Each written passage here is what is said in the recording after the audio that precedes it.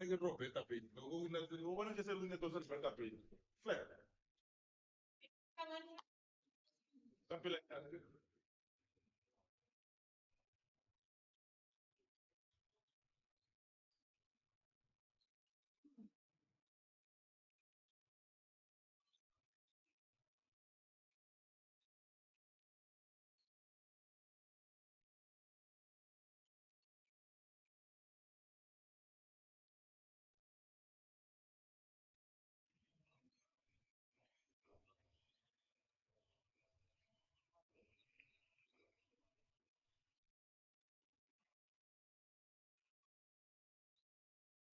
Wow, much is really clean, really clean.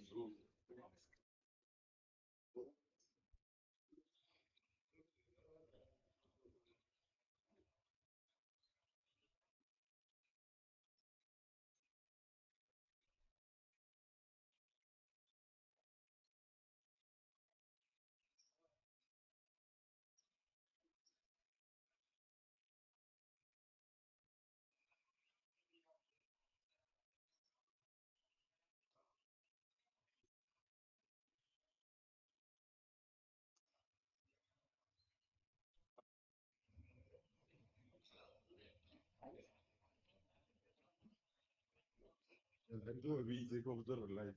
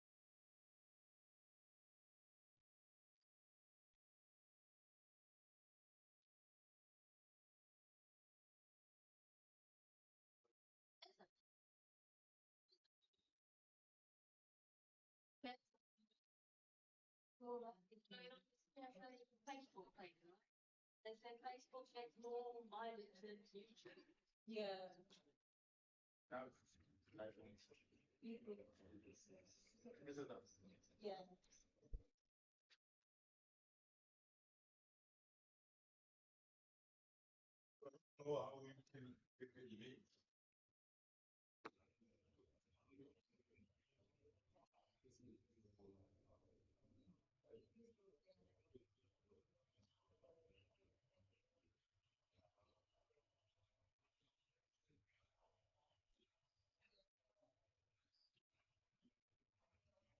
But agents, go sweat. No more. Sweat. No more. No more. Oh, you know more. Like, go in the number. Oh, you know more. No more. No more. So. You 100%. Okay? 100%.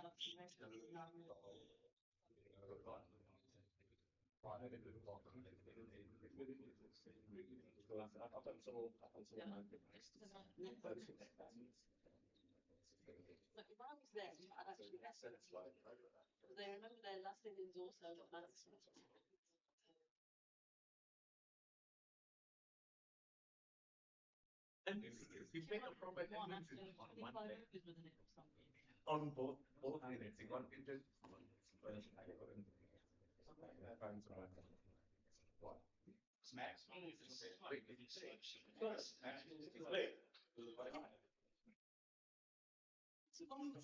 Sorry, guys. It's in point. What did they have in the first game? You wasn't going to stuff. Really? He was cramping. He's getting old, man. He gets cramped. Oh, so he was cramping. He was limping the whole inning. I said that. Like I was sure that he was injured because he was literally limping the whole inning. So, yeah. It was because honestly, you know, I watched that match. It was every time he was running like this. Even the way he got this message, he wasn't. Still.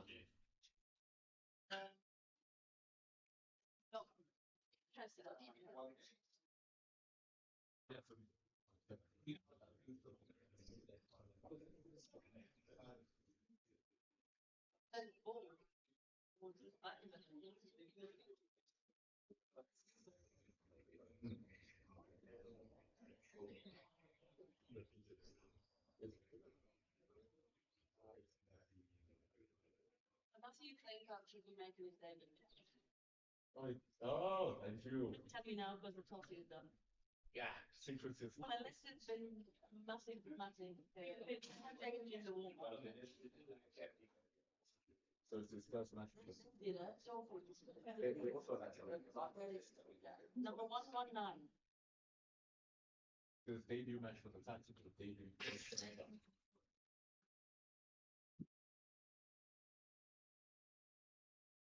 Been this going since 2004. Debut number. Oh, 119. There are 119. Darren Collison was number 1. AB was 6 in that Mornay. Yeah, that's Cullinan was 1. Now we're up to 1.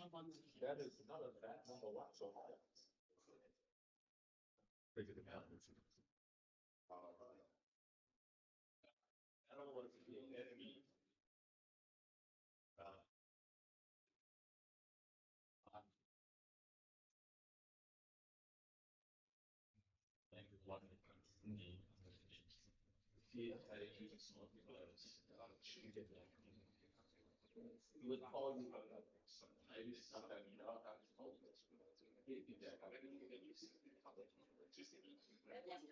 John Rudolph, Elvira Peterson, Martin Adnan, Dana McLean, AB was 6, Curtis Moss was 7, Jeffrey Top on at 8, so this is a great game. Alfonso Thomas 9, Dale Stein 10, Etienne Belati 11. Wait, but this is a team that takes So that together. was 2004, 7th October, it's enduring against the Knights. This would easily be one of the strongest teams in the world. So I think this changed again from Eastern Titans. Now where are we all now? Stuffy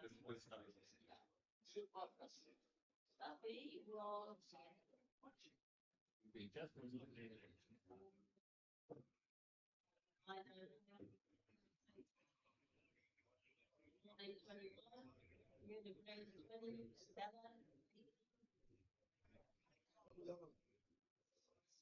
Birdie. What's it my next start? It's in the top 10. It's only He's number 4, yes. Captain. if you don't drop it, it's in the top. Rossi only played live ball for England. Oh, yeah, that was.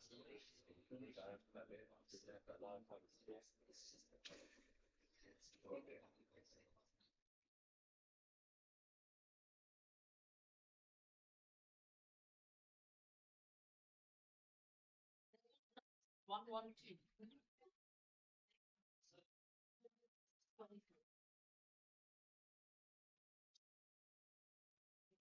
Then I put them up then in the changing room.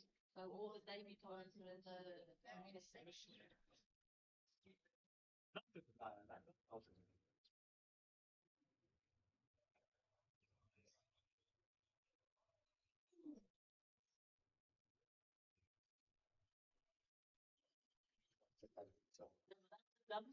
Team. No, it's just Imagine that team. That's why I had to see it for myself. That's a crazy team. Yeah, it's honestly, they are so strong.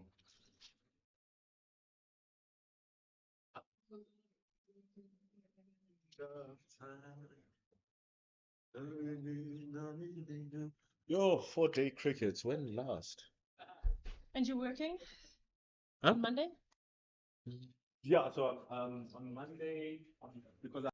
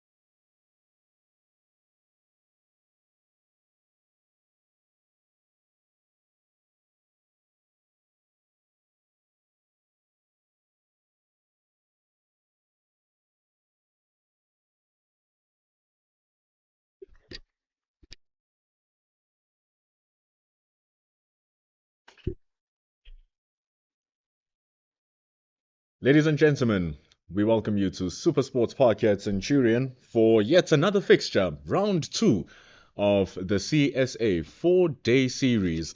Today we are seeing two undefeated teams who racked up victories in their first match last week. It is the Momentum Multiply Titans who will be taking on the visitors, Hollywoodbets Dolphins.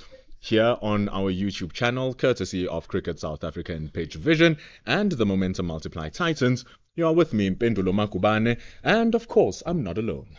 Yes, thank you, MP. You're with Kat Maloney as well, enjoying the lovely sun out on Supersport Park today. It's going to be a blistering one, and we got two teams that is all fired up, not deep into the season, but a couple of good performances, a couple of guys to watch out for, and also one bit of a surprise for the day today with no John Smuts. No John Smuts. There is an injury to the man who took 9 wickets in that match. It was a critical introduction to the team. That left arm spin will be a big thing that they are missing here. But also, with the missing of John Smuts, we have some debutants who are making their start in the match. We're having Slade van Staden for the Hollywoodbets Dolphins. And we'll be having Matthew Kleinfeld for the Momentum Multiply Titans. What a ground to make your debut in as well. Fantastic ground. And also the experience that comes with some of the teams, these youngsters coming in with playing with guys like Sarel Erwee, playing with guys like the previous captain of South Africa, Dean Hazel. Yeah. I mean, there's so many things that can just go your way. And now the pressure's all on those youngsters. I've got my opportunity, now I've got to grab it. Have to, there is no choice. And right now, it is the Momentum Multiply Titans who are on the back foot, losing the toss. They've been put to field first. Ayabulela Qamane, one of the experienced players that you're talking about, has been playing for a long time, will be opening the bowling from the Henops River end. 3 slips, a gully, bowling to Sarel Erwee, another one who's that experienced as well. Umpire Aluadin Palaka gets us going. And he starts really wild there, does Ayabulela Qamane. That one just looked like it kept low a tad. Batsman definitely, Sarel Erwee waiting that ball just to pop up a bit. You can see where he's tapping on the crease there, almost suggesting that it was almost a half tracker and the ball not getting up. And that might be bad news for them, deciding to bat first. Might have misread the pitch a little bit. Very green from where we are sitting from as well. Of course, with the weather that we're expecting, very hot, it will harden up.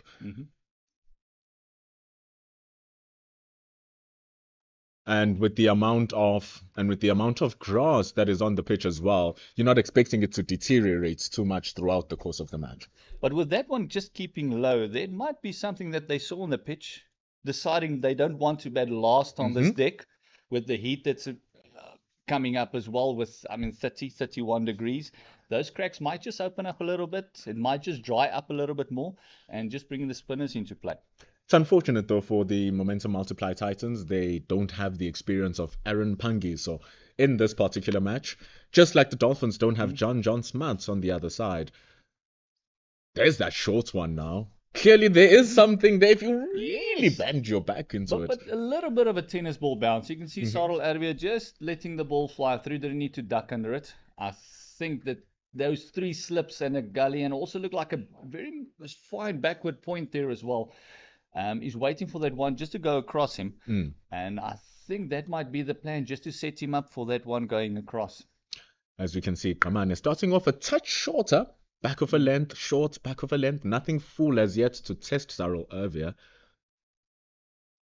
Even there, just dragging it to the body. And Erwee just getting enough time for him to get himself in. Not really challenging his edge or challenging his technique as yet from Qamane. Sarel Erwee, a very patient player as well. He'll stick around for a while. So you also don't want him just to get settled on that back for length. You want him driving a little bit in the beginning of his innings. He is susceptible there in the beginning. And with those 3 slips and a gully, I'm surprised that he hasn't just tried one. And he's a strong hit of the ball as well. So he flashes at it. Most likely to carry into the slips should he get that. But he's coming around the wicket now. And he's still just dragging it a little bit short, that time a little bit wider. Cyril Ervia happy to let that one go. And even Junior Dala, if you look at the field placement, Junior Dala is in a very close cover. They're almost a very straight between an extra cover and a mid. There they've got a no mid on and no mid off on the boundaries, and they only have a fine leg. It's a very much an attacking field, wanting to take wickets early, and that's why I don't quite understand where the back of a length shorter ball's coming in. You want him driving if you're going to have a field like that, especially with Junior Dala standing so close to the square as well. There's the one. Beautiful delivery, that hurt. We were just talking about the importance of just getting it full. That setup you were talking about, pushing it back, and then pulling it full. Maybe trying to misdirect the legs of Cyril Ervia, but it's the end of over number 1 and a good one from Ayat Kamane. Made an over to start us off here at Supersport Park. And just the way the players are moving on the field, you can see they're expecting a long day. They're not in too much of a hurry to get the next over going. Helmet's already coming out.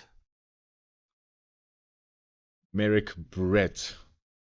He is the new bowler coming in. Only in his 4th match is Merrick Brett. Played in the previous innings. Bowled with much control. Has nice zip as well when he runs in. And he'll be bowling to the Centurion of the previous match, batting for the 100th time in his first-class career, Tsebang Ditole. Another one of those brilliant players coming through the ranks. And you can see immediately someone under the helmet coming in. A bit of a silly mid-wicket, silly square leg there. Silly square leg. Not really onto the crease. They're not really on his back. Maybe expecting the ball just to pop up a little bit, a bit of a tennis ball bounce. Definitely going to see more of that back of a length coming through, coming around the wicket is Merrick Brett. Starting it nice and full. Tsebang Ditole will be playing with a lot of confidence. He took his time in that innings for his 146, just getting his eye in, not rushing it. Of course, when you're starting off right at the beginning, the bowlers will be looking to test your technique and test what you are bringing in the game.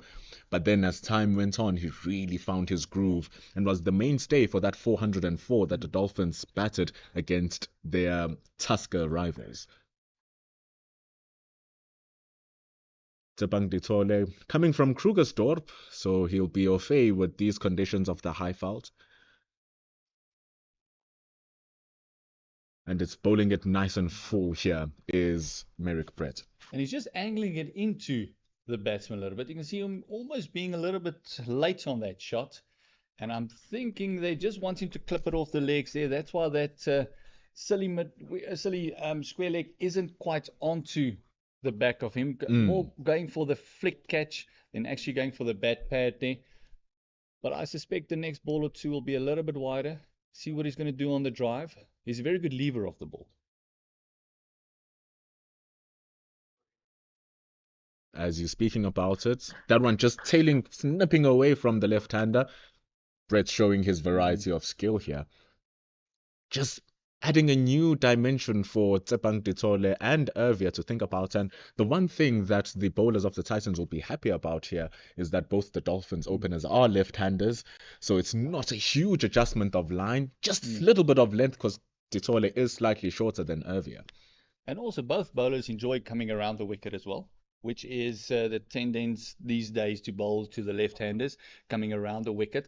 And with the skill shown here, getting one or two to come in, that one straightening up a little bit, is definitely testing for the batsmen as well. Brilliant lengths that are bowled here from Brett. Very, very good lengths. You can see the contrast between him and Kamane. Kamane is starting it nice and short, even giving us a few bumpers in his over. Here comes Brett, really, really pushing it up there and trying to use as much of the pitch and the ball as possible. Testing the patience, hoping that the batsman will actually lose a bit of concentration, trying to drive one on the up, build a bit of pressure. Still not off the mark. Only a second over of the game. This is first-class cricket. But as a batsman, you want to feel that bat on ball. You want to feel, even if you're playing a lovely defensive shot there, you want to feel the middle of the bat. You want to feel that I'm there. Footwork is moving. You want to get off that dot. You want to get off that dreaded duck, that dreaded Donald. So you want to get off that. And I think that is what they're hoping for. Just maybe a false shot, just a bit of more aggression there, maybe pushing with the bottom hand a little bit. But at the moment, Arbia and his opening partner showing great restraint, not going for any shots, not trying to guide it or anything with the 3 slips in a gully there.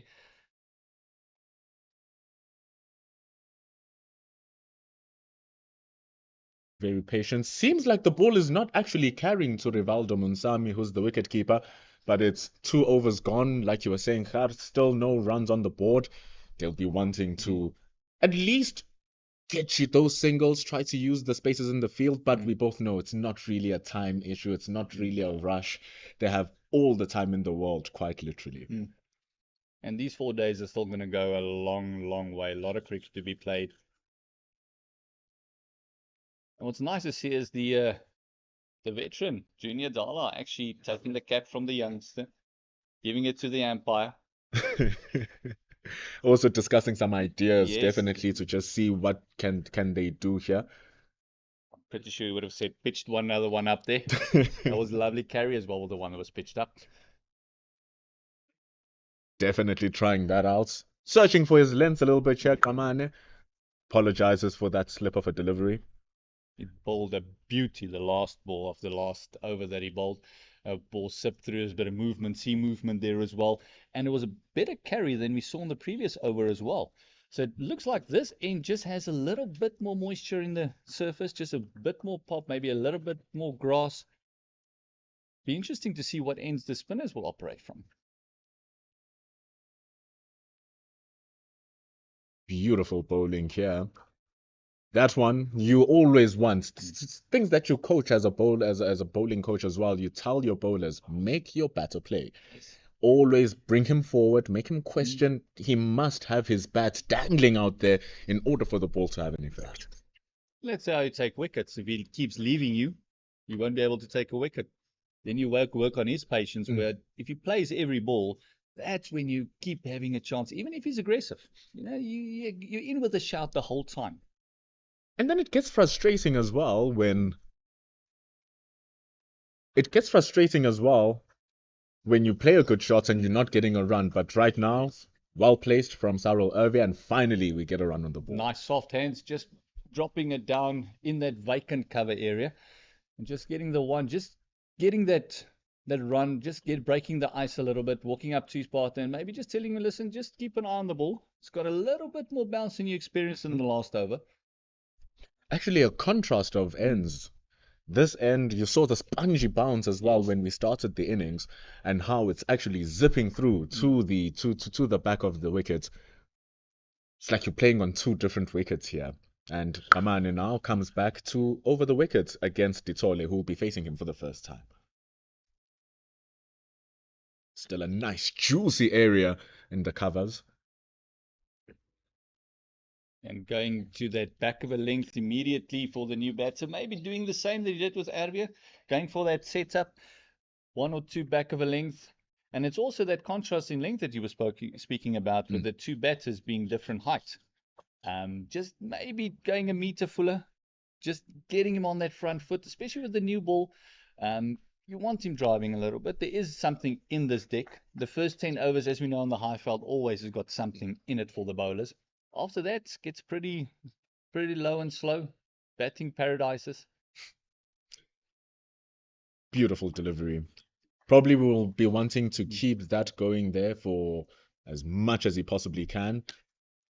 Like we're talking about that setup, working on his lengths right now, adjusting his lines a little bit. But like we were speaking about in that first over that Ditole faced against Brett, it's the fact that he knows how to leave. He understands his areas and where he'll be scoring his runs. Yes, very good lever off the ball, and he judges the length very well. Here he is now, last ball of over number 3. Oh, Just drifted very wide there from Kamane. Good patience from Ditole, just guiding it down to the man who's standing very square at fine leg. And as we bring the over 3 to the end, it's 2 for no loss. And you can see him just throwing his head back there. He knows that was not the plan.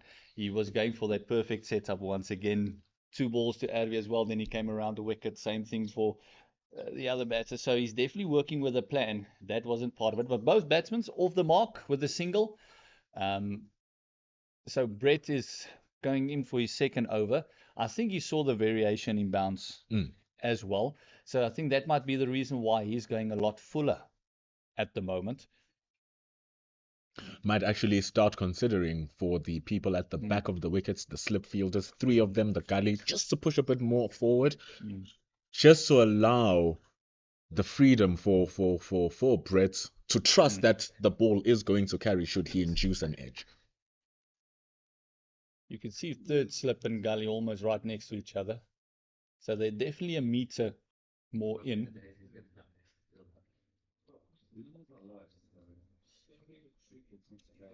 Getting that movement away from the left-hander. Able to play in and out, in and out. And it's very interesting, they keep that short square leg for Tsepang Ditole when he's coming and facing Brett.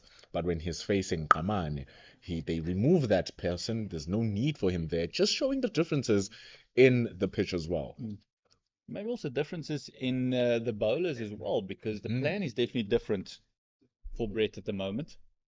Going a little bit fuller, and he wants the batter just to clip it off the legs there. But Ditole is not allowing that. He's waiting for that ball that says, this is mine. This is where I score. His single there, his only run was because Kamane really drifted it down the legs. It was basically 2 stumps behind Ditole, a gift for any batter. That's how he was able to get off the mark. So I think this is what we're going to be looking at. The Titans are very disciplined right at the start. We saw that in the previous match. But also, these two shared a 175-run partnership. So it's a true battle between the bat and the ball here.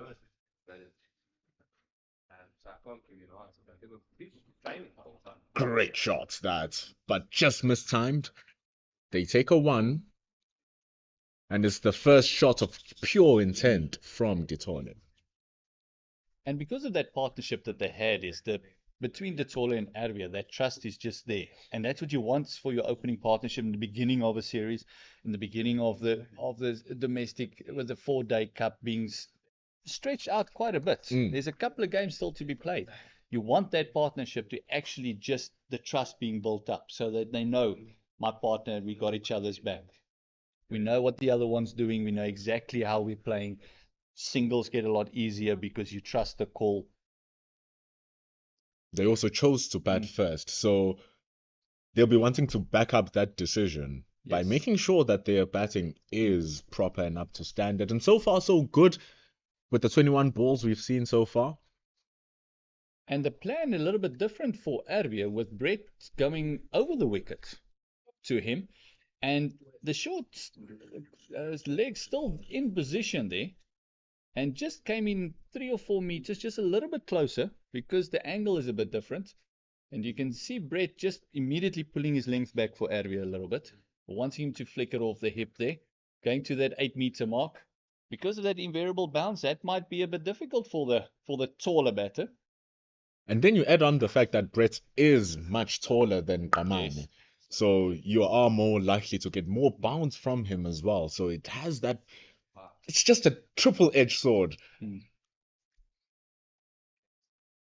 But also he's able to get back to that default length very well. Yes. That shows the true skill of a bowler, knowing that I can place it where I want. And also not giving him anything to drive at the moment. But I think that setup is coming up. I think that going across Arvie must be the plan. As I said earlier, he's very susceptible in that area in the beginning of his innings. Feet not always moving great at the start. And after a barrage of deliveries where you can't get off or you can't score, when you see one that's just there, your eyes light up. Oh, delicious bowling this from Brett. Ending over number 4. really keeping it tidy here, understanding their game plans are the momentum multiply Titans, as the Hollywoodbets Dolphins are on 3 for no loss. Fantastic bowling by the opening pair.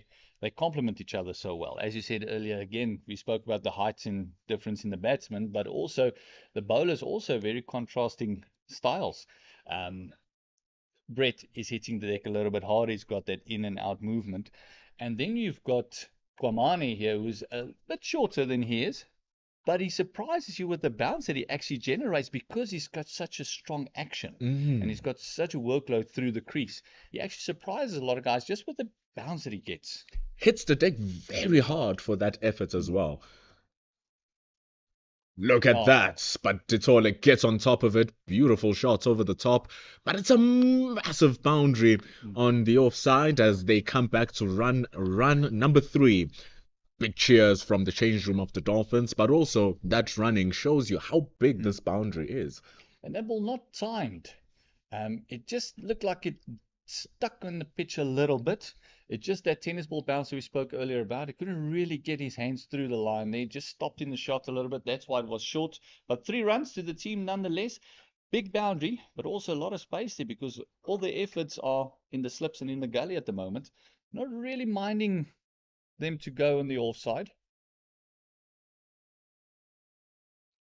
It's exactly what they want, but that, Kamane, is not something that he wants.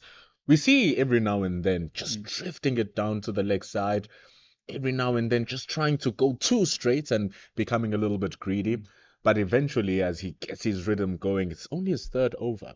The moment he gets his rhythm really going, we're going to see that challenge come through. Also be interesting to see how they manage the bowlers with the heat that is predicted over the next couple of days. Are they going to give them nice long spells in the beginning and then bring them back for shorter bursts earlier? So it'll be interesting how it pans out. Sharp delivery, using the bounce really well. Zip from the pitch too, rushing Cyril Ervia. I almost think that was the frustration of his last delivery that got to him there a little bit. He said he just put in a little bit more effort in that one. The wrist just come through a bit better behind the ball there, and you can see he just rushed him a little bit, and that's it. Surprisingly more bounce that he gets from a length. Doesn't have to pull it that short, but because he hits the deck so hard, he gets that little bit of lift on the length, and I think that's just what hit him on the pad there. Cyril Ervia will do well just to keep an eye on him. There seems also, Gert, that right at that back of a length good area, the pitch responds very differently from when he's dropping it short. When he's getting it in that full area, it just rushes and it flows so well through to the batter and through to the wicket keeper. But when he drops it shorter, we see that sponginess and we see that ball gripping, just like Ditole for that ball where he had to jump off and play it over the top. And finally, the slips have come to the party as well. They're starting to encourage a bowler, which you want as a fast bowler. Of course you're going to be celebrating when bowling is like this. 3 balls in a row now, come on. It's just getting it to that spot. And now they're really starting to come alive, just like the bowling. And that's exactly what you want as a fast bowler. The one thing you don't want is your slip sleeping. Because this edge can be coming from anywhere. And that's what you want. As soon as they start talking, they start encouraging, it lifts you up as well. There'll be a couple of more clicks on the delivery. Your running in as well will be a lot smoother. You'll be more comfortable. And as the game goes on, you want those guys to talk. You want them to get into the batsman's head a little bit as well. Ooh, just a small chance. They scramble through for a single, but they make it home. Come on, it's just missing it slightly there. Drawing it to the waist of Cyril Ervia, tucking it away for a single, ending over number 5. It's 7 for no loss. And to just add on to your point with the slip fielders and the players at the back of the wickets talking, the more they talk, even for you as a batter, it shrinks the field. It shrinks and just adds a touch more pressure. The slip fielders all of a sudden feel a little bit closer. Your fielders here with your short leg like we have with Brett, and your covers, they are much closer and they're much more threatening. And like you said, with the bowlers, they get more energy. So the ball is actually more dangerous. So the more you feel that pressure as a batter, you want to retaliate. And that's where some of the opportunities come through. But Brett now continues with that beautiful length that he's just been executing this whole day. And also the batter knows that the slip fielders will be telling him, look at all that grass. You're not hitting grass at the moment. I mean, try and get one over there. So they'll be talking to the batter, getting him driving, getting him going, and wanting him to actually go through the line a little bit. At the moment, both openers showing great patience, not trying to push it, even from the back foot, trying to push it into the gap or anything, leaving it when it's outside the off stump. But Brett really testing them with that length, and I'm thinking he's going to get the one to nip back to Arvia very shortly. Ooh, very well done there. Just squaring up the batter a little bit, but Cyril Ervia able to squeeze that through to that open cover area for an easy single.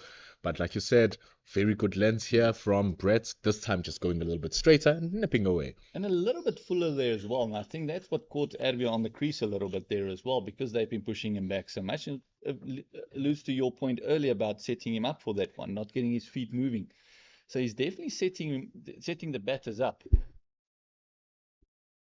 You can hear the slips are very happy with the efforts of their bowler here. If I was the captain, Neil Brunt, I'll be happy as well with what he's doing. Oh, beautiful delivery that. Fantastic work from Brett. The edge through the slip cordon and all the way for four at the vacant third man boundary. Oh, in between third slip and gully there. Thick edge. That one nipped off the deck. That was a fantastic delivery. That was the ball that they were searching for. And that's that length that he's persistently hitting. And that one just nipping across from the seam. Fantastic bowling by Brett. First boundary of the day. Very luckily for Ditole there. You take them however they come. But this is a huge confidence booster now for Brett here. What would the follow-up be? Be patient. Hit that length again. Just goes a bit fuller, wanting it by force this time, and it's an extraordinary shot from Titole. That's what he's been waiting for, and he punishes that with a straight four. Fantastic shot. Lovely to see the on drive.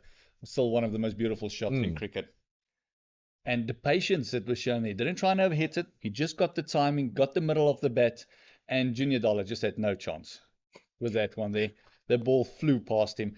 And that's what a little bit of a lucky edge can do for you. Just get that confidence going. And the bowler actually went the wrong way there. He should have stayed patient, keep hitting that length. He's just got the edge. And he went a little bit fuller and he got punished for it. He wasn't listening to you when we were up here. So just do the same thing.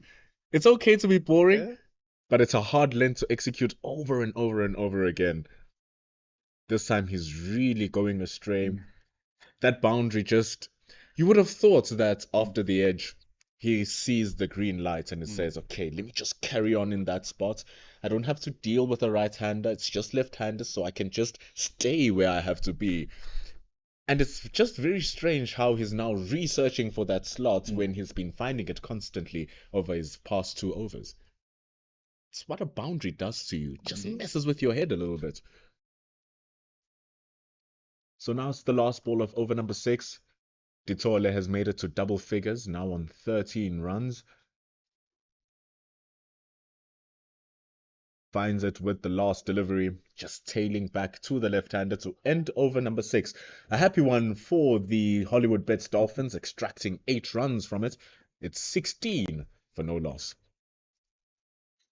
And I'm pretty sure that that carry would have shown him as well. Hitting that back for length, just the carry is much better. There's a lovely carry. The slips is in play. It will carry to it. So I think the captain will have a word with him. Say, listen, you already got the edge. Bowling is boring. Keep it there, especially in 4-day cricket. If you got the edge once, you'll get it again. Don't do anything outside of the plan because there's no cover in the field. The way they set up the field, there's not a lot of cover for loose deliveries. It's going to get punished. So if you got the length, you've got the batsman playing, keep it there. Now it's an interesting thing with that lens from Kamane. It hasn't really shown like there's too much threat on the edge. So they've removed one of the slip fielders. He's now in that cover area. So different from what Brett is dealing with. Oh, Oh, now he gets the length working. I think that might just be the plan, just taking out of the slip, say, listen, go a little bit fuller. Let's go a bit more cover for you so you can have a bit more freedom to actually try and extract whatever is in the deck, get that natural lateral movement going as well. And add on to the frustrations should one of the batters make a connection, because now there is that protection in the cover area. So it's a risky shot to play the drive so earlier on, and it's even more riskier now when you play it knowing that you might not even get purchased because there's protection. But it's fantastic. The line that he's working with here is very good. And you can see Sorrel Abia just walking every now and again, just down the deck, just tapping where he feels the ball might just be a bit spongy. Still warming up. He has not had anything much to do as of yet. Ditole being the senior partner in this partnership, scoring 13. Arvia still on 3. He's one release shot away from, I think, just finding his feet a little bit here. That was the chance. Yes. Like we were talking about with Kamane, the moment he drops it short, the ball just ticks. And the batter has in more time to play the ball that time. But with the ball sticking also, it just throws off the timing of the batter. Ditole couldn't hit it nicely like he did the previous over. This time, Ervia not getting to the ball properly as well to pull it away for 4, because the shot was there. Yes. It was on, and I think with the ball sticking as well, you threw the shot a lot quicker. It's a wonderful length when he bowls it there. It just looks so good. The ball comes off the pitch nicely. It hits the ball nice. It hits the bat nicely. A nice cracking sound. But because of the lines that he's operating on, it's not easy for the batters to free their hands and actually go through with the pace of the ball to score runs. And with the angle around the wicket, hopefully showing more control this over than he did the previous one, not straying down leg. If he can keep that line going, it also tucks up the batsman a lot. So you've got to play almost with an open face if you want to hit the gaps instead of just playing straight through the line. And with the inconsistency of the pitch, as we saw there with the bounce just dying on the keeper, that becomes very hard as a batter as well, because now you're struggling in the place of, do I go for this one, or is this going to do something different as well? As we saw with the pull shot, the timing not there, so back of a length you can't really go through the line. Now the ball's fuller and it's dying on the keeper, so all that just lets you get into your shell a little bit as a batter. Your natural flow of the bat doesn't come through, so you're playing within yourself a lot more. And that's the importance here of being patient and understanding your game. Good ball there from Kamane, but it's a good response as well from Sarel Ervia. I love the battle that's happening here as we see the end of over number 7. Batting at around 2.3 runs to the over are the Hollywoodbets Dolphins. It's 16 for no loss. Ervia is on 3. Ditole is on 13. And speaking of that, Sarel Ervia is currently on 3 runs, having to question what the ball will be doing after it hits the deck. It's also very frustrating over a while where you get the ball and you're trying to play it, but you're not getting those runs. You can't utilize your scoring options because the bowling is restricting your scoring abilities. And I see now a change in the field for Brett as well. They've done away with that short leg. Still 3 slips in a gully, still sticking with that, and just moved that short leg into a normal in front of square. That's 4 runs. Drifting down to the legs, and it's easily clipped away from Ditole. He'll ask for those any day. 20 for no loss. And he'll be happy with just getting one fine, just moving that field away from that position, and then all of a sudden going for that length. I think also the captain will just have a bit of a raised eyebrow there to the bowler. Get back to the plan, a change in field immediately because of that ball. I think it might just be a change in strategy because they going into a mid-wicket there, got an extra cover player in as well, took out one of the slips. Might be the same plan that they have for Kwamane as well. Going a bit fuller, get them driving a little bit more. Oh, wonderful.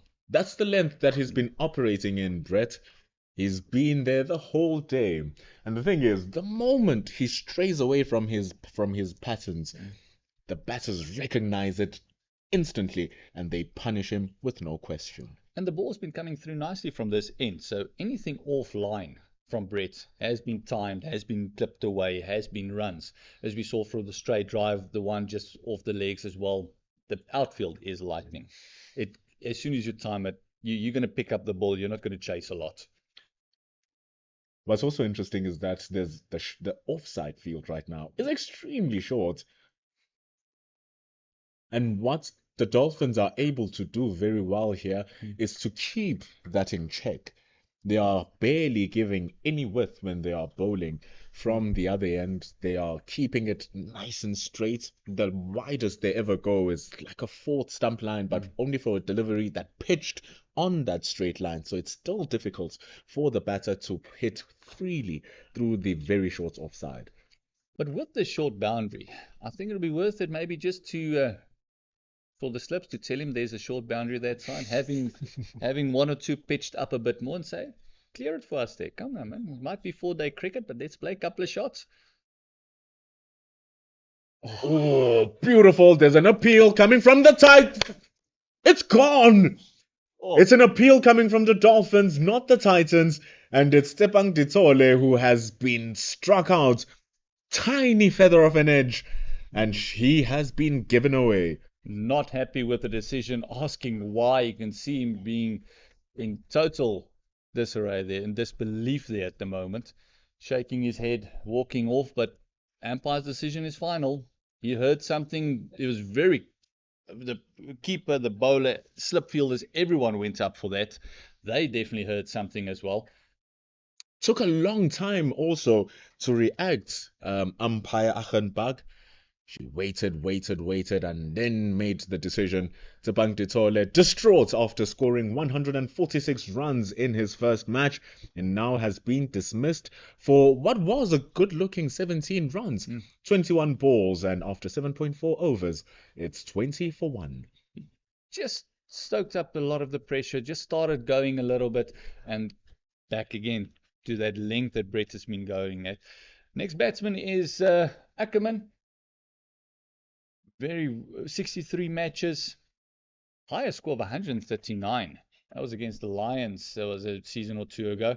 Average of 44. Discussion between him and Adri will definitely be the inconsistency in bounce, the two-paced wicket, and just maybe seeing off these opening bowlers, just getting the first and second change bowlers on. Apart from the very slight mistakes that they've made, as you can see, Brett now 3.4 overs, just 14 runs. Kamane has been giving nothing away, 6 runs from his 4 overs. Apart from the very small 2 straight, where they are able to score, are the Dolphins.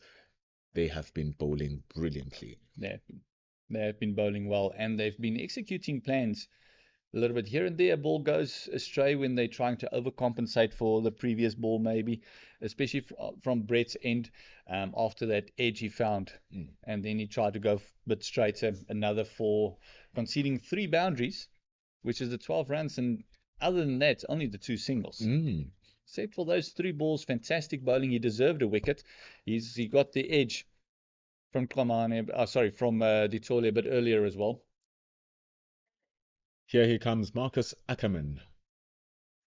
Another left-hander. Beautiful delivery. That's to start him off. Just getting that extra bounce, just like you were talking about, will be dangerous. The tail's definitely up. A little bit more zip there. And with a new batter there, just searching a bit for the ball there, getting an inside edge on that, nipping it into the left-hander. And how fortunate is the Hollywoodbets Dolphins to have 3 lefties in the top 3? It's a feast for the bowlers because they don't have to adjust too much. Marcus Ackerman, though, wealth of experience, batting for the 100th time as well. Beautiful! Oh, he's been dropped! Oh, beautiful bowling from Brett, that is. Oh, And it's a double whammy through the hands of Gully and down to the boundary for 4. injury to insult there. Oh, what a ball. That flew off the bat. That Fantastic. flew off a very hard flash there. Did not expect that from a new batter, but maybe just trying to counterpunch a little bit. And Ackerman just flying through the hands of Gully there. That ball flew off the bat. And Brett definitely gave everything in that one. Ball nipped away. Oh, heartbreak. The setup was perfect. Ball coming in sharply off a very good length. And then the next one saying, here's the drive, take it. He did go for the bite, slipped up, but Gully could not complete the job. Therefore, he survives, dropped on 0. What an eventful over. 24 for 1. Kamane now operating in a very good area here. And him and Sarel Arwie has been exchanging one or two pleasantries in the middle there. He's been running up a few yards further to have a chat with Arwie a bit, and Arwie has responded. So they're probably just asking, hey, what's for tea? What are you having for lunch? That sort of thing, as we know cricketers do. Also, just adding on to what the slips are doing behind him. It's like, it's not just behind, it's also in front that you need to take care of. That one just breaking his wrists a little bit, pushing it very wide off the left-hander. Wouldn't have been surprised to see if Sarel Arwie flash at that either. Yeah, Sarel Arwie doesn't mind playing his shots, but I think it's what we spoke earlier about, so just that inconsistency in bounce and pace in the wicket and that sort of thing, not timing the ball, and just letting that one go until he feels that the timing is a bit better. He's faced a couple of deliveries only on 3 as of yet and hasn't really found his rhythm at the moment. It's compliments to the Titans bowling. Oh, as you can see there, fantastic delivery. Previous one was wide. This one gave an illusion that it was also wide, that it can be played. Draws the shot, nearly drawing the edge as well. And you can see Komane just running right up to next to Arwie and just saying to him, oh, I nearly got you there, mate. That's the conversation you're talking about. They are having a feisty battle, and that has been ongoing for a while now. Has been keeping Sarel Arwie in one end, locked down as Kamane. So they're just getting him to question, to get bat on ball more often. And a no ball as well. Not the greatest follow-up delivery after what he's done. Too much effort, even given by the fact that he's getting those no balls now. First extra. The day stepping over. And Arwie very happy just to let that one go way over his head. And you can see Junior Dollar just warming up there a little bit. Just stretching the hands, maybe saying to Skip, hey, I'm warm. Give me the ball there. What a first change to have. Fantastic change to have. When you can have Komane coming in the way he is, Brett taking up early wickets as well. Good work here from Kamane. Maybe that's the ball he wanted to have previously, so now he can talk and say, yeah. I'm still here. I think Arwie might have told him, listen, let the ball just carry a bit more, my friend. Then maybe you'll beat me. But it's always nice to see the battle between bat and ball.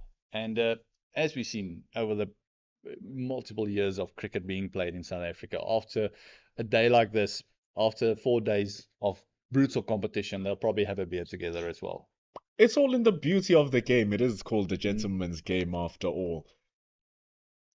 But all of those fall aside when you're rushing in, bowling it nice and full, and then Sarel Arwie detecting the threat and just parrying it away. And made a lovely sound of the bat. It looks like he's hitting the deck nice and hard. He's actually finding the middle of the bat a little bit. Junior Dollar definitely warming up. Interesting to see from which end he'll be bowling. And the one day as he was preferred from this end that Komane is bowling at.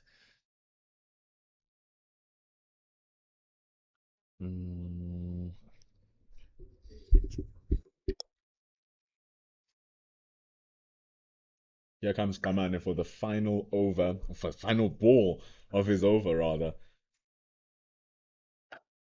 Getting his lengths working very well here.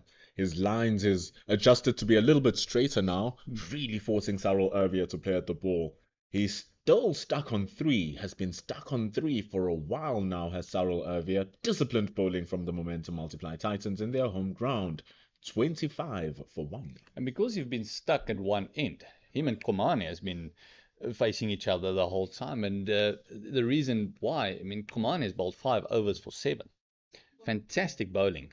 Except the first 1 or 2 overs where 1 or 2 went on the hip where they could actually get off the mark. Other than that, it was fantastic bowling. And again, the question I asked in the beginning, how long are they going to keep with him? Are they going to give him that extra, that 6th, 7th over, having him bowling this well, give him that extended spell, or are they going to save him a bit more, bring in Junior Dala, and keep the pressure on the Hollywoodbets Dolphins? It's all the captaincy.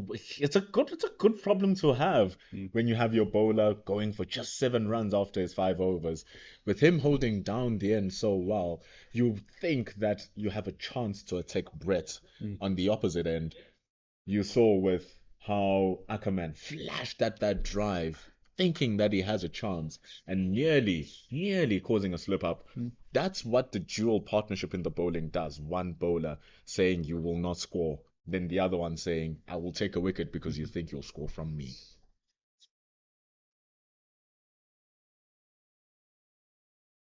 And partnerships in bowling is just as important as partnerships in batting. And that's sometimes where the best bowlers in the world and the ones taking the most wickets will give credit to their partner on the other end. We've seen that throughout history. I mean, there's so many examples of it. And at the moment, when you look at the Western Province setup, for instance, they got 2 young bowlers there as well, with Nandre Burger and Buren Hendricks operating together. I mean, that partnership, if the one isn't taking wickets, the other one is. It's just they complement each other so well. And that's what you want, especially with your opening bowlers. You want that partnerships as the bowlers as well. Loving Ackerman has come in here and he said that I am not going to sit by and let you guys do what you want. Seeing him now moving his feet around. And just to allude more to your point about the bowling and bowling in partnerships and bowling well in the one end, the Titans here are missing a very crucial bowler in Dayan Khalim, who was exceptional in their match against in their first match. I'll just recall Rocks, yeah. against the G-Bet Rocks. Thank you. Oh. And also, you can see the difference in the mentalities of the 3 batters. The 2 openers really understanding that there's no rush to this game. Waiting and waiting for the ball that they can score off. Seems like Ackerman is searching for just that connection with the ball. He wants to feel that batsman ball, and he's playing a bit with hard hands at the ball at the moment as well, just pushing a bit more at it. And Brett is just hitting that length again. It'll be interesting to see what he does here, because after the history of the last couple of overs, once you've hit that length and beaten the bat, he's strayed a little bit. So is he going to be patient? Oh, yes. Getting that one to work, just nipping away from the left-hander, squaring him up. And you can see Ackerman just walking down the deck at him a little bit. He's definitely looking to counter punch, trying to upset the field a little bit, getting the captain to say, hold on, maybe we don't need a extra gully or extra slip, trying to manipulate the field a little bit. Because that's another thing you want to do as a batter, especially at number 3, is you want to manipulate the field as much as you possibly can so that they bowl into your areas. And that's what he's not just moving down the deck, he's moving across a bit as well, just to counter the little bit of movement that's on offer as well.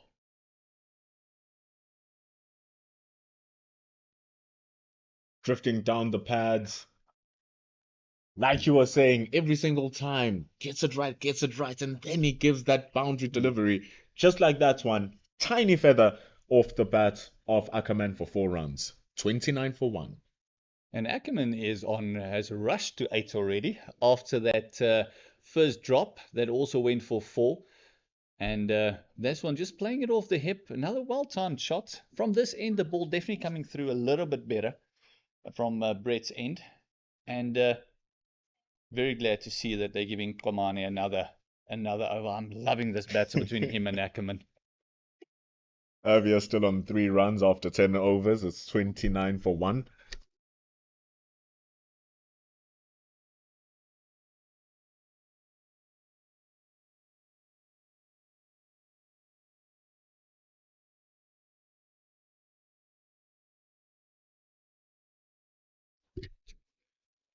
Here's Kamane. Good length, good leave. And I wonder what will be going through Komane's head as well. Would he be happy with just staying patient there, bowling and maybe another maiden over? Or is he going to try and test Arby a little bit more, get him driving? He saw that he's flashed at one earlier as well in the previous over, the 4th ball there. So maybe getting one up there, getting him driving. He's been bowling so well. Only went for 7 runs so far. You know, you actually raise an interesting point because we always speak about patience from a batter's perspective. We always say that no, as a batter, you must wait for the ball that's in your area that you can score, much like what Ackerman is trying to do, as you explained in the previous over. But also from a bowler's perspective, understanding your area against a particular batsman and being content with staying in that area until the batter feels so much under pressure that they have to do something different. You don't want, as a bowler, to be searching too much because it's going to be so hard for you to get back to that rhythm. And once the rhythm is there, you want to stick with it. You don't want to change up anything. And with the rhythm being there, and that's why we can see Ackerman just trying to upset the rhythm a little bit by walking down the deck a little bit, going across, moving his feet a lot more. He's much more of a proactive batsman in the crease than a guy like Sarel Erwie is, for instance. But you can see Sarel looking very comfortable, walking away, not feeling too rushed at the moment. And I'm just the flashes of the opening partnership between Ivy and Ditole, with them really waiting it out. Yes, sometimes it may seem as if you're allowing the bowler to bowl to you, just like what's happening here, just Kamane nicely into his rhythm. But with Irvia being able to just withstand all of this pressure, and sometimes as a bowler, you feel like, okay, I've bowled 2 overs in this one area. Let me give him this one just to fool him off and throw him off. Maybe that is the one that the batter is looking for, and then they can score. So this battle between Irvia currently has Kamani sitting very firmly at the top. Absolutely. Already 4 balls in the over again. Only 4 dots. Getting a little bit of an outside edge to the previous ball as well. Still getting it so nicely in there. And still having a bit of a chat with Arvia. Telling me, come on, mate, give me one big booming drive there. You're a big lad. Clear the boundary there for us. Deep down inside, surely he wants it like, but you must understand what needs to happen in this game. You really need to relax, need to be patient. There's still many overs of cricket remaining. 87 overs left because we're playing 96 to 98 over days. And then getting it into that beautiful back of a length area again where he gets some good zip, Ayakamane, to end over number 11. Another maiden over, 7 runs from his 6. We have a change in the commentary box as Sean comes in to join Gert. It's 29 for 1. Thank you very much, MP. 29 for 1, Arby on 3. We got the 1 wicket that has fallen today is Ditole that fell on 17 after he was judged to be given out, edged the ball through to keeper. And Sean, good morning. Welcome. Good morning, Gert. And what a day it is here at Supersport Park. The Dolphins wouldn't be too disappointed with their start, keeping things very tight. Ackerman in and just showing that he wants to take the game forward. Yes, definitely want to be a bit more proactive. Changing bowling, we got Junior Dala coming in, vastly experienced. played for in the Protea setup as well. Brings all this experience to this team. And Ackerman, this battle would be interesting as well to see between Ackerman and Junior Dala, who's known each other for quite a while. Yes, I think Ackerman will want to target Junior Dollar in his first over. Oh, appeal for LBW. That one might just be sliding down a little bit. And Ackerman not moving his feet to that one, not getting forward. And like you said, want to attack Junior Dollar, but we all know Junior is not the easiest bowler to attack, especially in the beginning of his spell. He's got a bit more zip because of that broad shoulders. He hits the deck very hard, and he gets lateral movement as well. Yes, he will want to get Ackerman out early. Once he's set in, it could be a long day for the Titans. And I think that's the thing that they want, that early wickets. Top drive there by Ackerman, driving it on the up there. Lovely fielding there as well. It's very lucky to get a hand on that, because that could have been sailing to that short boundary. It's a short boundary, and this outfield is lightning at the moment. But a lovely shot there by Ackerman, just showing his intent there. Not going to have Junior Dollar just bowl at him. And this will be interesting to see, because Ackerman has been... Arvia has been on the other side of the crease a lot more. Him and Kobane has been facing up to one another. And Arvia playing a very different type of innings, just keeping everything compact, allowing everybody just to absorb that pressure, giving Ackerman the license to play his shots, take the game forward. So this will be very interesting to see how this first session unfolds with these two, if they're still at the crease. And it'll be a very long day, as you said earlier, for the Titans, if that drop catch of Ackerman is going to prove to be very costly, because since there is already cruised to 9 runs. Oh, another drop catch by the Titans, and Junior Dala just turns his back on the slips.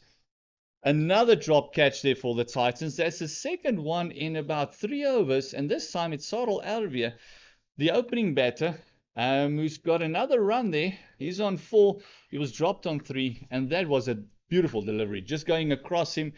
First time that Arvia's actually really tried and forced the ball off the back foot, and that one flew, and another drop catch by the Titans. They say if you're going to swing hard. And these two are not taking any prisoners. If they're going to swing outside the off stump, that's what they're doing. But that flew off the bat, out of the hands. A tough one in the end, but also disappointing for the Titans. Those are the ones you want to have stick. And it looks like it was the senior campaigner there. Dean Algo let that one through his hands. Here, just looking at his right hand there, you can see he's very, very disappointed in second slip. He knows what a big wicket Sarel Arvia could be. So both batters at the crease now having lives. Dropped on 0 was Ackerman, and now on 3 is Sarel Arvia. Junior Dala in his first over already causing some problems. 1 ball to go.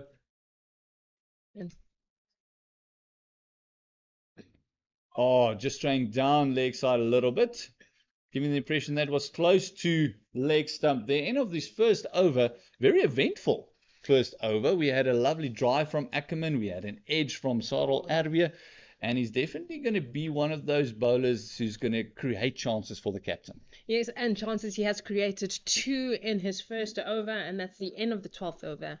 The Dolphins are at 31 runs for the loss of 1 wicket, and Arvia and Ackerman given lives. Yes. Given lives. How costly would that be? And in the first innings of a 4-day cup, you don't want to be in the field that long. You don't want to be in the field for 1.5 days. And this could just be a bit costly for them as well. Another change in bowling, a double change. Bokako coming in for Twamani, who's been bowling exceptionally well. And now the battle continues. Will the Titans be ruining in the drop chances in the last over? Will Sarel Arvia be a bit more aggressive against the new bowler? Trying to steer that one down to third man. Lovely fielding in the gully there. Just hitting that back of a length as well. It's a bowler that has got a bit of zip to him. He doesn't have the control that Komani has. Yeah, and I think the field is in the slip cordon. You know, when they say you drop it, the ball chases you, and they were seeing it. Yes, definitely. And hopefully you can get to create one or two more chances. You can see they're not trying to take the pace off the ball because of that inconsistent bounce. It's still a little bit in this deck.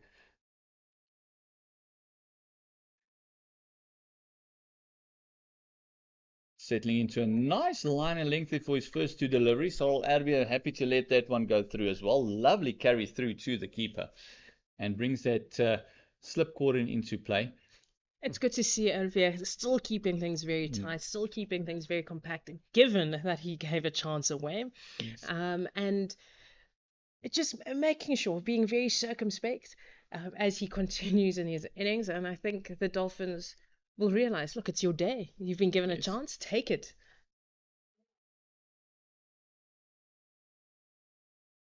Just ask a very well-known 200 that was scored recently by Maxwell. Just ask what happens when you get 2 lives and make them pay.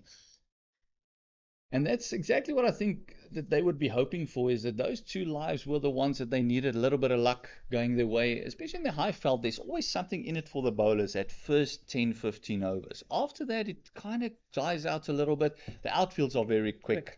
It's you get purchase for your shots.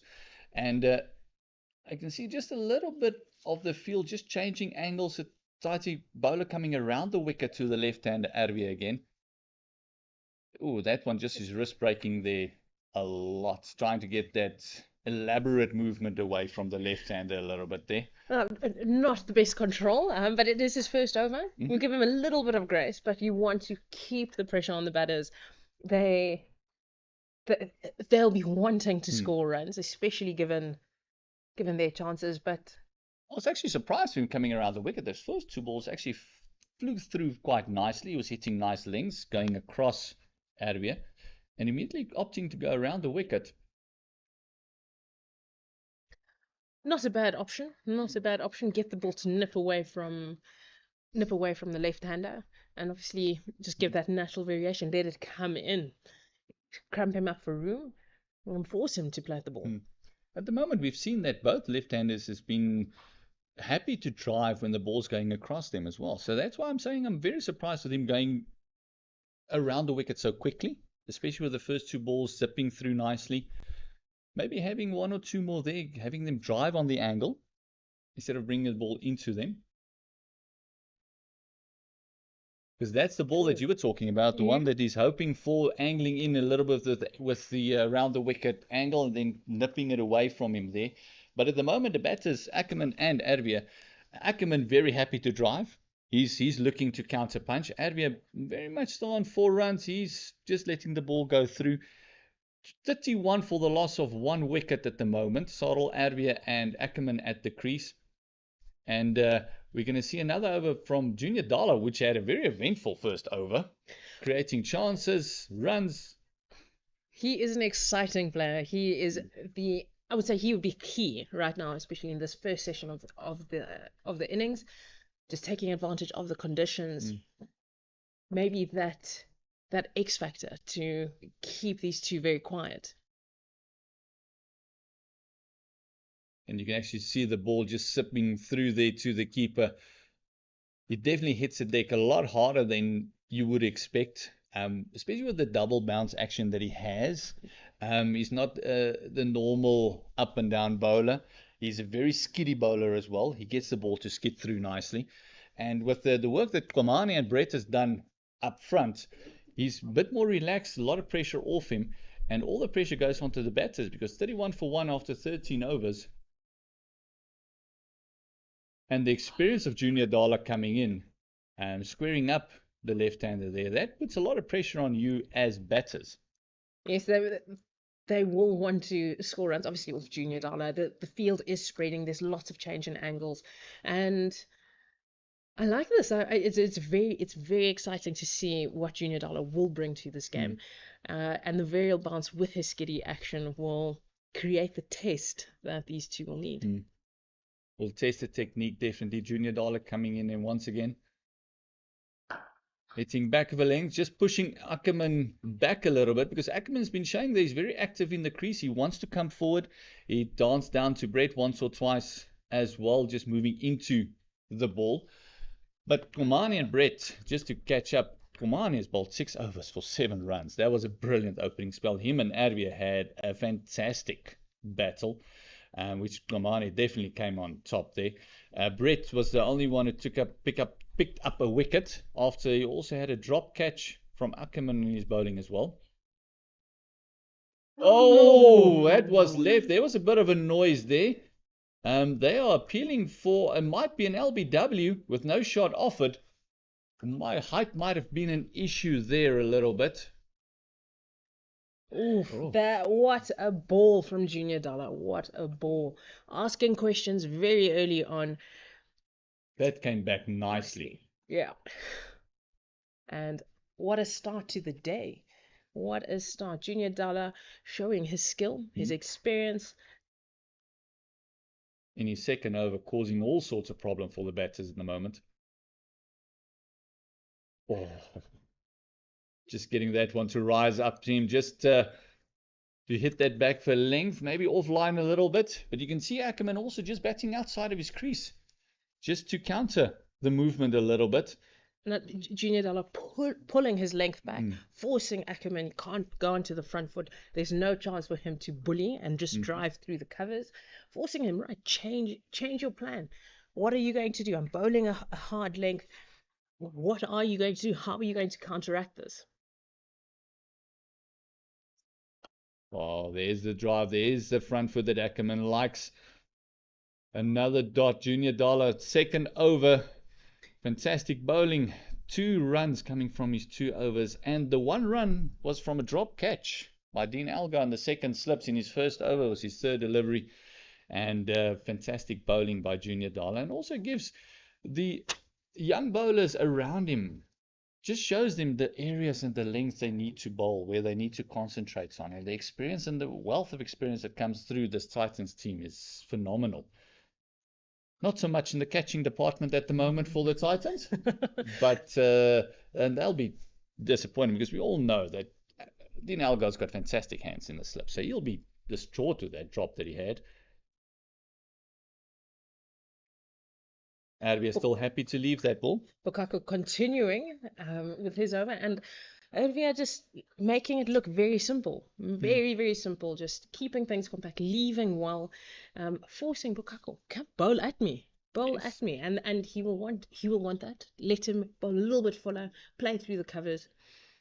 Not a bad plan. Not a bad plan from Arvia. Sometimes it backfires, where you bat yourself into a hole a little bit and you feel you've got to do something just to get out of that hole. But at the moment it's working for them. A nice battle between bat and ball. Oh, that one keeping low, and that's gone. And there you go, Bukako with the breakthrough. Traps Sarah Arvia with a very low bounce, very inconsistent bounce there. He will be disappointed with himself, given how compact and how circumspect he's been throughout this innings. He leaves us with 4 runs after 48 balls and another breakthrough for the Titans. And it's one of those balls, he faced the very first ball of the day that also kept low in exactly that same area. And this time around, it trapped him onto the crease. And Sarel Arvia will be destroyed with that ball, just keeping low. LBW decision, I think it was an easy one for the umpires to make at that stage, because he was well back. And Bukako just keeping that line going. That was so important there. The length maybe pushed back a little bit, ball staying low, but the line was important. Onto the stumps the whole time. Yes, and he will be very happy with himself. The Titans will be, I'll say, over the moon after the drop catch, and making sure that Arvia does not force them to pay for that. Too much damage after the drop. And also, I think Junior Dollar will just say, thank you, I'll take that one. Because the pressure that he created in his first 2 overs definitely might have just slowed down the batters a little bit, having them thinking twice. And then we got Zondo coming in. Whoa, what experience this is. Average of 33, 145 matches, which includes 33 50s and 13 centuries, 6,600 plus runs. He is a fantastic player. Yes, and that brings us to the drinks break. And what a way to start off your drinks break. Yes, and early drinks break called there by the umpires with that wicket that's fallen.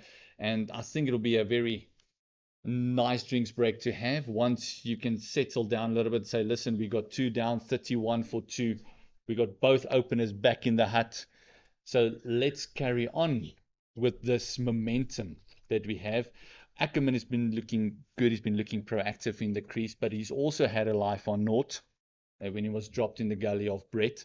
So at the moment, I think that happy of the two camps should be the Titans, especially after they lost the toss and was asked to field by the Dolphins. And with the variable bounce, they will want to clean up this batting lineup as quickly as possible, put some runs on the board as early as possible. But you got two very, very, very experienced batters at the crease.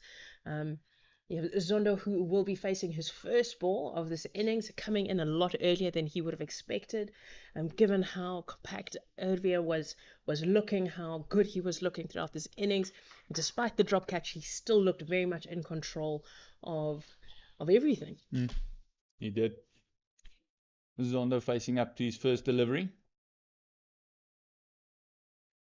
Those very unique open stands that he has just throws you off as a bowler a little bit. He's got a very open stance and then closes up his hip at the last minute. But first left-right combination that we've had for the Dolphins, and I think the plan for the Dolphins would be, let's try and keep them in the field as long as we possibly can. And the Titans, on the other hand, will say, let's get off the park as soon as we possibly can. Yes, Zondo almost saying, come and bowl at me, bowl at the stumps. I'm giving you something to bowl at. Oh, one popped up and another wicket. Did it come from the bat or did it come from the side pad? Zondo very happy just to show his back to his umpire. Everyone was very excited there. That one looked like it might have hit the side pad, just going through. Lovely ball.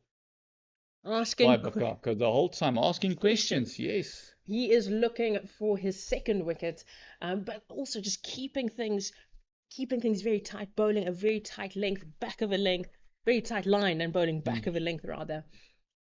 This is the start that the Titans would have wanted. Oh, fantastic ball there. His tail is definitely up. He's got a lovely rhythm, working hard through the crease. And that's the bounce that he was looking at. He's a nice, tall, strong lad. Wants to go through the crease. And Zondo finding out that this is going to be a tough day. It's going to be hard work for the Dolphins from here. 31 for the loss of 2 wickets. Last ball of the 15th over. And, oh, you can just hear the chatter in the field. Everyone is up. They wanted that wicket of Ervia. And they say 1 brings 2, and that's what the Titans will be thinking about throughout this session. Oh, runner, chance, runner. Oh, fantastic pick up and throw there. Kwamane actually picked it up there through. Lovely backup as well. And you can see Zondo just trying to get off the mark then. That's what we discussed earlier. Just want to feel that bats on ball, get off the dreaded duck, and just get your innings going a little bit. The communication between the bats is very good there. No one hesitated. Immediately set off for that run. But a direct hit. Different story. I would say a little bit of pressure. He's feeling the pressure. That's why he's scrambling for that first run. I wouldn't say that risk was necessary.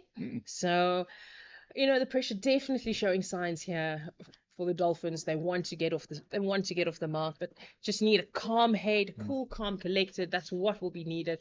And the Titans are going to have their tails up, searching for that next wicket, keeping things tight in the field. And I do have a feeling that, as they say, 1 brings 2, but these 2 batters will have to just calm the situation down and leave well going forward.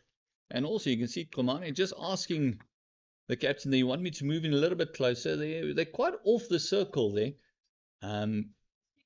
Onto those extra decks there, as you can see there, is about 15 meters away from the batter. might be a signs that they're driving on the up a little bit, trying to create that extra chance, trying to create that extra catch. And with Junior Dala creating chances, anything's possible. Oh, tucking Zondo up on that hip, and immediately square leg. Silly is also on as well under the helmet, trying to put some more pressure on Yes. Zondo. That is a very good option for Junior Dollar. His length is back, and you have that short leg in position, ready for anything that will pop up. As we did see that Zondo early in his innings doesn't like to be cramped up. He wants to play a very expansive game, and Junior Dollar bowling that length, that's going to make it very difficult for Zondo. And also, it's a very interesting field because there's definitely a plan that they're coming in with Zondo, because you can see not just that silly square that's in, they also got a square leg behind square next to the umpire as well. So for that one that might be a little bit fuller, that is flicking off the legs, they got two options there. And they also have got fine leg on the boundary as well. So there's definitely a little bit of a plan, as you said, to Zondo, maybe tucking him up early in his innings with that open stance and then opening up. That might just happen for Junior Dala here. Yes, don't give him any room, and that one just paddled down to fine leg. Just getting off strike, he'll be very grateful. Zondo will be very grateful for that. And that brings us to the end. Oh no, sorry, not the end of the over. Sorry, it's just the third ball. But obviously a change in the field with Ackerman on strike, the left hand, right hand combination. This will be interesting to see how the Titans combat this, especially with the bowlers putting a lot of pressure. The Dolphins will want to rotate strike as much as possible. Yes. So it does upset the field, does upset your rhythm in the field as well. Oh, fantastic ball, Junior Dala fielding off his own bowling. Oh, looking for the run-out chance with Ackerman batting outside of his crease, just telling him, stay back. And you can see Ackerman playing a lot harder at the ball than the other batters have been. He's been a little bit more positive in the sense that he's gotten a life already as well. And Junior Dala is definitely settling into that line and length, that 6-8 meter length that he loves.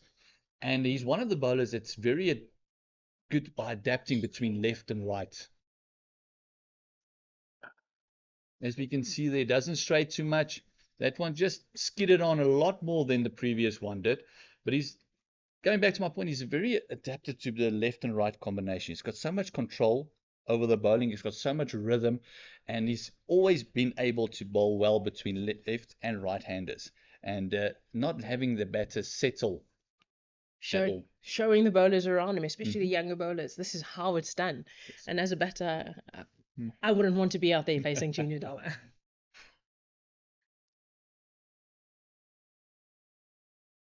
Fantastic bowling. Junior Dala settling into a nice rhythm. Third over for Junior Dala is going, and he's going at, he's keeping up the runs with their overs. 3 overs for 3 runs.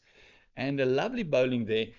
And it'd be interesting to see what the Dolphins' plan would be going forward. Are they going to be a little bit more aggressive? Are they going to try and rotate more, as you said, trying to pick the gaps a bit more, hit the grass a little bit more? Because at the moment, the bowlers have been pushing them back and they've been hitting nothing but fielders. And singles here and there, except for the exception of Ditole that actually hit a couple of boundaries in his innings. Nothing other than that has really happened for the Dolphins. Lukaku coming in again. Oh, quick single once again. You can see Zondo trying to rotate the strike, as you mentioned earlier. This is a very good plan from Zondo. Just soft hands, push it into the gap, get off strike as quickly as possible. And this is what the Dolphins will want. Going into this period of the game, 2 early wickets, the 2 batters not expecting to bat this early. And just need to stabilize the innings, just keep the ship calm. Get through to lunch. That will be their plan and their thinking. Just rotate the strike. Ackerman, obviously the aggressor. It will be interesting to see how he plays now. But they have pulled the length back. So you will not drive me. Drive me on the up. Let's see what happens if you drive me on the up. But the Titans definitely their tails up, rearing to go in, and hopefully just clean up this partnership. Oh, there's the drive we were talking about. A lovely shot. Anything in his area he's going to go for. That is a boundary to Ackerman. His second one for the third one for the day, I beg your pardon. But that was the first one of real conviction that he's played. Stand and deliver. He's been looking for that. I would say, for as short as his innings has been. I mean, there have been 2 boundaries. One went straight through the hands of Gully, so he will be very happy with this one. Yes. Ball pitched up for the first time. The length will definitely be dragged back now.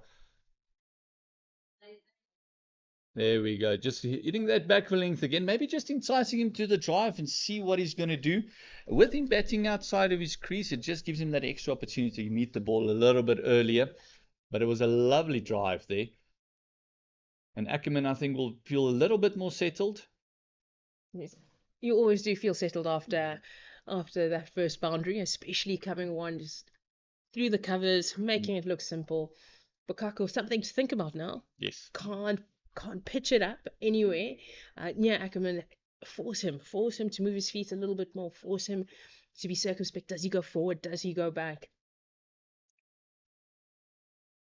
Another one just zipping through. The bounce is definitely getting a little bit more consistent as the day has gone on. The little bit of moisture that was on the deck might have just evaporated a little bit. But also, as a batter, don't you think they would love just the ball pitched up a little bit more, driving? And then as the bowler, I want that ball a little bit pitched up. I want you driving. I want you playing your shots, because that creates opportunities again. So it's a side of both tails. And now we're going to see who's going to come out on the other side. That's it. I'd say Bukako, what a comeback, especially after that boundary. Not a bad over for the Dolphins. They would have loved. They love 5 runs off the over so far. A boundary, a very convincing and a boundary of conviction for Ackerman. Bukako, good comeback, pulling the length back, keeping everything tight.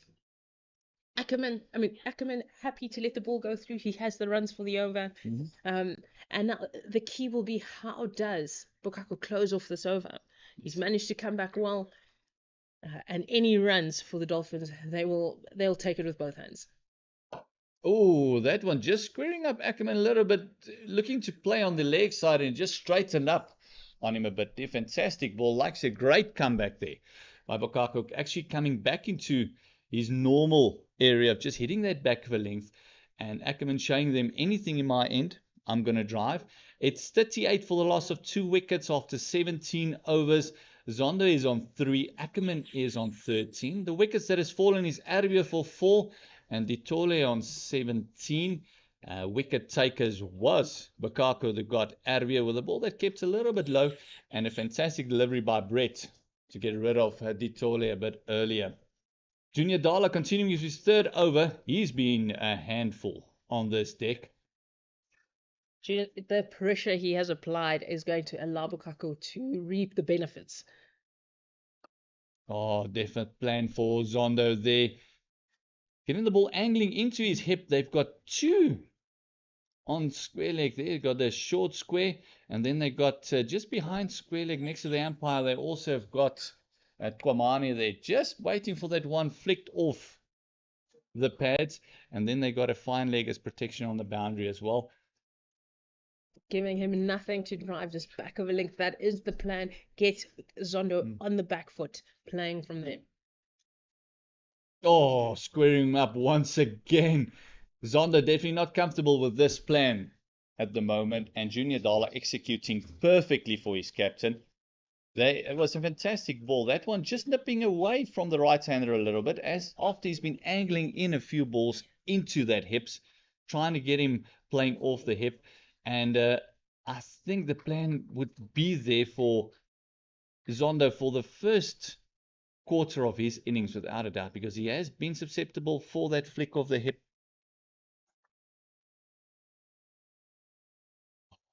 Oh, he is camping on that back foot. Junior Dala definitely, as you say, that that plan, right? You know it's susceptible with the flick of the hip, and saying, okay, right, if you're going to flick me, I have fielders, I have Yes. protection. You've got to be very convincing. Get the gap or get out. Yes. Basically, that is the plan for against Zondo. So it will be And interesting. what would the counter punch be from Zondo? That's the other question. Would he try and move down the deck as well? Like we've seen Ackerman doing to counter when he came into Brett, and then actually moving across, trying to get the ball in his area so he can play a couple of shots. And the defense of Zondo very, very good on the offside. I think given the situation that the Dolphins are in, it will be defend. Defend, defend, defend. Get through this period, get through this pressure, right? Absorb it, and then come later on in the innings and be able to rotate the strike a lot easier. With the right-left combination, I think they'll definitely want to try and rotate the strike a bit more. You can see Zondo has been dropping and running very well between the wickets. But at the moment, with the field placement as it is, with that fielder next to the umpire just moving a little bit finer as well, it is very harder for Zondo just to drop and go, just to drop and get off strike, get the rhythm into the innings, get the rhythm flowing a little bit. One ball to go for Junior Dala in his fourth over, only conceding 3 runs, working on a maiden over here. Oh, lovely shot by Zondo. Not leaned into that one and didn't get all of it, but will get 3 runs for that and 3 welcome runs for the Dolphins. Yes, welcome. The first time that Junior Dala has gone a little bit fuller, enticing the drive. Zondo very happy in latching onto that one, not timing it completely, but biggest part of the ground as well allows for the 3 runs. He's moved on to 6, Ackerman to 13. It is 41 for the loss of 2 wickets. And at the moment, I think the Dolphins will also be happy to consolidate, but also you don't want the pressure to build with only getting dots, those 3s, the 1s, the 2s. Just keep rotating, especially with the left, right on strike. You want the bowlers not to settle into a line and length. As we saw earlier with Kamani settled into a line and length to Arvia. He was very happy to bowl to one batter the whole time because he bowled 6 overs for 7 runs, and Arvia was the recipient of most of the 90% of those deliveries. Yes, this will be key. Just keep rotating the strike, keep upsetting the rhythm, and it will eventually take the game forward for the Dolphins. Get them out of this pressure situation. Bukako to continue. This is his 4th over. Nice for defensive there. Pushing hard at the ball, and you can actually hear the excitement in the slips there. They might have seen something in the armor there. Love the fact that he's pushing it up a little bit. Yes, and their plan isn't too bad. You straight. The Zondo and Ackerman will gladly pounce on it, get the runs, but not playing too risky. Just keeping things very tight, I would say very simple cricket. Yes, keeping it simple, keeping it straightforward. Just trying down the line a little bit there. He does not have the same field as they have for Junior Dala. He only has the protection on the offside. So definitely not the same plan for Bukako to Zondo that they have for Junior Dala to Zondo. I think it's all to do with the control, bit of the experience as well. And then also as the game goes on, what would the Dolphins like? What would be the competitive total be? What would they be aiming for? Would they be going for that 400? Would they be happy with the 350? As you start your innings, you want that little margins, you want those little scores. Yes, Bukako continuing at that hard length, wanting to cramp up Zondo, has that, I would say, that leg slip. Anything on that hip region, you see that both bowlers are targeting that hip. Just asking him questions. If you're going to play down there, just know that we've got a catcher. Yes. And the control that has been shown at the moment has been fantastic by the Titans. And you don't want them to settle in. You've got Junior Dala already causing problems. You've got Bukako coming in, who's bowling his 4th over. He's only conceded 6 runs. And he's picked up a wicket of Sarel Arvia. Oh, lovely ball. That one came in a mile. And Zondo, surprised by that shape, might have hit the seam and just nipped in with the angle there. That one definitely causing some problem for the batters. And also, Ackerman on this side seeing that ball thinking, oh, that's going to go across me. So with the partnerships in the bowlers, as me and MP discussed earlier as well, the partnerships with the bowlers is just as important as your partnerships in batting. And the opening partnership worked brilliantly for the Titans. And then this partnership developing as well between Junior Dala and Bukako as well, bowling fantastically in tandem. And continues. Bukako not giving Zondo anything, just keeping him very, very, very compact in his defense. And yes, patience. These two, I say this first change with Junior Dala and Bukako coming in has brought dividends. It has. It's kept the Dolphins quiet, made sure that if you're going to score runs, you have to do something out of the ordinary. You have to push at the ball. You have to make it happen. Play the risk. Another fantastic ball. Just looking at the splice of his bat there is Zondo. That ball might have just popped up a little bit more than he expected. Another over gone, 4 overs gone for Bukako. 1 for 6 at the moment. The bowlers are bowling fantastically well in tandem. It looks like there's a bit more in the deck than I think the Dolphins bargained for, winning the toss and electing to bat first. 41 for the loss of 2 wickets after 19 overs. 2 wickets it's gone is Sarel Erwee and De Tole that's gone. Erwee for 4 and De Tole went for 17. At the moment it's Ackerman at the crease. He's on 13 and Zondo is on 6. Facing up Ackerman to Junior Dala again, and Ackerman was dropped on 0. Second ball he faced, trying to drive it, expansive drive and from Brett, and he was dropped in gully and he still went for 4. Just shows you the pace of this outfield. Oh, Junior Dala just tucking him up. You can see him just shimming down the crease a little bit. Ackerman's approach to this is take the game forward. There is something there that they did not expect. The Dolphins did not expect the pitch to have so much on offer. But as Supersport Park has shown before, get through the first, I'd say, 2 hours, and it can become a batter's paradise. And the bowlers know, well, the Titans will know. Clean up early here, and it's almost smooth sailings after. Oh, no, lovely carry there by Junior Dala. He's bowling with some rhythm at the moment. Definitely getting the ball to zip through nicely. And you can see where the keeper's taking some of his deliveries, his chest height. So he's definitely hitting the deck nice and hard.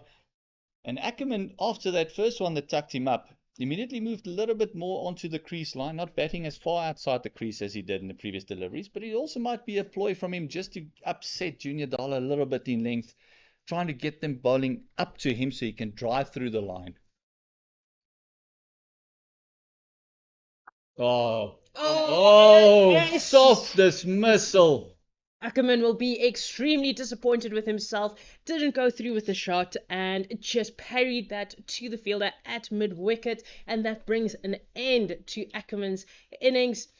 He goes out for 13 runs after 29 balls.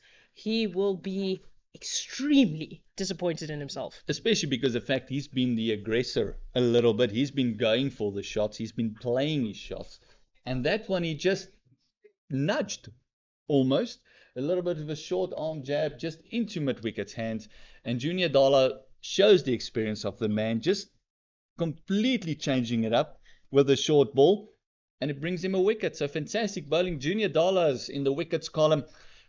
Dolphins in a little bit of trouble here. 41 for the loss of 3 wickets. Busy with the 20th over. And they've just lost their number 3 batter, Ackerman, for 13 of 29. So the top 3 in the hut. And Parsons to the crease. And believe it or not, another left-hander.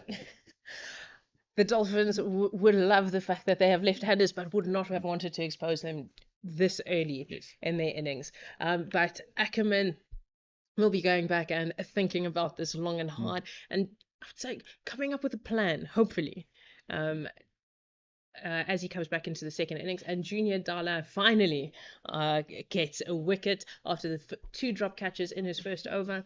He will be happy. He, especially getting out the aggressor of the Dolphins innings.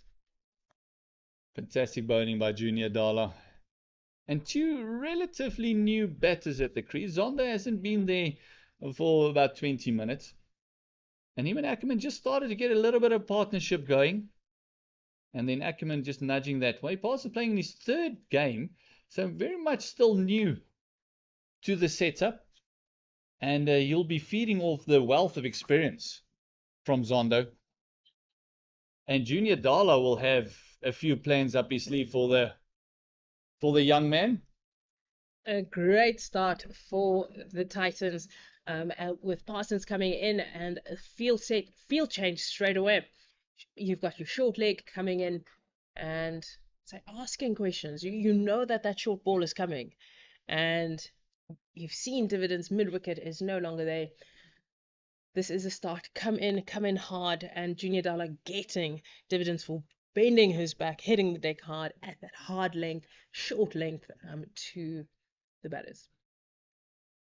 Oh, immediately back on the money. To the left-hander, just back for length, just making him play. And Komane being very vocal there next to the bowler. And you can see him just stretching a little bit as well. He might be in for a little bit of short burst as well. Another 2 overs of him. Trying to pick up that extra wicket. He'll be wanting to, he'll be needing to get in on the action. Right? All the bowlers have wickets due to him being so economical. He'll say, hey, it's my turn. I want to bowl. Junior Dala steaming in once again. Oh, just trying onto the pads a little bit. Just allowing passes to get off the mark. Not a bad option. Keep him on strike for the next one. Right? Keep the experience of Zondo off strike. He only has to face 1 ball. Mm-hmm. Force him to defend and keep bowling at your newer batter. Make sure you just keep the pressure, and then, with bowling back of a length, Bukako will come in, probably in his next over, and get that ball zipping past. 42 for the loss of 3 wickets. 1 more ball left in his 5th over from Junior Dala. Bowling at Zondo. Oh, just forcing him forward again, and you can see the bowler and the fielder is just getting very excited with that little bit of sea movement that he's getting off the deck. Zondo has not looked very comfortable coming forward to the ball. He's not timed it. He's getting the ball on the outside edge a little bit. So Junior Dala at the moment winning that battle comfortably and picking up a wicket in his last over. It is 20 overs gone, 42 for the loss of 3 wickets. And we got a change in commentary. Sean, thank you very much. And Impy coming back, the man. Bukako continuing and will be bowling to Parsons. Putting a good start with Junior Dala and Bukako coming in. Impy, welcome. Thank you. We're back. Still, the cricket is good, and it's actually become better now for the Titans, especially with this bowling change. It's exciting stuff to watch as Bukako operates.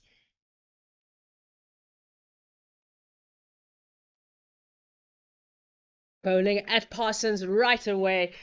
Asking questions, saying, look, I can bowl a lot fuller, bowling at the stumps. However, if you commit forward, he will pull his length back. We have seen the control that Bukako has as he's bowled through his spell. And especially coming from this end that we were watching it from, when he gets it into that good length, the ball really does zip, and it carries so wonderfully to Rivaldo Monsami at the back. He's been playing around with his length very well as well. Very impressed with what he's been operating at.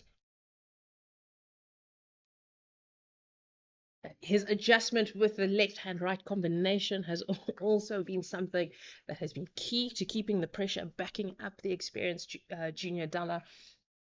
And he has been getting dividends. He is in the wickets so far, very early in this innings, and putting pressure back on the Dolphins. This has been a great bowling partnership to watch. And we always talk about batting partnerships, but this is what you call partnership bowling. And if anybody's out there, this is what you want.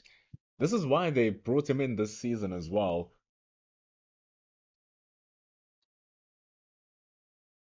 After that good-looking shot just defended by Brunt.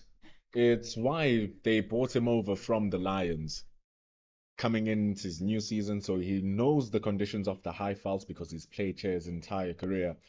And now he's showing the value of his acquisition to the Titans. Now 4.3 overs, just 6 runs in his spell so far, and a very good wicket at that.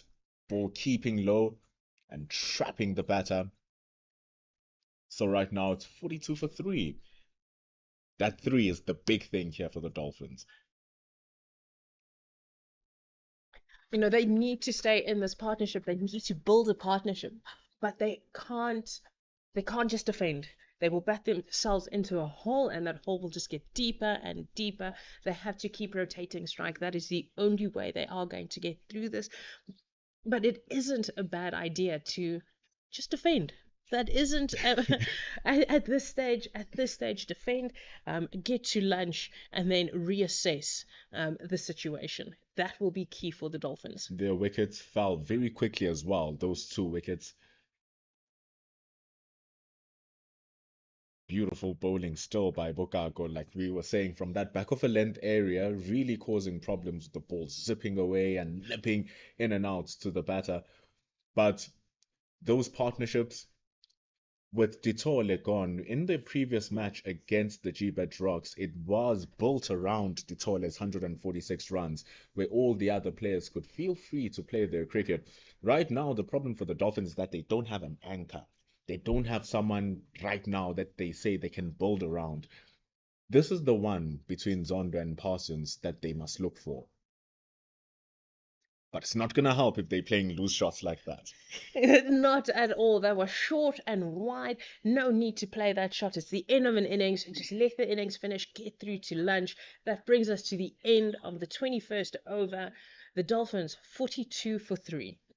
After choosing to bat first, they would have been happy with the start that Irvin and Ditole were putting on. It was a really steady 20 runs for their partnership.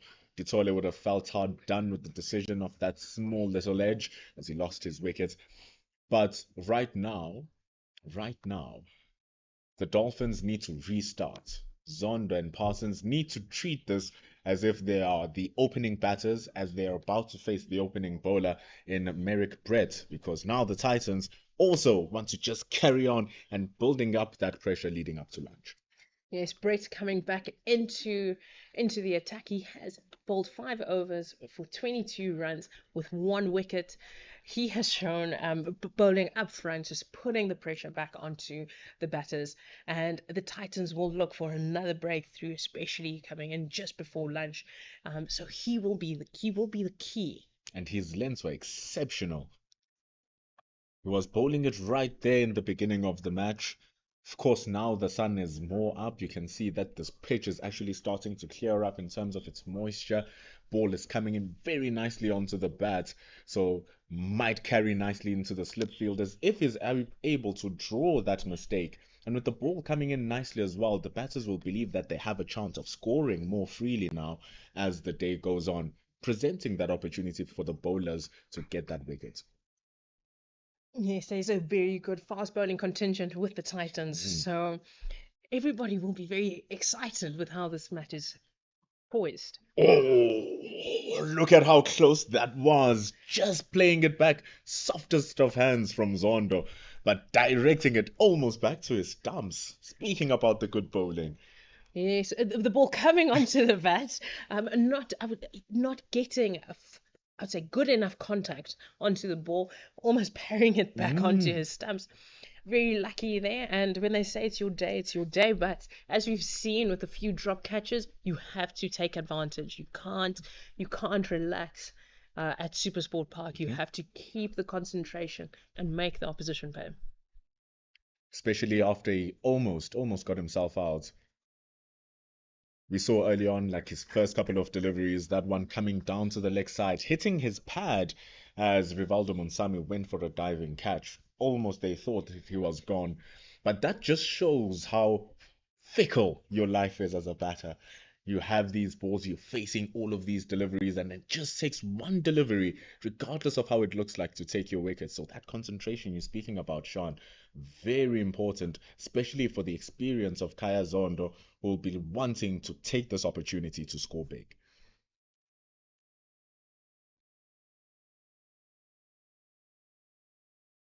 Yes, Kaizondo will need this as he is in the SAA squad that will be playing the West Indies in the A tour.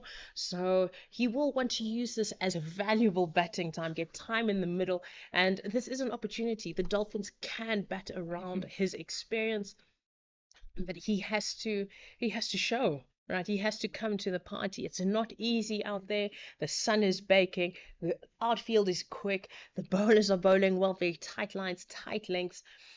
This will be a battle. Get through to lunch. That is what the two batters will be saying to each other. And adding on to that chat about him being selected to the SAA squad, I mean, he's been in the fringes of the South African team for well over a decade now. He's 34 years old, is Kaya Zondo. And there were question marks by people in social media about his inclusion in the team, saying, hey man, there's new talent coming up. Why are we bringing him back in? But he is a quality player, is Kaya Zondo. That's why he still remains a stalwart in the Dolphins team. So he'll want to silence the critics, much like Andy Lepetluwayo did in the World Cup with Rassie van der Dussen. This is the opportunity that Kaya Zondo has to just play his game with all the time in the world and score big.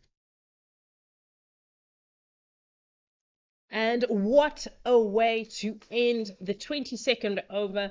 Brett bowling a hard length, very tight with his lines, and just missing the outside edge of Parsons.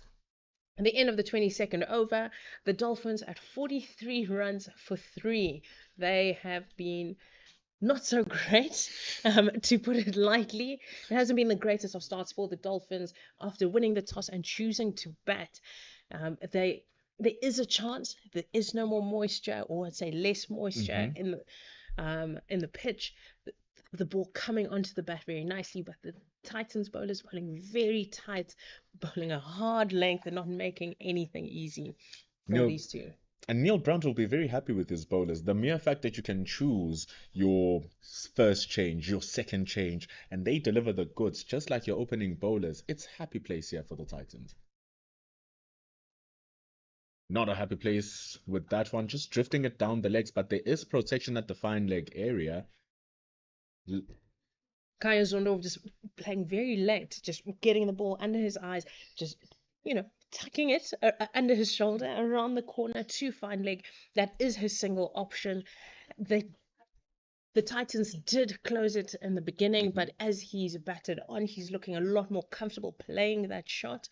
Very comfortable on the back foot, just navigating that hard length. Anything at him, that is what he's going to do. And we have seen anything full, he will go and drive. So not a bad plan for Kaya Zondo. And on top of that, Sean, the more you bat and just stick it out there, eventually the bowlers will give you the ball that you are looking for, regardless if it takes 20 balls for that ball to come, takes 30 balls for that ball to come. They will give you a ball eventually that you can score runs off, whether it's a 4, whether it's a single. The patience and the test that comes with this format of the game is waiting for those balls and not forcing the opportunities, which is what Kaya Zond has been doing very well so far. And what a shot! Parsons jumping onto that very quickly. It was full outside off, and he just leant into it and through the covers, stand and deliver. None of the fielders moved. What a shot to bring up 4 for Parsons. It is his first boundary of his innings. It's an excellent shot. The margin of error is so slight. Claribo Gago has been brilliant, but that one just overpitching it ever so slightly. And the lightning hands of Bryce Parsons latches onto that. Even the cover fielder, who was not too far away from the ball, couldn't stop it. And that long boundary was too short for it.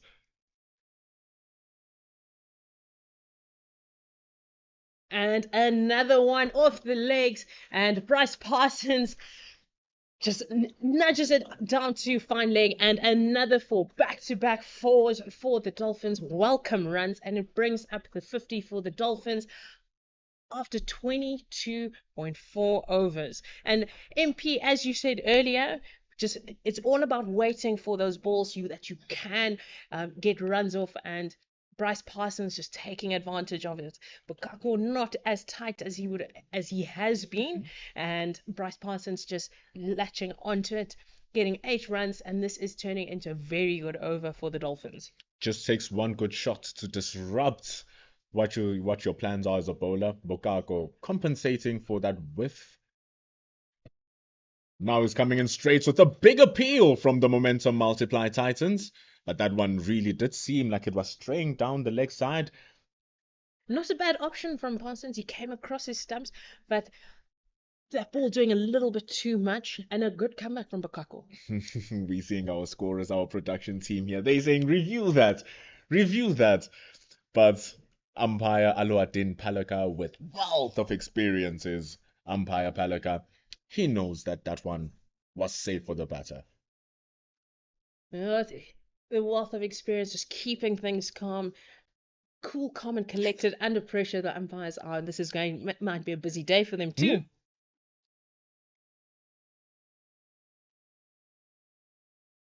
Another good-looking shot. There's a chance for a run out. Very quick single between Parsons and Zondo as Zondo makes it back home to end over number 23. 53 for 3. And the great running. This is a very good over for the Dolphins. Getting the quick single. Bryce Parsons just to the right of the middle fielder gets the single. At the end of the day, very easy, very simple. These two, you can see the aggressor is Bryce Parsons, and Zondo will adjust into that anchor role. Just nudge the ball, get the single, just keep the scoreboard ticking as they get through this period before lunch. That's all that he has to do. Understanding where you are in your game is so important. If you feel like I'm trying to hit the ball, but it's not getting there, it's not the type of game where it forces you to try and get the ball. It's a type of game, this 4-day game, that allows you to just take your time to settle into your processes for the day. Bryce Parsons seems to be the one who has gotten into his rhythm much more quicker than Kaya Zondo. Actually, when we're looking at the batting score, the batting card, Bryce Parsons was put in at number 4 and Kaya Zondo was due to come in at number 5. But I believe because of so many left-handers coming in, already 3 left-handers in the top order, the Dolphins decided, let's just throw in Kaya Zondo to create that left-right balance. And now Parsons is in at number 5 and scoring quite freely relative to Zondo. It's just disrupt the rhythm, disrupt the fielders, force the change with the right hand, left hand combination. And here it seems to be working. A good ball to the right hander, easy run to the left hander, nice open space. The fine leg is deep, the square leg is quite in front of square. They're able to get 1 run. And that's some really good batting from Bryce Parsons. We have seen he can be very aggressive, play these booming shots, just getting bat on ball, and they're just soft hands around the corner. It is a good ball. They are bowling well, but doesn't mean I can't get a single. I can't keep the runs coming through. The hallmark of a brilliant batter is one who can extract something from the best of deliveries, where you as a bowler believe, yeah, that one felt good off the hand,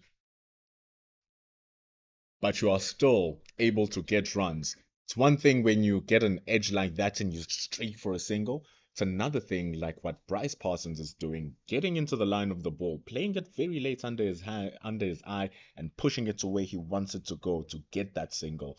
So as a bowler, I'm much more comfortable bowling to Zondo at this moment in time than I am to Bryce Parsons.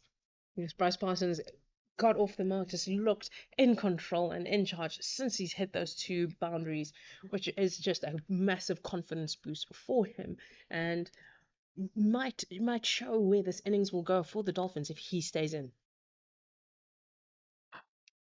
Good bounce there.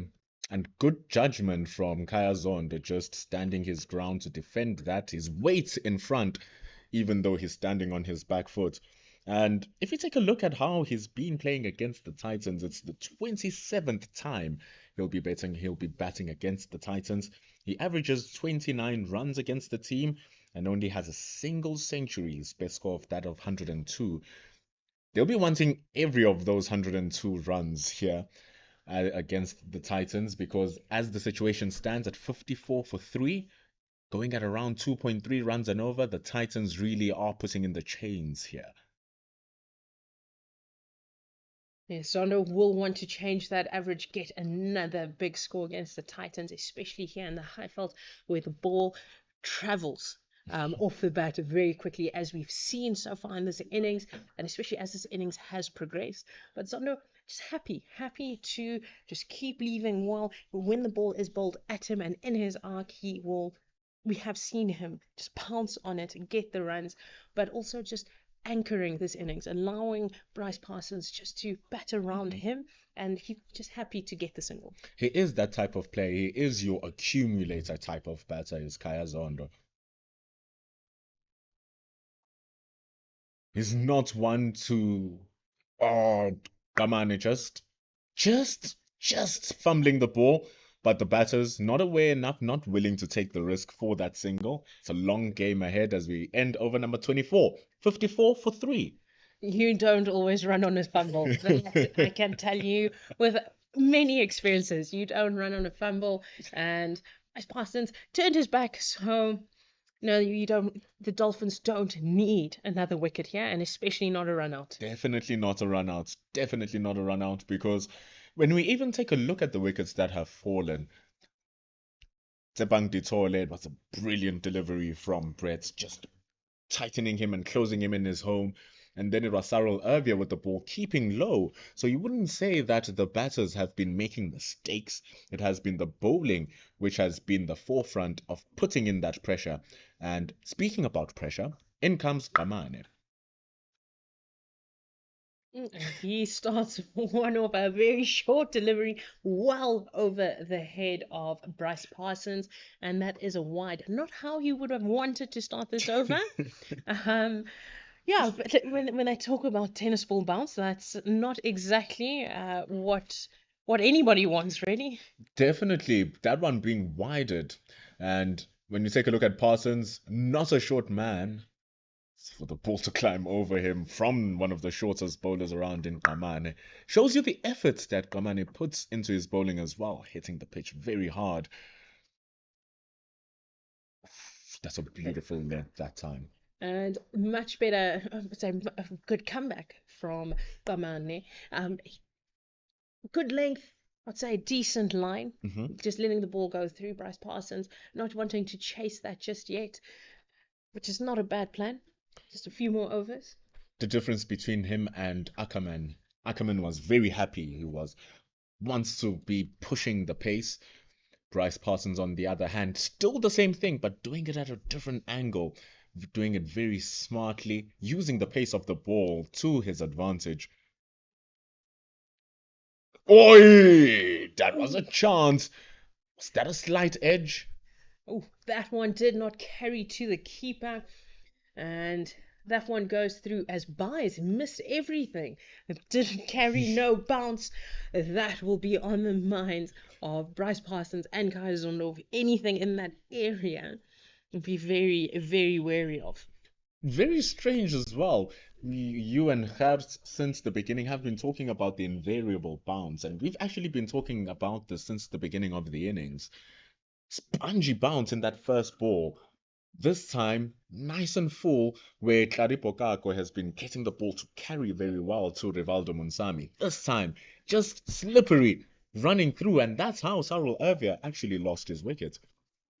Yes, not ideal for the Dolphins, seeing this happen at this stage in this innings. Not ideal for the Titans, who'll be thinking about day 4 on Tuesday. I would also say not ideal for them when they think about coming back into bat, because it's just going to get it's going to become more it's going to become more variable. It is going to get lower and lower. And obviously, what bounce there is, you have to be very aware of that length, pick length very early. And with the way things are going, the Dolphins will be like, oh, we're getting the best out of this pitch.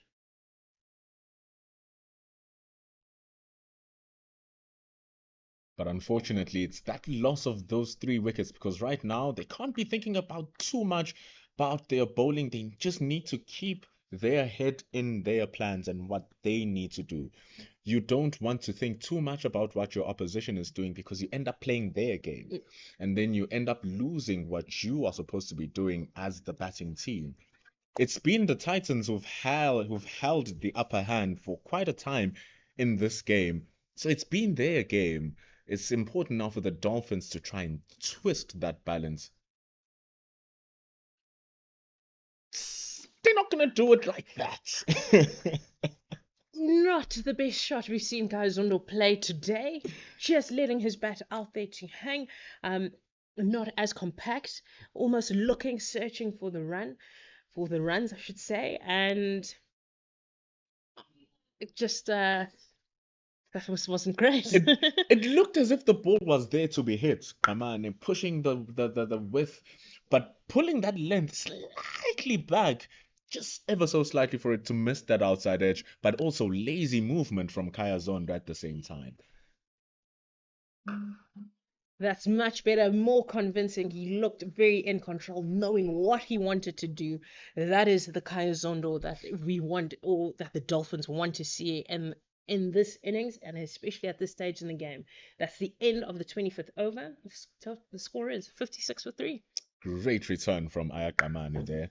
Of course, giving away the wide, but it's a wide delivery that wasn't because of lack of control, just the sponginess of the pitch, pushing that ball over the head of Bryce Parsons. But the rest of the construction of the over was absolutely brilliant. And every time he's running into ball, it feels like something's going to happen with his bustling action, his hard work rate. And look at him now, speaking up his teammates. That is the confidence that you want from your strike bowler. Especially your strike bowler that's doing well.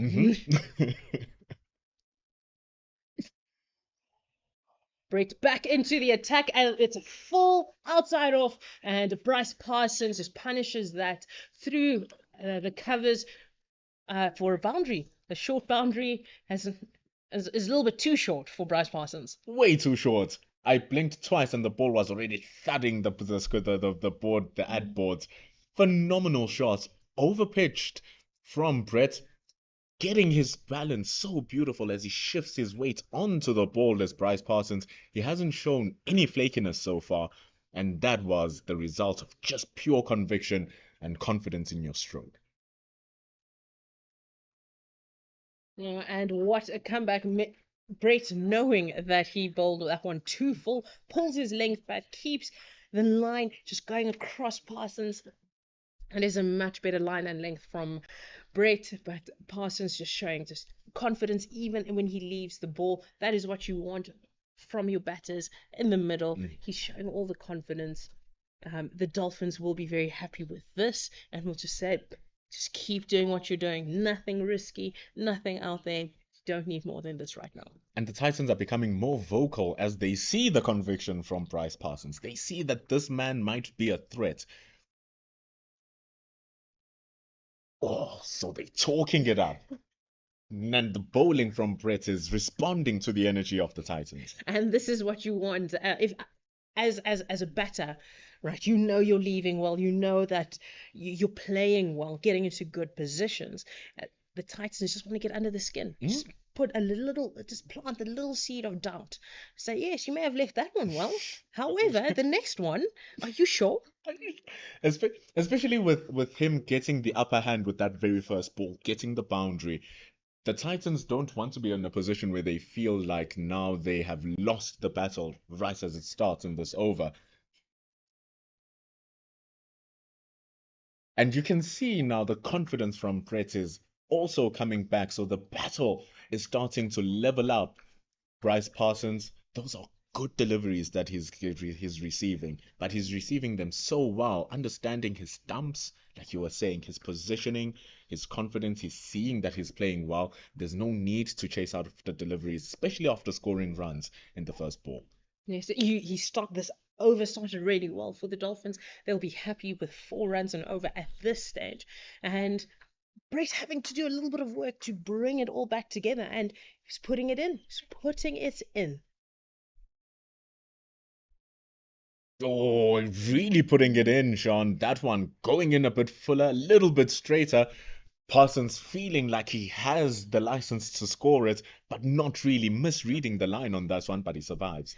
His timing not so great. He just went a little bit early at that one, in the air for a while, right? But very lucky for it to have dropped short before the cover fielder. It's quality bowling here from Brett. Good length, good length, good length, full length. How does he back it up now with the final ball of over number 26?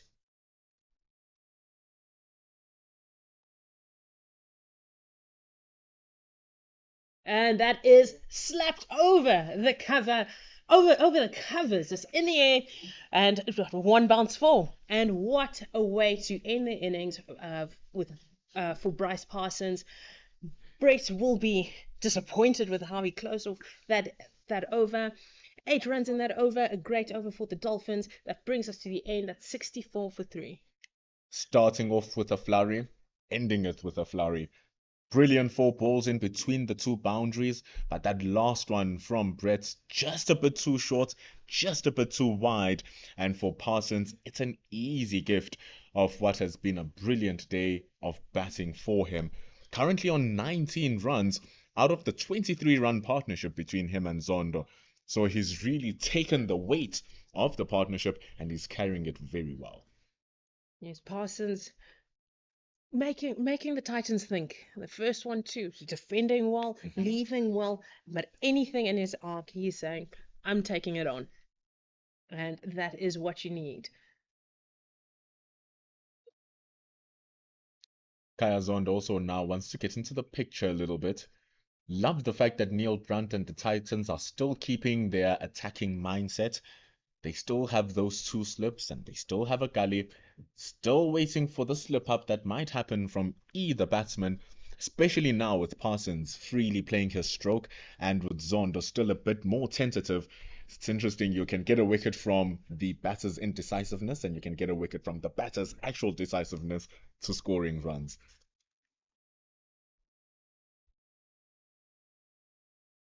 These two approaching their innings very differently. The aggression of Parsons, and that's what you want, especially in this format of the game. You want your batter to be playing shots. You want him to be expansive, and I'd say that was the downfall of Ackerman, and with Parsons being very selective, as you say, being very decisive in terms of which balls he wants to go after, and when he goes after, is not holding back. Where Ackerman, the ball that dismissed him, just playing a half shot, just that short arm jab, giving his wicket away. I'd say that is the only wicket that was given away where he made the mistake. But Parsons just showing that he is here. He does want to stay here very long, and wanting to get through and get a big score. And like we said, he hasn't shown any signs of flinching.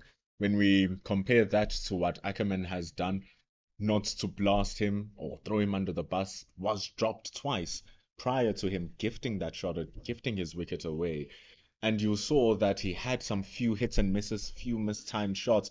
So he was really trying to force the issue against the bowlers whilst the bowlers had the clear upper hand. What Parsons has done, on the other hand, is naturally put the pressure back, waiting for those deliveries,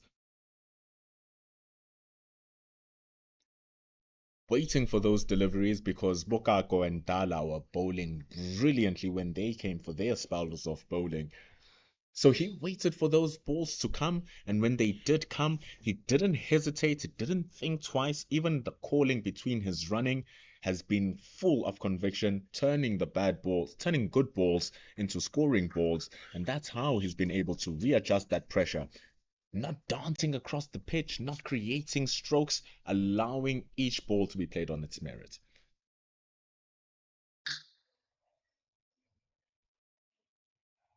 And that's a short ball, and Zondo pulling that with fine leg, doing some work and some mileage, very well fielded in the end, and just keeping it down for a single.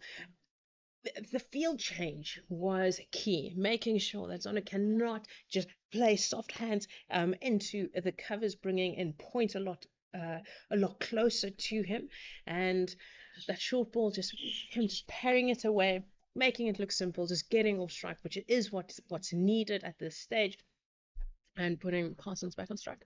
Played that very well as well, controlling it down on the ground, was looking for the boundary, but it didn't happen, and Parsons shows him how to get the boundary. Extraordinary straight drive, going onto the front foot, and there's that conviction again from the classy left-hander, ending over number 27. Amane concedes his first boundary after 8 overs. It's 69 for 3. And what a shot. The on drive is one of the classiest shots in cricket, and Bryce Parsons is making it look like the easiest thing ever. It was so graceful as well. It felt as if he had all the time in the world to just get into his position, get the full flow of the bat, and he was presented with a boundary. That brings the change of pace. It took 27 overs, only 27 overs, so that we can see a change of pace. In comes the right arm finger spinner, destructive batter, but also very handy with the ball, Donovan Ferreira. Yes, these two looking very comfortable with the pace on the ball.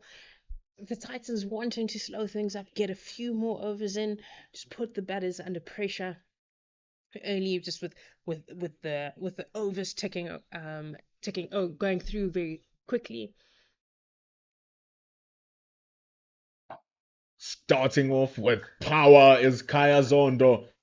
Cracking that onto his back foot, and over the boundary it goes. The first maximum of the match, and what an introduction for Donovan Ferreira. The pressure right back on him. You take off the pace, I will show you, right? And not, I wouldn't say the best of length, right? Could have pitched that up a little bit more, but Kaya Zondo up to the task. That's the length that he probably would have been looking for. Getting it nice on that 3-4 meter mark for the spinner.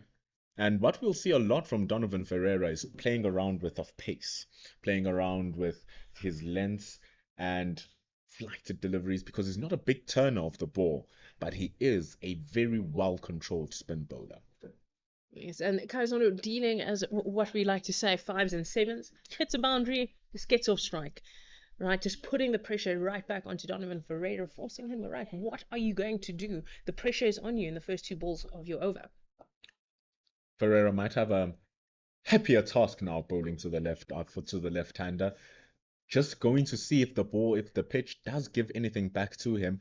He's a tall bowler, so we know that there'll be bounce on a bouncy track already. It's just keeping things tight much better. He does look a lot more comfortable against the left-hander, looking for that turn away from him. The slip fielder very much in the game as well. And for those balls that don't spin and that pick up just extra bounce, have the man under the helmet.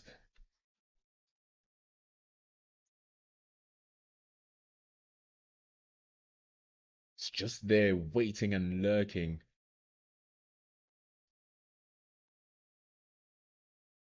And well fielded off his own bowling as Donovan Ferreira, keeping busy. That was a very quick over, despite the start that Kaya Zondo gave him. And welcome to this innings. And that brings us to the end of the 28th over, and also brings us to lunch. Phenomenal session of cricket. The Dolphins winning the toss, electing to bat first. Would have been happy with their starts between Irve and Ditole, but 3 wickets have been lost. That of Ditole from brilliant bowling by Brett, edging it back to Rivaldo Munsami as the wicketkeeper, keeping low for Sarul Irvia, getting struck LBW. And like we said, Ackerman just gifting his wicket after a very vivacious start to his innings. They are batting at 2.7 runs to the over. What are your thoughts of this session so far? This has been a session, I would say, of two tails, but definitely the Titans well in control of this innings, of this session so far. 3 early wickets and taking them all, just utilizing the conditions and making the Dolphins pay, just keeping everything tight, giving nothing away. And after lunch, I think that the Dolphins would be very happy with the partnership that is building between Kaya Zondo and Bryce Parsons. But they will be key to get them through this first day. 35 runs is that partnership between Kaya Zondo and Bryce Parsons. They've been at it for the past 8.3 overs, so they have batted for a total of 51 balls for their 35 runs. The last couple of balls, last couple of overs giving away those boundaries which really boosted their score. So we'll see you in 45 minutes to see how will the Dolphins continue building up their score. 76 for 3 here at Super Sports Park. You on YouTube. Like and subscribe for more information and to be up to date with all of the happenings in Cricket South Africa. We'll be back after 45 minutes.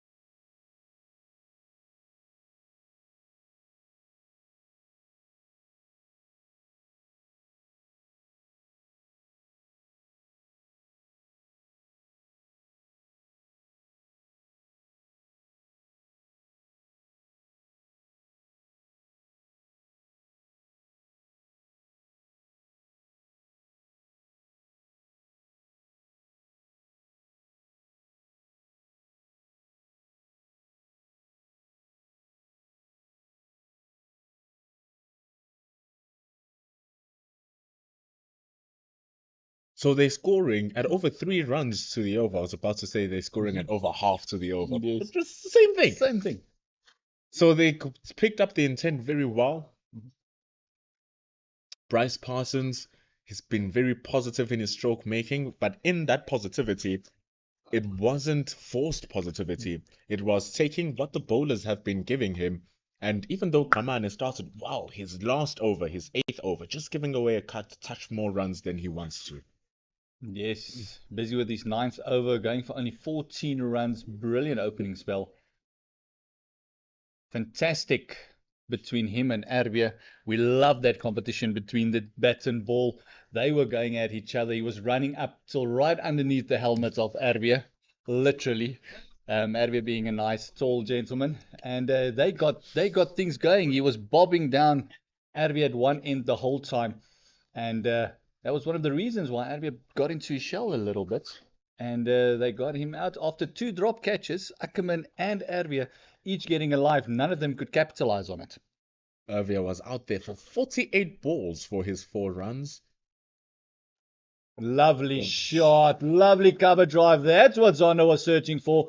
And Komani already just lifting up his hand saying, sorry about that one. That was not the plan. But Zondo just getting off the mark a little bit, timing that one to perfection, moving on to 20. Understanding that that's not what I wanted to do there, Kamane. Overpitching it just slightly, giving enough width, giving enough space for Kaya Zondo to just free himself. And how well did he place that in between mid-off and cover for 4? They move to 81 now. Oh, and an edge found, and it's gone to a vacant third man. Another boundary, and you can see the applause just from Dean Alga there saying that's what we want. There, if he scores a boundary there, we're happy. Just dissecting that gap between second slip and gully. A fantastic delivery. Heartbreak for the bowler, but 8 runs in 2 balls. Zondo couldn't have asked for a better start. 100%. Previous shots, full of strength and conviction through the covers. The next one, very soft hands because it was a good reply from Kamane. It's just unfortunate that that placement from Zondo with those soft hands got that really big gap between second slip and gully. Oh, lovely shot again. Going onto the front foot, pushing it through the covers again. Shorter boundary. Fielder's got no chance for that. And Zondo getting on top of Komani at the moment. It is a fantastic over for the Dolphins, which we haven't said a lot in this innings. 12 runs coming from it, 2 glorious cover drives, and 1 streaky one down to third man. All of a sudden, 89 for 3 after 29 overs, and the run rate has jumped up to 3.1 just with that 1 over. What else could you want as a dolphin right now? The only thing you could want is an ocean so you can swim in. Yes. But it seems like Centurion has offered them that ocean. Kamane giving better with his rhythm, with his float, 2 lovely cover drives, 12 runs coming from the last over. So he'll be a bit more positive, I think, in shot making. And also the rotation between these 2 batters have been a lot better than we've seen with the previous partnerships. Getting into terms with what the pitch is offering. Oh, pulling out of that shot. Even the way he pulled off from that shot shows that, okay, starting to get into what Junior Dala is doing. The nice thing in facing Junior Dala, actually what we saw with Merrick Brett coming from this particular end, is how well the ball just carries if you are hitting your very good lengths. Started off a bit slow in the beginning of the day, but now as the day has progressed, it's become very true. So the batters can back the length. They can back what Junior Dala is doing. And I was hitting the ball, or shall I say, hitting the bat against the deck there. Bit of a stifled appeal there. Junior Dala completing his 6th over and the first one after lunch, 90 for the loss of 3 wickets. And just to go back to your point, is the ball is definitely skidding on a little bit better. And that could be the reason why they decided to bat first, because it might be the greenish that we see is that grass that just lifts up a little bit. The ball just having more lateral movement, maybe gripping and turning a little bit more. In the beginning, I think they misread the pitch a little bit. because it did stay, especially from Komane's end here, did stay low. Arvia was the victim of one of those who stayed very low. He was always setting up for a pull there, and then it hit him underneath the roll. So definitely there's a plan with the reason why they wanted to bat first. And the ball coming through nicely now would make stroke playing a little bit easier, but also give something for the bowlers as well. Oh, As you were shot. As we were saying, just hitting through the line a lot easier than it was in the morning session. And a lovely shots. And now Parsons is getting a move on as well. And a 50 partnership moved, their partnership moved on to 53 between Zondo and Parsons. Fantastic partnership, soaking up all that pressure and almost going at 50-50. Parsons on 28, Zondo 22 runs and 3 extras in that partnership. brilliant partnership, brilliant shot, brilliant execution here between these two. We did say when there were 3 wickets down, when you were commentating with Sean, that this is the partnership. This is where they need to build those foundations. We know Jason Smith, he's been in great form. He's coming in next. Oh, what a comeback there. Brilliant comeback after the cover drive, just pulling the length a little bit and just trapping him on the crease there and having him feeling at one there. And what a fantastic comeback. And this has been the summary of his spell. Although he's been away with 1 or 2 balls, his comeback has been brilliant. And it'll be interesting to see if he actually pitches one up a little bit more again to see if Parsons wants to drive. But at the moment, Parsons is really playing well. Even playing so well that he's missing the best deliveries that can get him out even. Getting right in behind that one. And that was the difference between the previous delivery and that one. This one, he actually got in behind completely. And I'm pretty sure that at the end of the day, he'll be the one that actually wants to kick on a little bit. With the experience of Zondo taking it through to him, Smith, building up partnerships, maybe batting around Zondo a little bit, using that experience. And then letting the youngsters actually flow with the runs a little bit, play their shots. 100%. And it helps every now and then for Kaya Zondo to get those boundaries like he did earlier on, just to ease the pressure from both sides of the partnership. Oh, going for that drive again. This one just moving into the left hand a little bit. Komane lifting up his hand there, feeling very excited with that one.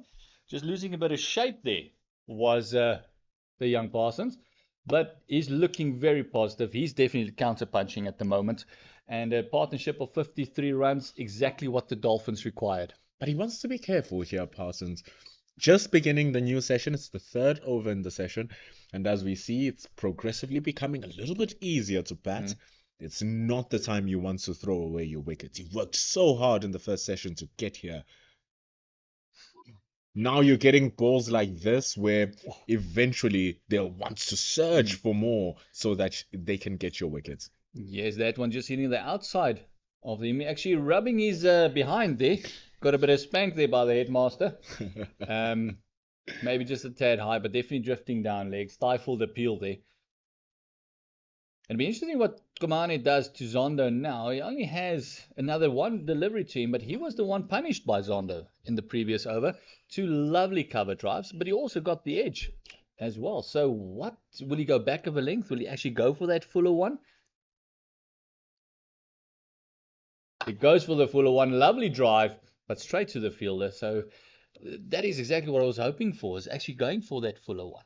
Play your shots. Now that you guys are on a positive, let's see if you play a couple of shots, give us a bit more chances. Hopefully the slips have put their hands in this time round for the second session. They dropped 2 in the gully and the slips as well already. So I'm sure the coach would not be too happy with that. Not too happy with those efforts at all, but vindicated over the fact that those 2 players that were dropped eventually did get dismissed. So it's not as if those dropped catches are killing them, but it's just a confidence thing of saying that, yes, we are comfortable behind the wickets. Junior Dala, ball to us. We are going to capture your wickets. And that's one thing as a fast bowler that you dread, is putting all the work, running in hard, getting the rhythm going, and then all of a sudden seeing a catch goes down.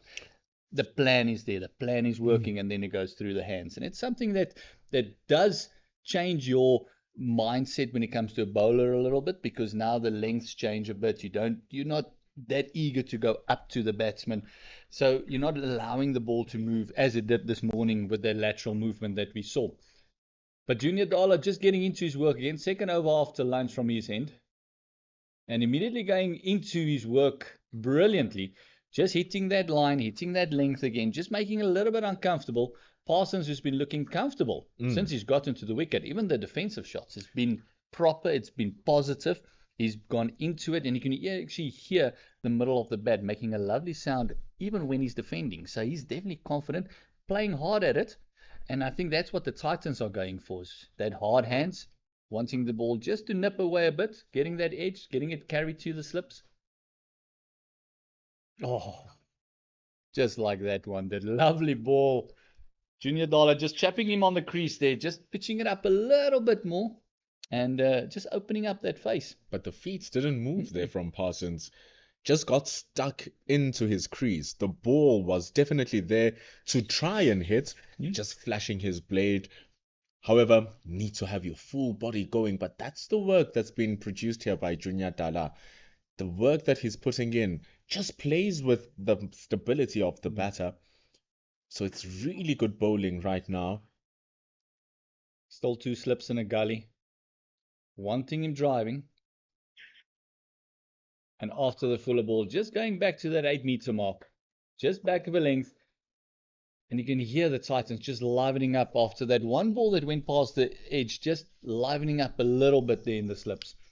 Encouraging Junior Dala. And as we spoke earlier in our opening stint, is you want the guys in the slips, you want the keeper, you want the guys closing to really be chatting.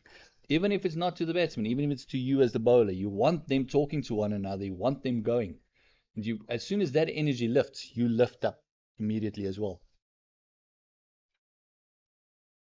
We were actually seeing it with Merrick Brett, because Merrick Brett was bowling at the time when the Titans really started to get lively. Then his bowling, because what happened is that he was hitting for a 4 in his first ball. Then all of a sudden, the energy from the team, because Ayakaman had bowled a brilliant over previously, team lifted him up. They said, no, good bowling, let's go.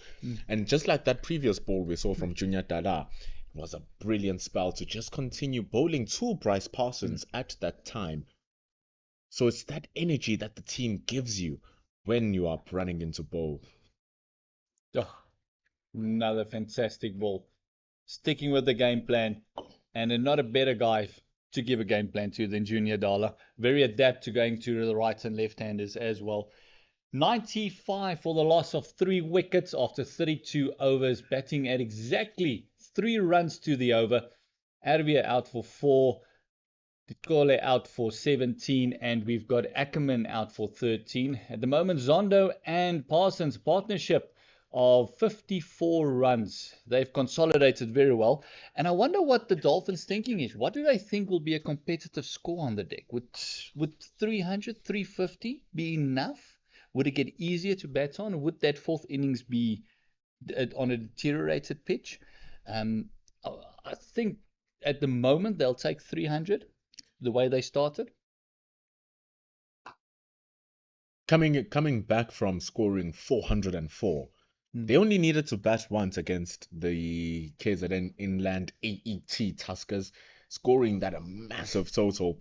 So coming here, using the energy of their batting lineup, because it is quite a decent batting lineup that they have, running with the confidence of all those runs, 300 seems to be a minimum. The moment you choose batting first as well, it's because you believe that there's something that your batters can work with here. So if they bat for 5 sessions,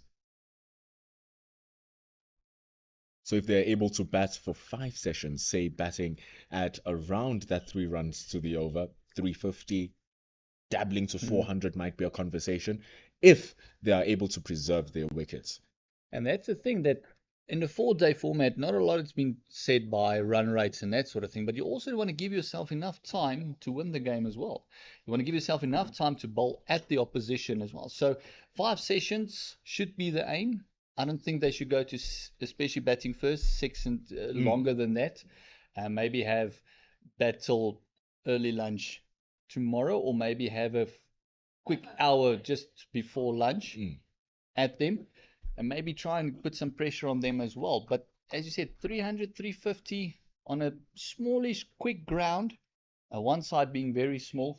Titans have got, if you look at Ferreira, the way he's been batting, Brevis has been batting very well. So you don't want those guys to get going as well, because then you might be the one batting on the last day. 100%. 100%. And the partnerships that the team has built up, Neil Brandt and Dean Algar at the top, Brevis communicating well with Algar, Algar communicating well with Ferreira. Oh, lovely shot. Lovely shot there off the back foot. But it's easy. It's an easy stop there at the point. Very frustrating for a batter hitting such a good shot and not getting any value for your runs. And getting back to your point, it's a good point that you're making, is the communication in the Titans, the way they've batted, the way they've flown from one to the other, like from an Algar to a Brevis, from a Brevis to a Ferreira. There's always been great communication in that top six. Not even discounting the wicketkeeper Rivaldo Munsami, That's it. who played a crucial innings with Dean Algar to take the game over the top. When they were playing there, scored 50 runs in the second innings to support Dean Algar's beautiful century. And all of a sudden, they were able to claim that victory, were the Titans in their first game. And both teams claiming a victory in the first game pretty comprehensively at the end. So this is definitely number 2 and number 3 on the log, with the DP World Lions claiming that top spot. But after 1 week, not much you can read into those logs. None at all. Short ball pulled away down to a squarish fine leg. Bowler looking a bit aggrieved. He felt that should have gone to hand, but like any bowler does, as soon as the ball's in the air, little shouts of catch, it goes out. Yeah, that was the plan. And it is 96 for loss of 3 wickets after 33 overs. It is Zondo on 29 and 28 for Parsons. The moment this partnership can take the score to over 150 runs. 150 for 3 sounds really good when your team comes from the situation that the team was earlier on. This partnership now with 55 runs. It was 41 for 3. Taking that and converting it to 150, or even converting it to something bigger, will be so good for the Hollywoodbets Dolphins.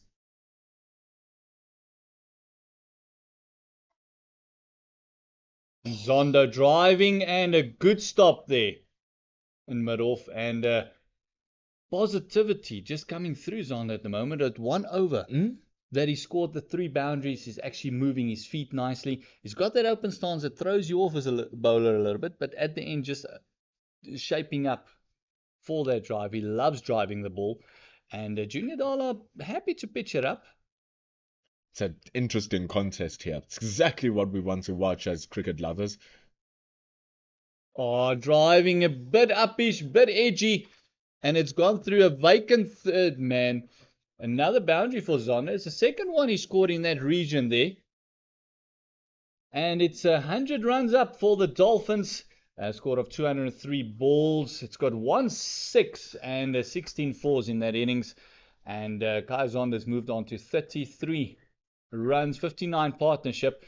But just going hard at that one a little bit, pushing away from the body, and luckily just picking the gap.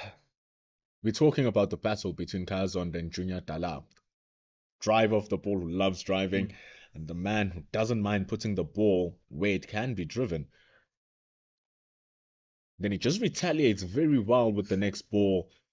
Normally, when you bowl one that's wide or one that's like that, you saw with Merrick Brett when he got edged, the next ball trying to compensate for that getting it too straight, it was paddled down for 4. The next ball, he still couldn't get it right, another 4. Junior Dala showing that he's in the game, just getting his lengths correctly, this time nipping it back into the right-hander, keeping Zondo honest.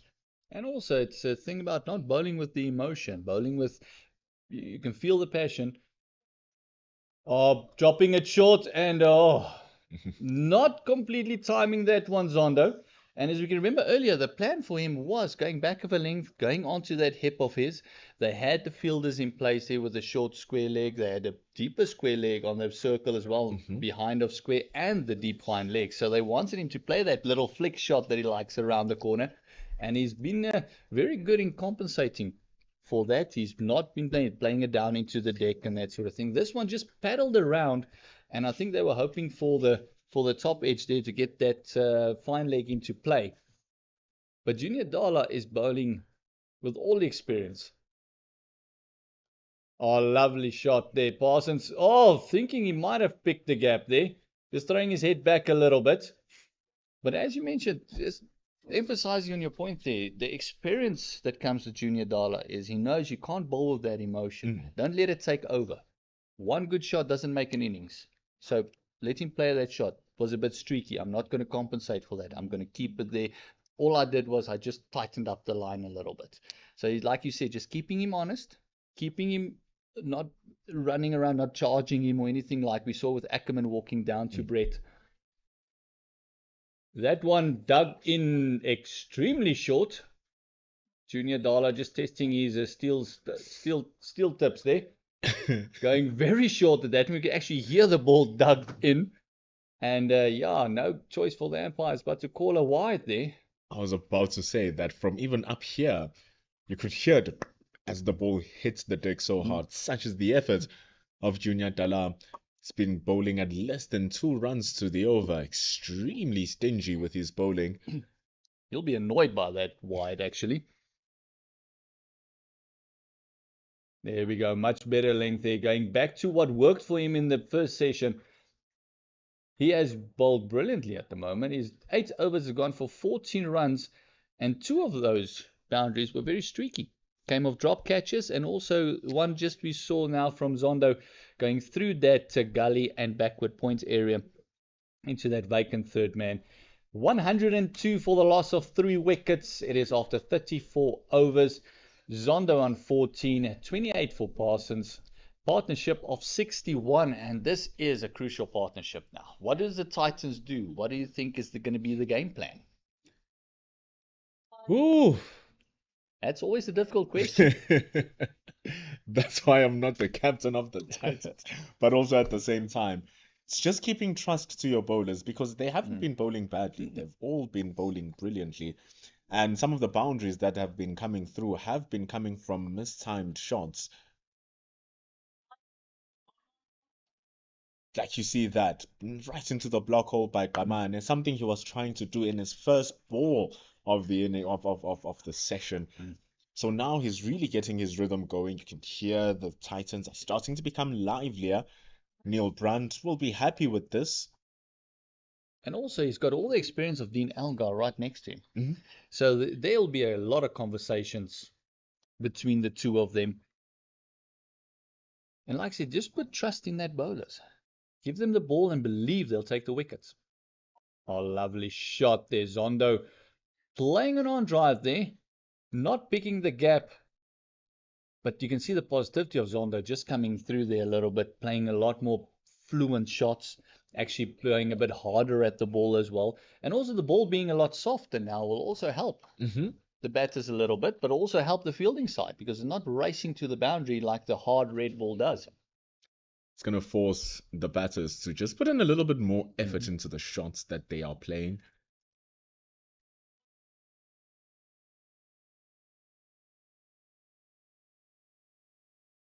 Oh, that one just nipping back, getting right in behind it.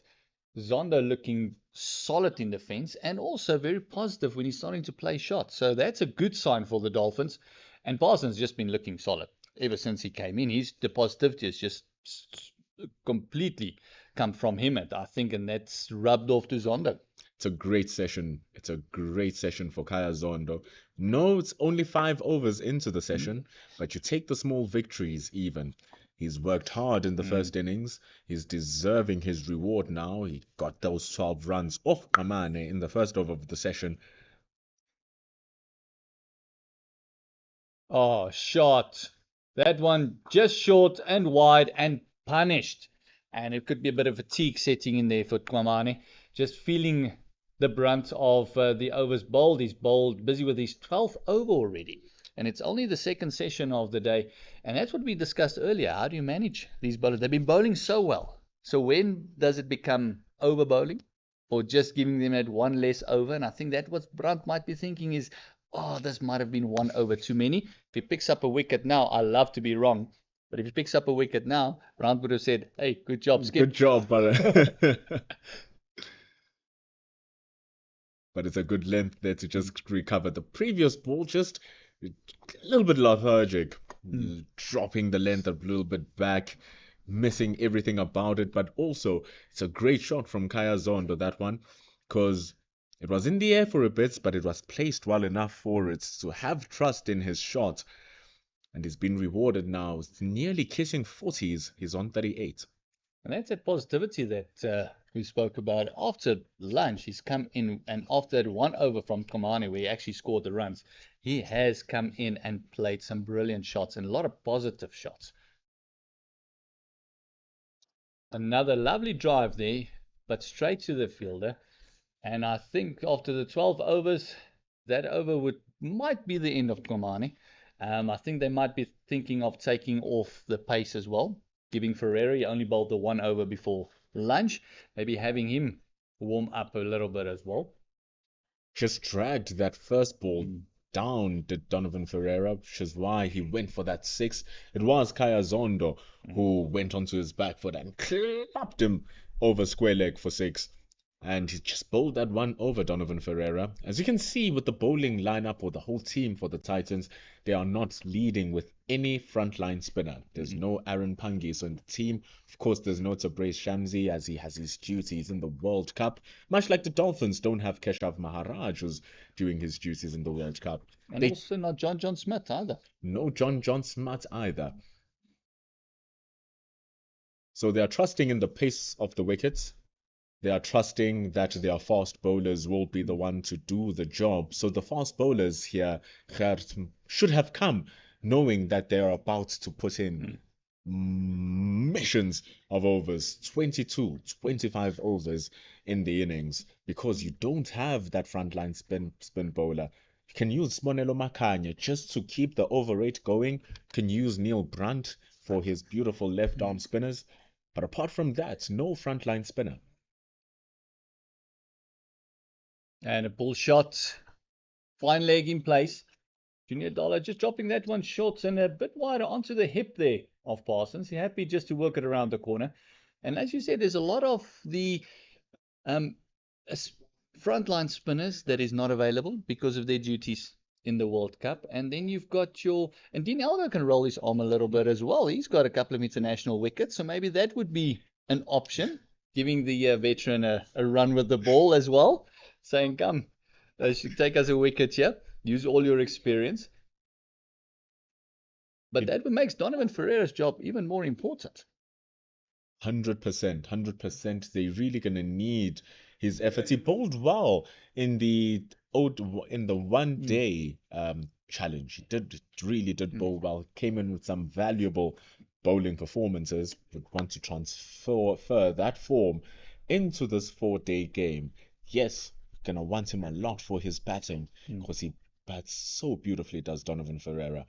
But to keep the workload away from your big fast bowlers, you want your part-time all-rounders to just come in and turn in. I doubt we're gonna see Dean Elgar. It would be nice to see Dean Elgar. But having Neil Brunt, who is a great wicket taker and a wonderful controller of an end.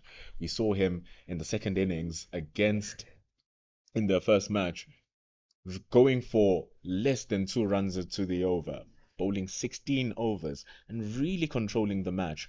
So they do have someone of quality who can keep the overs ticking.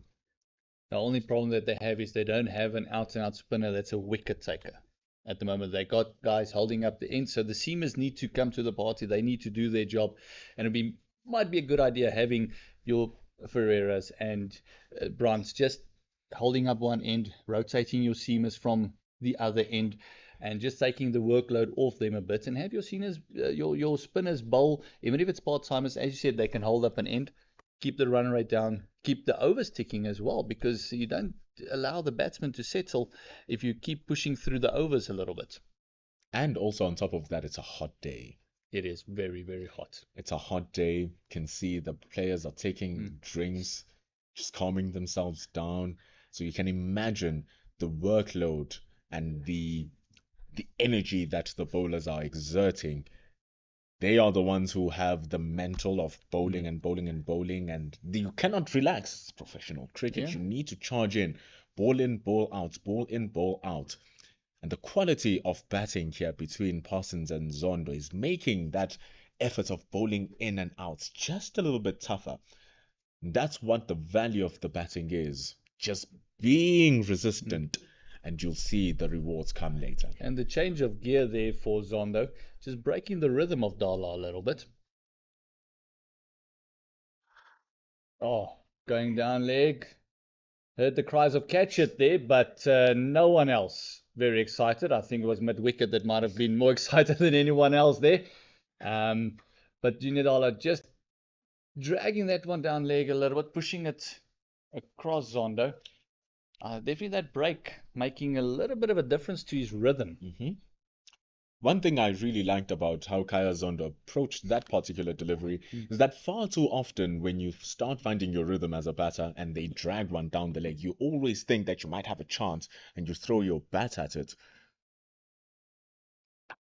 And then what tends to happen, especially when you are batting well, is that because you're batting well, your bat makes connection with every single ball, and you'll get a very tiny feather down the leg, and then you are gone. So what I liked about what Zondo did was that he got his hands out of the way, got the bat out of the way, just threw his body at it.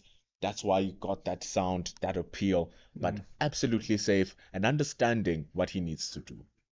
He knows this partnership is the telling one.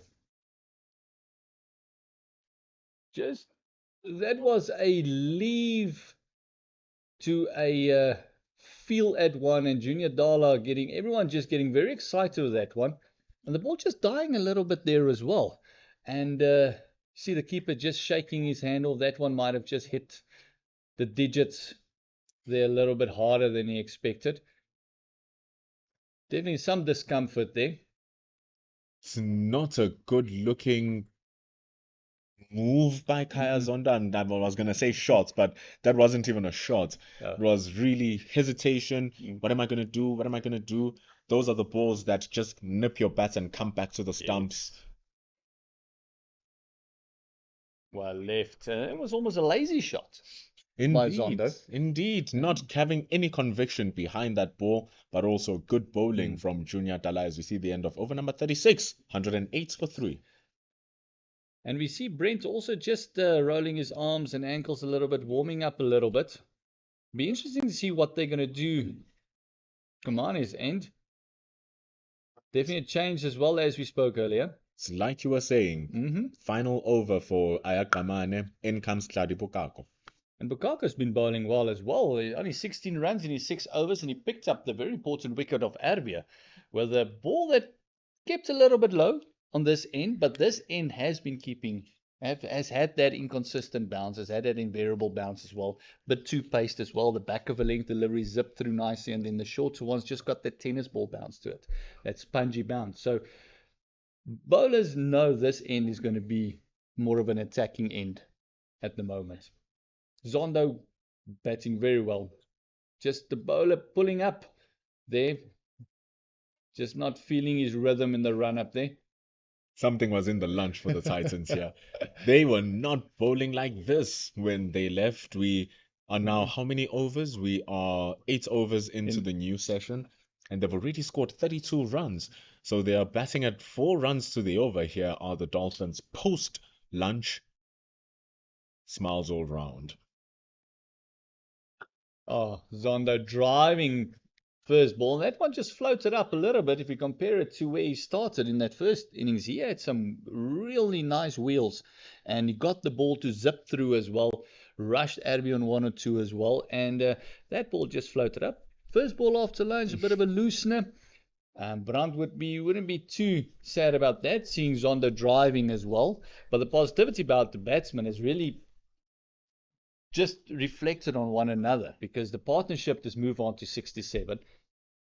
Positive batting all round. You can see nice punch straight to the fielder. Nice about that one for Bokako is that that one did not float to its Yes. spot. What he was doing very well in his first spell was that he was really charging at the deck and hitting it very hard. It's very difficult to hit the deck hard at a good length consistently. It's why they get paid to do what they do. Yes. But he was doing it so well, Clary Bokako. And like you were saying, the two-pace nature of the track, when you're getting it into a good area, it just floats nicely into the big keeper's hands. That's the area he wants to nail over and over. Much better area there as well. Asking Zonnet, you can either leave me or drive me or fiddle at it, especially with the shot that he played in the previous over. You kind of don't know what to expect there a little bit by Zonnet. I think that was maybe just a bit of a lapse in concentration. And when you that speak he of had. that, I'm sorry, as you speak of that shot, you're speaking about that shot where he just dangled his bat a little bit. We held the bat there. Let's call it that. He held the bat there. But it wasn't a shot. I'm trying to look in the coaching manual where that one is, but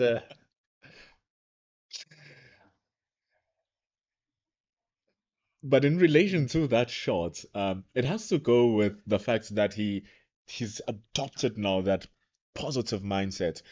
If it's there for me to hit, I'm going to go for it and I'm going to attack it. So when the bowlers are able to, now it's no longer a question of just outside the off stump and at the back of a length or at a good length where it questions Zondo. Because now he's attacking, you are questioning what width you give him so that he can be enticed into the shots and then all of a sudden play that full stroke. So that ball that he was a good ball from Dala. oh, lovely shot, lovely straight drive, great fielding. No run. Oh, cutting off that one. I think the batsman might have tried to rotate there a little bit. You can see Parsons just apologizing to Zondo, not trusting the call there. Lovely shot, nice sound off the bat, great fielding. Great call not to take the run as well, because the ball was coming to Neil Brunt on his left hand, and Brunt is a left armer, and it was easy target practice if they had taken that run. Very good call. That's full, that's wide. No ball as well. Oh, lovely shot. Guys on are getting into his work now. Partnership moving on to 71. Dolphins 108 for the loss of 3 wickets. And this is the telling partnership. And you can see there 2 byes already.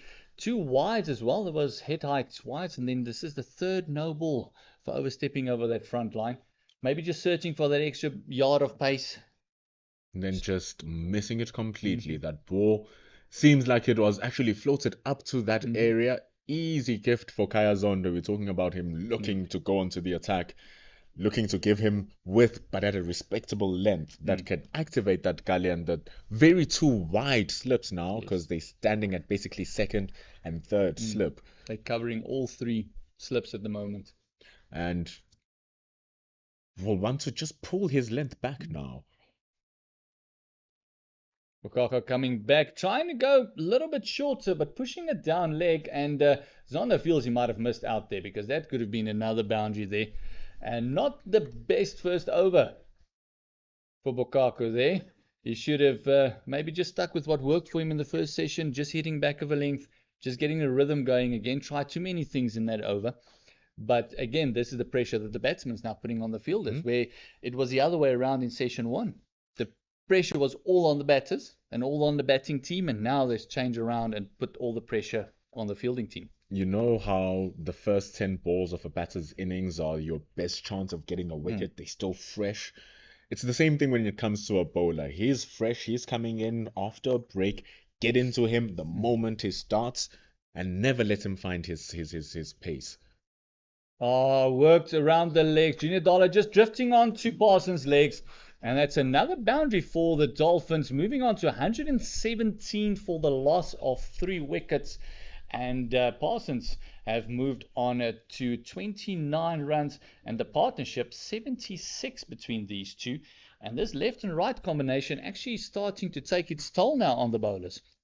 Leg byes, that was signaled by the umpire, just showing that the ball was dragged down, very much so, by Junior Dala. testament to your point of that left-right combination. It is a good workable length from him, but his line just a little bit off to the left-handed Bryce Parsons. Easy gift, of course, not touching the bat, so an easy gift for the team, for the Dolphins. And Junior Dala with that ball just changing his angle of attack, coming around the wicket. He's very comfortable bowling around the wicket as well to the left-handers. Into Parsons. Oh, first ball delivery around the wicket and given. And Junior Dala striking for the Titans. I might have heard two noises there. I think the batsman's just looking at the umpire, just showing towards his bat, thinking there might have been two noises, but the breakthrough has come via Junior Dala. 117 for 4. Bryce Parsons really not happy about that decision. Changing the angle instantly, like we said, the length brilliant from Dala, sharpening the angle straight into the stumps. Might be two sounds, might not be. The umpire, she has made her call, Lauren Achenbach, and she says, Bryce Parsons, you have been caught leg before wicket. 50 balls for that 29, and that 29 looked so good, but he has to take the walk. He's been the one that really gave some impetus to this innings, and I think his positivity rubbed off on Kaya Zondo as well.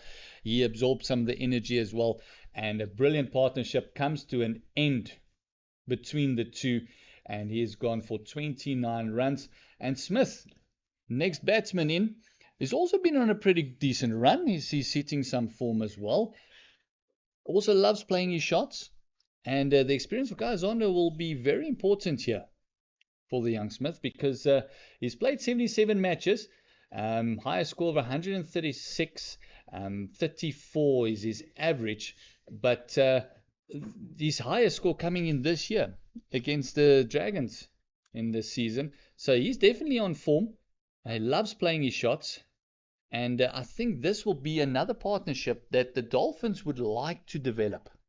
Get another partnership of a 60, 70 or maybe 100 going, another 50 partnership going. And the more partnerships they have, the longer they'll bat, and also the longer they'll keep the Titans in the field. And with the heat, we've been mentioning it quite a few times, it is blistering. There's a slight breeze where you can see one or two leaves blowing, and I think that's the only grace for the fielders out there, because we're sitting up here in the comm box and there's a lovely breeze up here. But downstairs, you can see it is blistering. The guys with the waters running around the park, giving waters, keeping them hydrated the whole time. So the longer the Titans are out in the field, the Dolphins will feel they've got a better chance in the match. But in order for that to happen, they're going to need to preserve these wickets. Big blow losing that wicket for Bryce Parsons. Jason Smith had a brilliant one-day tournament, scoring 50s for fun, scoring 100s for fun. Unfortunately, against Tuskers last week, couldn't get off the scoreboard. Facing Junior Dala, bowling well, keeper pulling something there on that catch. A bit of a weird take there as well. So we've seen a couple of things here today. We saw an indefinite shot by Zondo. We saw the keeper taking a ball and then immediately collapsing afterwards. So I think the heat will take its toll as the game progresses. You can hear the laughter just there a little bit. And Smith, first ball well left, jumping up a little bit, expecting that ball to come up, which he didn't. Just skidded along the carpet. Junior Dala, inside edge. He wanted to leave that one. He couldn't get his hands out of the way in time, getting off the mark very luckily against Junior Dala. And Junior just giving him a bit of a stare down there as well. Batsman want nothing of it. He knows how lucky he was there. And nearly 2 weeks in a row. Fantastic ball there from Dala. Previous one keeping just low. That one, he was undecided on what he wanted to do, was Jason Smith. He's going to be very happy that he still has a chance to carry on batting. Kaya Zondo right now wants to show him how it's done. Currently on 42 runs, 2 balls remaining in the over. He'll be eyeing up that 50. And with Junior Dala coming in, immediately going back to that plan they had in the beginning of just tucking up Zondo a little bit on that hip, making him play from there. 1 ball left in this Junior Dollar over in his 10th. 2 for 16. But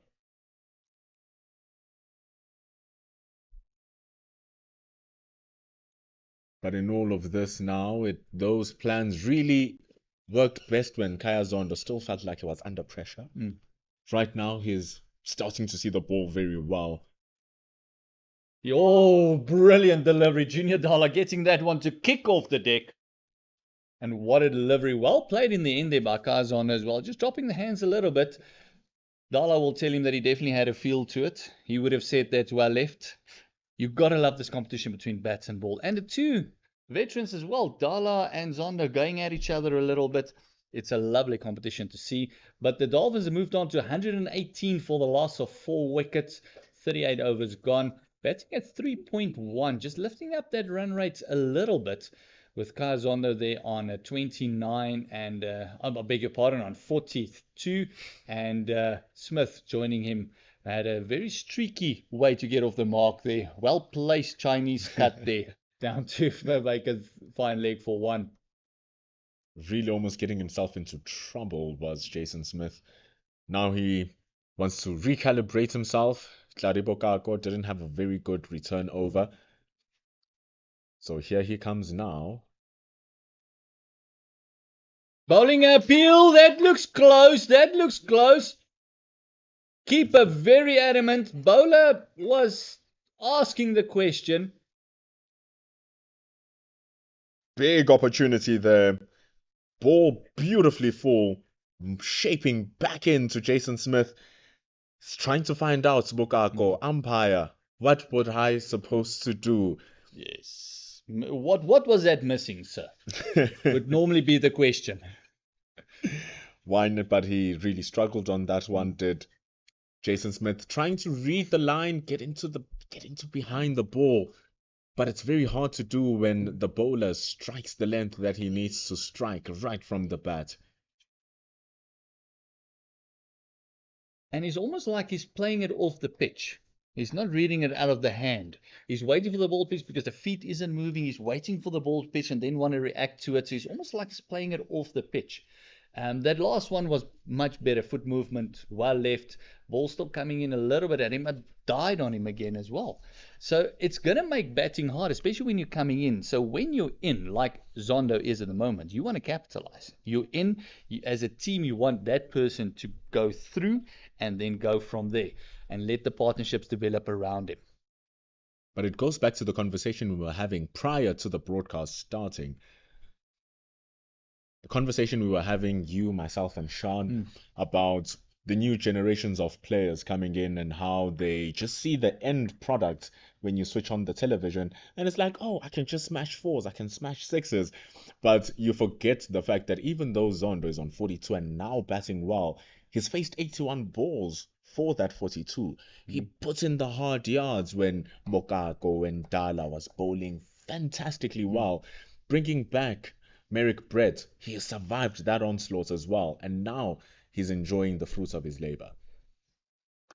Much better movement there by Smith, much more positive into the ball. You can actually see his front foot moving a little bit as well. Keeper getting another blow there from the fielder. He would not be happy there. Kleinveld being the fielder there, making his debut for the Titans today. So there'll definitely be something to say during fines after the match with that one. That note will be taken in by the keeper. Matthew Kleinfeld's one of the players who are the new acquisitions for the Titans, coming from the now relegated Knights.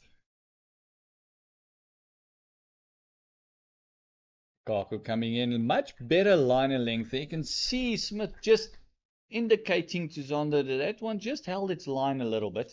Didn't come in like the others. 119 for loss of 4 wickets. Busy with the 39th. Zondo on 42.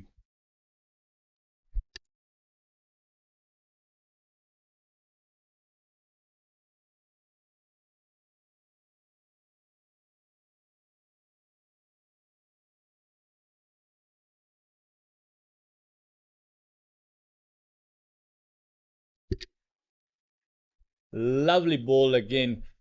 God, just dropping to his knee there. little bit of fatigue might be setting in, or he might be disappointed that he didn't get a wicket with that one. But the carry was a bit truer there on that side, that one as well. The previous one was good. The second ball in the over actually died a little bit. So the invariable bounce still not out of the deck. Hopefully the work that will be done after the first day will help with the batters coming in for day 2, 3, and 4. And on top of that, there's still movement off the deck. It's that grass coverage.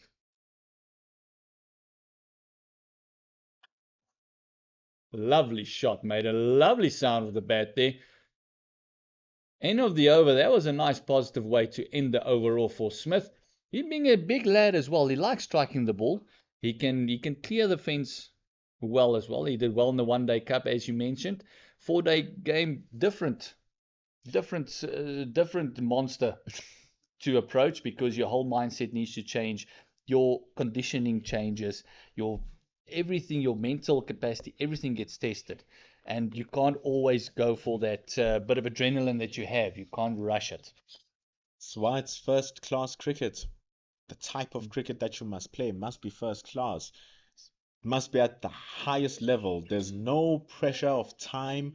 There's no pressure of run rates. It's just you and your technique and what you believe is the best shot to play for the ball to come. Oh, Zondo flashing at one there. Missing it completely. Trying to get that one into that big gap that they've got there through extra cover. It's the lengths here from Dala which make it problematic. The line invites the drive, which is what Dala wants. He wants him to drive. But it's the length that differentiates whether Zondo will be able to time that ball or edge the ball into his stumps or edge that ball into the hands of a slip fielder. Dicey game to play into trying to engaging these balls from Dala. Again, just on the money there. Dala just going a little bit fuller, a little bit straighter with this one.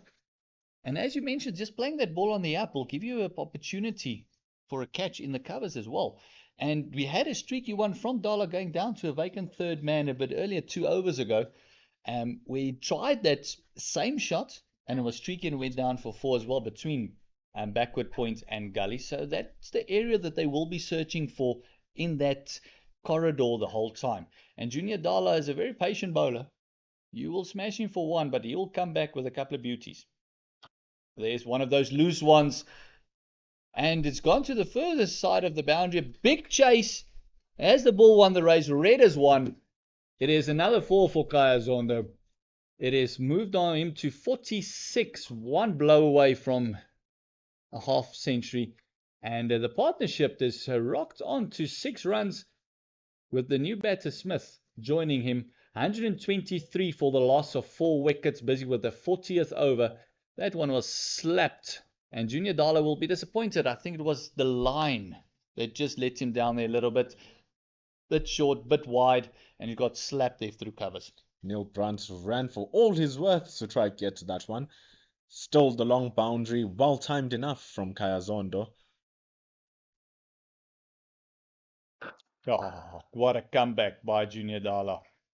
That ball shaping in the air, coming into Zondo, and in time dropping the ball down on him. And as you said, that teaser, that's down there. It's a long chase down there.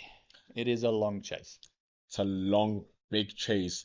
And for him to actually not even put that much effort into the shot that he played, just timing it well enough, shows the pace that Dala is bowling at, but also shows the eye that Kaya Zondo has put into his innings. And then also there is a lot of talk about the outfield as well, because it's been very quick. It's been lovely to bat on. From a batting perspective, you can play a proper shot and it will go for 4. You get purchase for the shots, and then you get reward for good timed shots. You don't need to force it that much. And then for a bowler's perspective, you know what, you've got a big side of the boundary which can be protected. You can entice the drive there because there is something in it for you. And then playing on almost the complete left side of it has made that square leg boundary very short. So it also is holding the bowlers very true to their lines as well, because if you're going to be off and you're going to go onto that legs with no protection there, that flick shot's going to go for 6 without a doubt. Have to say, on to that point, perhaps it's been impressive here by the Titans, because I've only remembered 2 real shots that were boundaries through the short area. It was the ball that was dragged down by Donovan Ferreira, and Kaya Zondo climbed onto it for 6 runs. And then it was a very full ball to Bryce Parsons, who was able to just go onto that front foot and drive it through the covers for 4. But apart from that, they've been able to negate a lot of the runs that are going to be scored on that offside, and just keeping it straight onto the V or pushing them as much as possible to the leg side big boundary. And still very much attacking at the moment. They still got that squarish fine leg there, I think, for the short ball. With Smith on strike, they still got 2 slips and a gully.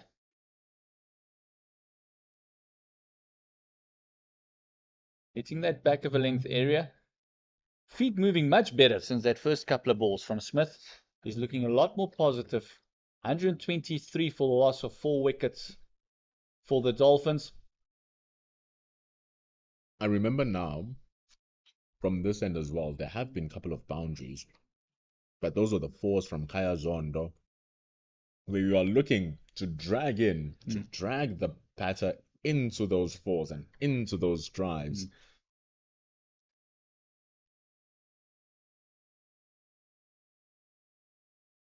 Oh, another no ball. Overstepping on the front line, searching for that extra yard of pace. But it just shows the point you were making. They were trying to hit more in the V, and to be fair to the bowlers, I don't think if that boundaries were even to the long side, Kazana would still have hit that 4 through the covers. So the shots that was played, are we talking more about the square boundaries, was only those 2 that was really executed to the smaller side. So they've been bowling in that line, so forcing them to play in the Vs, forcing them to play a lot straighter, searching for that edge, which have been good and bad for them. Maybe searching for the edge a little bit too much, going for the miracle swing, the 1 or 2 that they've dragged down leg, and then got a couple of beauties through the covers.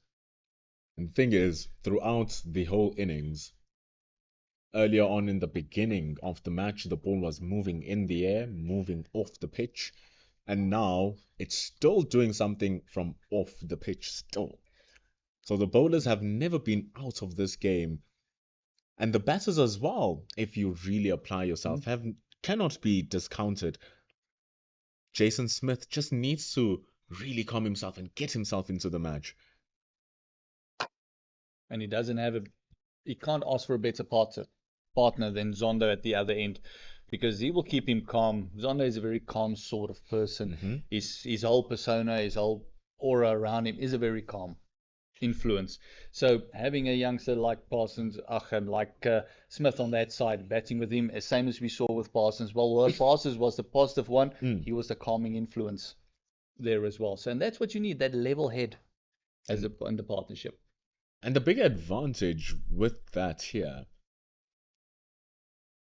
in this partnership in particular, is that now he walks in, Jason Smith, with Kaya Zondo having the mindset of being the aggressor, of being the attacker. So the man with the level head is also the man with the attacking head in the partnership.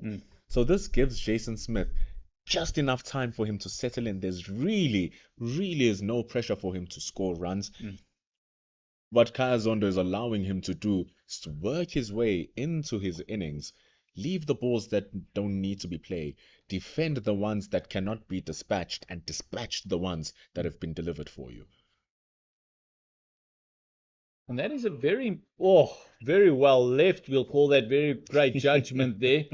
The slips falling to their knees, keeper walking around, bowler asking, where's that extra coat of varnish, Ampy? What a brilliant ball. That one came in a lot more, but we saw 2 or 3 of him that ducked in a lot more than the others. He's got that ability to move it a little bit in the air, and as it hits the seam, actually nips back quite a long way. And that was another one of those. Well left, well judged by Smith. Just finding his feet a little bit. That one will put some doubt into his mind of what he can leave and what he can't leave. Lovely drive there. Brilliant shot Although a shortest side of the ground, that would have gone for 4 on any ground. Brilliant shot. Overcompensating, go for that extra swing a little bit, going a little bit fuller, see if it wants to move a bit more. Lovely shot through the covers. And that's the end of the over. 41 overs gone, 128 for the loss of 4 wickets. Zondo on 46, and Smith just finding his feet. He's on 5. Just scored a boundary, a lovely drive there. And the partnership just starting to develop. It is starting to grow legs. 11 runs now. 128 for 4. And a change of bowler as Merrick Brett comes through. And we're also going to have a change in commentary. Sean, welcome back to you. Merrick Brett comes in now bowling to Kaya Zondo. Gert leaves us on the commentary box. No, come back! Where are you going? Goodness, this is the signs of time. Yes, Sean, come in. Join us. Now we understand where you're going. Sean Mayer's with us here. Commentary box. Merrick Brett comes back. Bowling to Kaya Zondo. And starting off wide. Thoughts after coming back from the session? Kaya Zondo is showing the key to the long format. A good defense is sometimes where your attack comes from. Mm-hmm. He defended well, steadied the ship, and now he's able to score runs a lot freer, I should say, and just taking the game forward, in his own way, on his terms. He's really taken the mantle off it. He says, I'm here today, and I'm going to defend well if the ball is there to be defended, because what else can you do with that good ball from Brett? But what you love to see is the conviction behind his defense. Going straight onto the front foot, going well onto the back foot if he wants to. But every now and then, just hanging his batter everywhere. But this is what we want to see from Zondo, keeping it tidy. Yes, keeping it very tight. Tight defense, not playing too expensive, given that on the other end that we are losing a lot of wickets, or they are losing a lot of wickets. So he'll keep that in mind. Good leave, that. Good bowling as well from Merrick Brett. Unlike we saw from Tladibokako, unlike we saw from Kamani when they came back in from the break, a little bit ginger, not smashing the areas that they want. Merrick Brett has not let it go. I think it's been good for him that he had some time. There were other bowlers who came before him. He was able to assess the conditions, assess the situation, especially with Zondo and Bryce Parsons, who were looking really good. And now he's coming back. Everybody's back on the same page. Lunch has settled. So he is able to come back and all guns blazing, just bowling tight line, tight length, just putting some doubt, just letting Kaya Zondo know it's not going to be easy. 100%, especially over the fact that with the 3 previous bowlers, he's been having the ability to score his runs. Even if it's not scoring runs, he's been getting bat on ball very positively. And now you still think that, yeah, I'm still in that frame of mindset. I can still get to the ball. I can still play it. Only to find that the bowler's different, coming in with a different mindset and executing it differently from the other 3. Just like he's doing right now. Yes, and also getting that input from the analyst and from the coaching staff, as well as also talking to the other bowlers. It's the one time, especially after a session, where they can all come together and adjust their plans when need be, as well as just gain some extra energy, get the well-needed rest that they need to come back in this afternoon session on this beautiful but hot sunny day at SuperSport Park. As I was driving here, I was thinking to myself, well, you're about to have a good day of cricket with the sun out. And we're getting a full view of what first-class cricket is about here. Merrick Brett hitting his lines and lengths expertly. And with Kaya Zondo leaving it well, the cricket is hot. We've been speaking about the weather being hot, and the umpires concur. They come out with their drinks. The players go take a break. 128 for 4. After the session has come back, then we've had 13 overs, and so far 52 runs scored in those 13 overs. Kaya Zondo nearing his 50, the loss of the wicket of Bryce Parsons, the only blemish in what has been brilliance from the Hollywoodbets Dolphins. We'll be back in 2 to 3 minutes.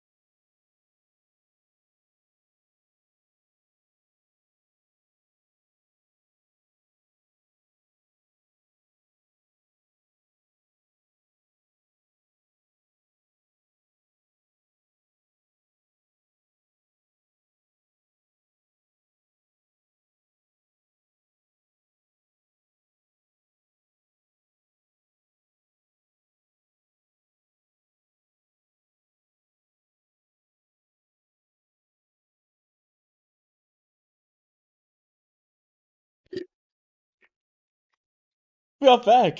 Drinks, the liquids are flowing. Bokako is flowing into his gather and flowing into a back of a length delivery. Just well bowled, well defended. Jason Smith still looking to get his feet moving into the game. And he's coming in and looking a little bit more confident, a little bit more settled. He played that with confidence, making it look simple. Back of a length, a good ball from Bukako. Just a good start to this session after drinks, especially with them coming back 128 for 4 with the loss of the very settled Bryce Parsons, batting with the anchor of this innings for the Dolphins, Kaya Zondo.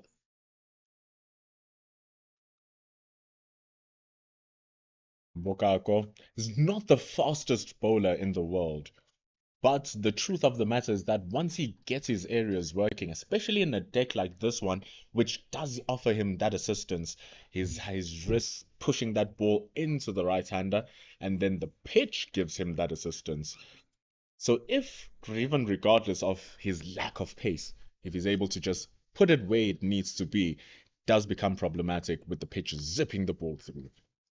I guess that's the beauty of being in the Highveld. There's something on offer even on a hot day like this today. And with all the grass that's on the pitch as well, the moisture keeping the pitch intact, it's going to be more juice for him as the ball lands and zips through to Rivaldo Munsami. This is, I would say, a really good track for both the batters and the bowlers. The Dolphins not getting to the best start, and the Titans just taking advantage of the conditions, but also bowling very tight up front, making sure that if your footwork, if your position is not in a good place, you're going to struggle. Just like that, Sean. Not in the right place by Tladibokako at all. Very short, straight to the body, and he crunches that for 4, and that's how Jason Smith, with that beautiful pull shot, reaches 3,500 runs in his 4-day domestic career. Yes, you can see that he likes to hit the ball hard. He does time it well, and that's all that was. Just using the pace that was on the ball and just times it into that vacant deep square leg area, and just bringing up that milestone. He'll be happy with that, and we'll be hoping to kick on.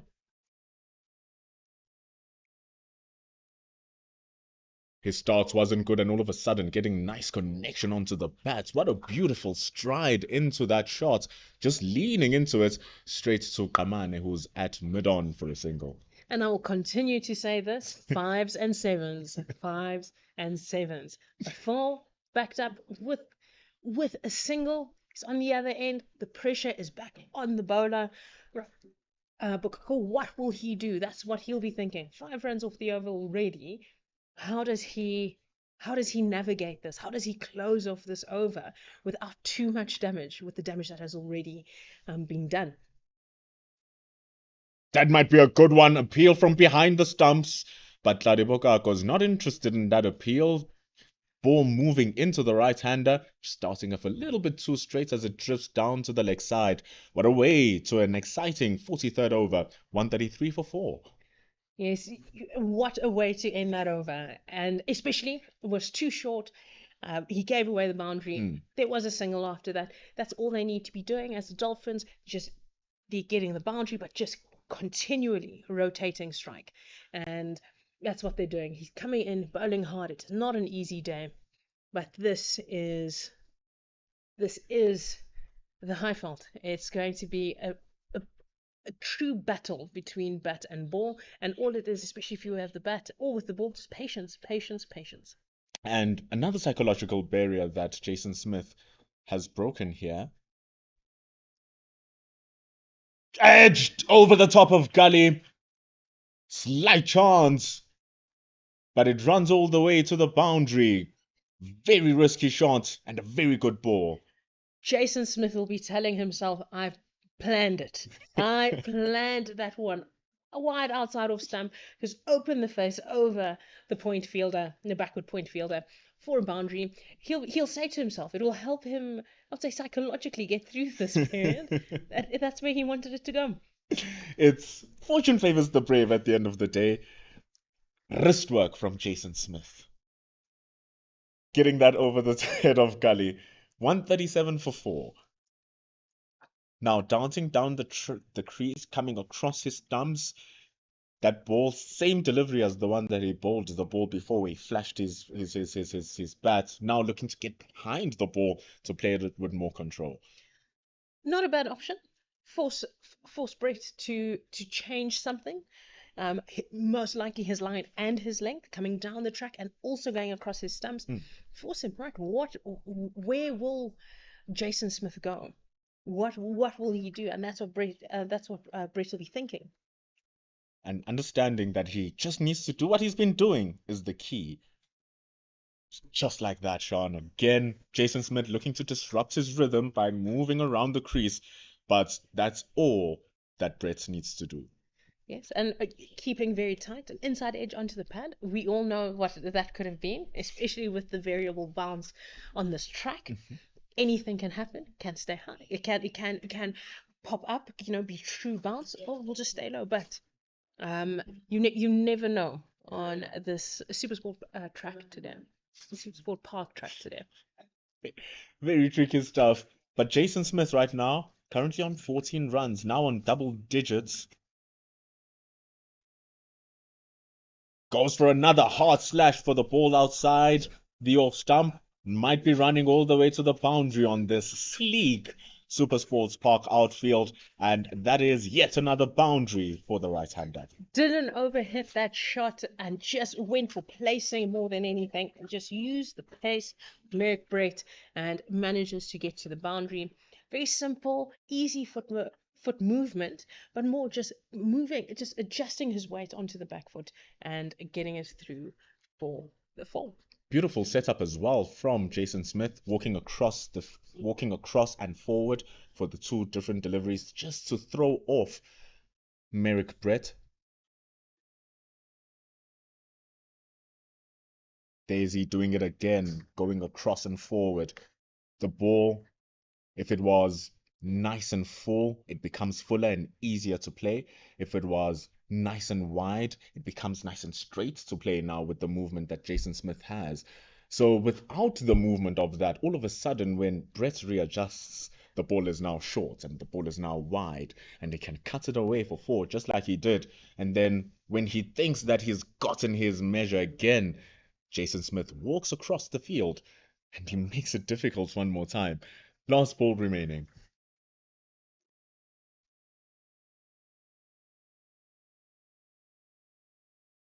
Edged!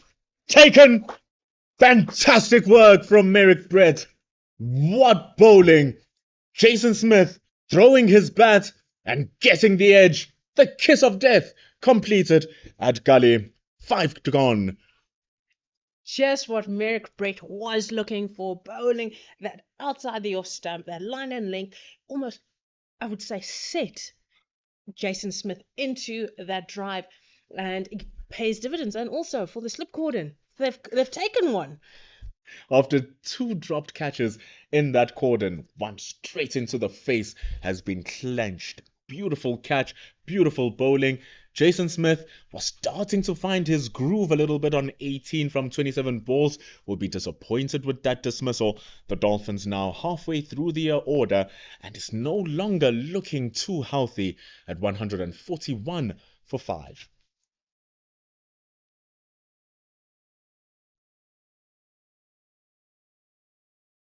Very handy wicket for the momentum multiply Titans. Slade Van Staden now walks in for the momentum multiply, rather for the Hollywoodbets Dolphins. The momentum multiply Titans are the ones on the upper hand. Van Staden now to join Kaya Zondo in what is a precarious position here for the visitors. Kaya Zondo will have to look to bat overnight. He will have to bat throughout the day, get the team over the line overnight. But it isn't looking likely, especially with the way that there are batters falling around him. He is playing a great innings in that anchor role, but if there are no runs on the board, this will be a difficult period to navigate. But it will be key right now to just defend. I know that this can dig yourself into a hole, but defend, play with soft hands, get the ball into the gaps, try and just keep rotating the strike. It is very exciting and you want to play aggressive cricket. And we've seen that, a few great shots, but in this longer format of the game, that isn't what is needed right now. Patience is the name of the game. There's still such a long time for them eligible to bat. Just today alone, we still have another 52 overs of cricket, of just playing 96 overs per day. So really no rush for the Hollywoodbets Dolphins. Jason Smith went hard at that ball, getting the edge as he was going for the drive. And all those you need are those soft hands. Guiding that ball behind square for an easy single was Kaya Zondo. Now moves his way to 47 runs as we get Van Staden to face for the first time. Yes, Kaya Zondo just parrying that off his gloves. Not the easiest of length, but Kaya Zondo just being the soldier that he is, just going there, just being steadfast in his technique and just working with the conditions, working with what is given to him, and just ensuring the scoreboard keeps ticking, but he stays in there. He anchors this innings. He allows for his partners to bat around him. So crucial. and he's executing it expertly. Tladibo getting a lot of assistance from the track as well. So you can get the ball zooting up off a length.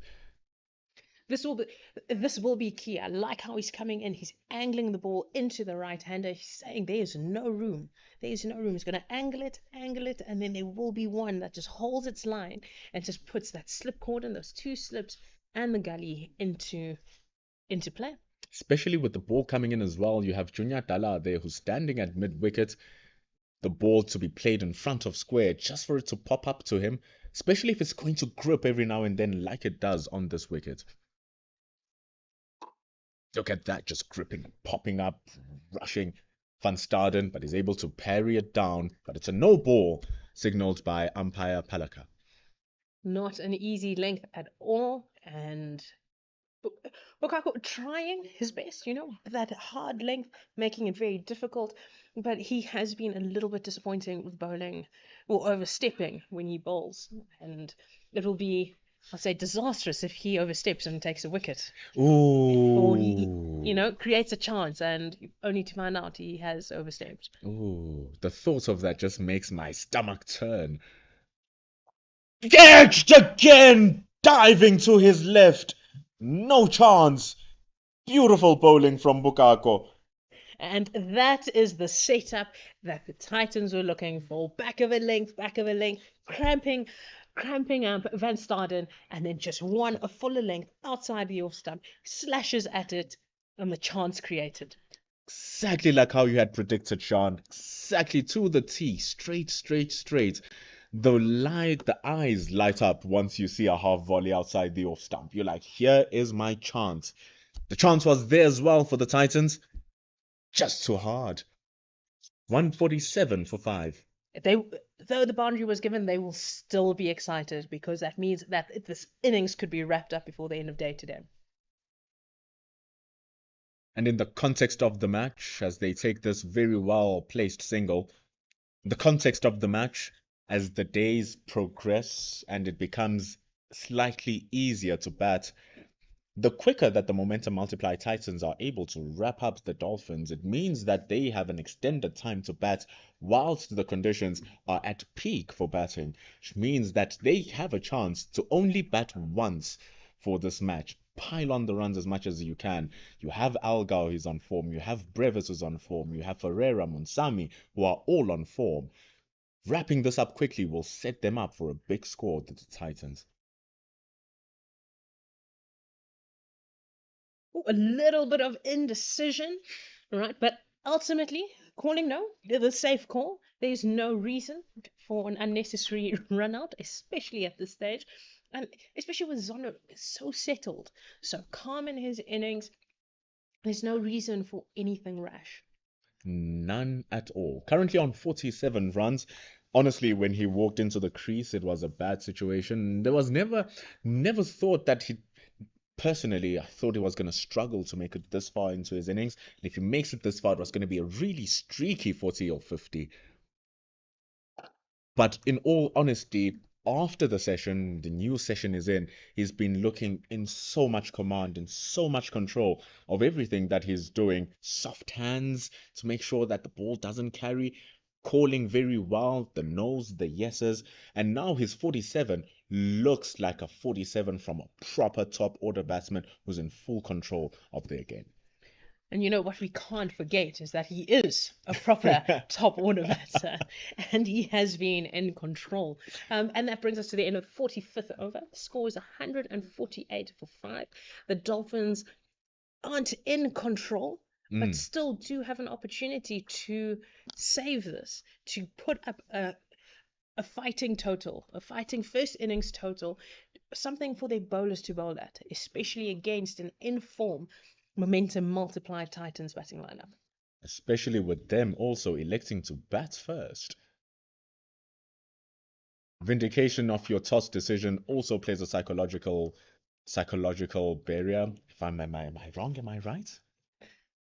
On occasion it does. But also, I would say as a player, Mm. you know, if you elect to bat first, and yes, with the start that the Dolphins with the start that the Dolphins had, Mm. not the best start. However, you can see that there is light in terms of how players have gone about their game. Right? Kaya Zondo just looking good, looking in control. So you know if you bet time, you bet long, it was the correct decision. It now just comes down to application. So the batters go out there understanding that eventually it will work for me. So it's just me making sure that I be patient and I just count my balls, count my time, and count my game, and then it was gonna come right. Yes. Don't think too far ahead. Just focus on the now. Right? There's no reason, especially in this format, you've got a long time. You've got the whole day to bat. Right? They can't, or I would say that there will be the ball that is overpitched. There will be the ball where the length doesn't come right. The runs will be on offer. You have to be there to be able to score them. They do say that availability is the best ability. If you're not available to bat because you've lost your wicket, what point is it if the crease is going to be better, if the track is going to be better, if the ground is going to shrink if you're no longer there? And if you're batting well, if you're batting how Kaizono's been batting, it doesn't matter what size the ground is, he's going to score your runs. Touche, touche. He's been scoring it from either side of the pitch, one side obscurely bigger than the other, but it matters not when you're a Kaya Zondo. Yes, he has shown why he is selected for that SAA side, and it is an opportunity for him to get some valuable game time. Especially before that A tour against the West Indies. It will be key for both countries, especially with the Proteas preparing for a test tour to New Zealand. And on top of that, with that tour happening right in the SA20 preparations of the IPL as well, there are opportunities for them to get a call up to the South African side should they perform well in that tour. So we cannot underestimate how big this SAA tour is for all the players who've been called up. It's a massive opportunity for every single one. It's a good ball that from Merrick Brett. I've just been having this conversation leisurely over this over because it has been so good. There's barely words we can speak about the processes of Merrick Brett here. Merrick Brett's great comeback was especially after being hit for a few boundaries against when Jason Smith was batting. Jason Smith using his feet, very different now to Van Staden, who doesn't look as settled, which is expected. He is batting a little bit lower down the order, and this is a little bit too soon for him to come in. Good looking shot, though. Finally, Brett gives him something to work with, but the field is there for a reason, stopping that to end over number 46. The score is 148, and we are halfway through the Hollywoodbets Dolphins batting lineup. Yes, that was a very good shot. He slapped that, but that is what you call good fielding, good captaincy, good bowling. When I say good bowling, when it doesn't come out right, you make sure that you have fields in the right position to cover up where you are. And I'd say that is the beauty of being a fast bowler. And the fielding is there for the reason. It's always so nice when you're a bowler and you feel one going off very weirdly and you don't get punished for it. It's like, yes, thank you, cricket gods, for being kind to me. But here's Tladibo Kako now. Kaya Zondo shifting his balance, going to in front of the off stump, making that ball, which could have been problematic outside the off stump, an easy one, just for a single. That's bringing him to 48. He's getting closer and closer to that milestone. He just needs to focus now on essentially just getting the runs, just keep the scoreboard rotating. But as you say, the cricket gods were on Merrick Brett's side. The only thing better than that is bowling a pie or half volley and you take a wicket. And you take a wicket. One sliding down the legs, trying to guide it to a fine leg, and your wicket keeper's there to take the catch. Loose hands from Van Staden, but it's onto that short boundary. Good attacking run, fielding that before it makes its way. And with that couple, it is 150 runs up for the Hollywoodbets Dolphins, taking them 42.6 overs. At one stage, this total seemed very far for the Dolphins, and they'll be encouraged. However, they do know that there's still a lot of hard work to do, but I don't think it is impossible. I think they still can do it. Just a lot of application, a lot of mental, I would say, a lot of mental strength and stamina to be displayed here with Van Staden and Zondo at the crease. Beautiful shot. Like you were saying, Sean, eventually the good balls to hit will come. Short and wide from Bukako, stand and deliver from Verstaden, and what a shot for 4. Very stock standard, right, in terms of how Van Staden dealt with that. It was not your best ball. Let's say you want to bowl your best ball every ball, and that's what you aim to do as a bowler. But if you get it wrong, just know that it doesn't matter if you're opening the batter or you're batting at number 7, right? You bowl a short and wide, you will get punished. Very much so. Verstaden actually very new into his career. It's the 8th time he's batting. He's just in his 6th match in his first-class career. And he'll be happy getting more of those as he piles on the runs into his career. Just 190 runs in those 7 innings.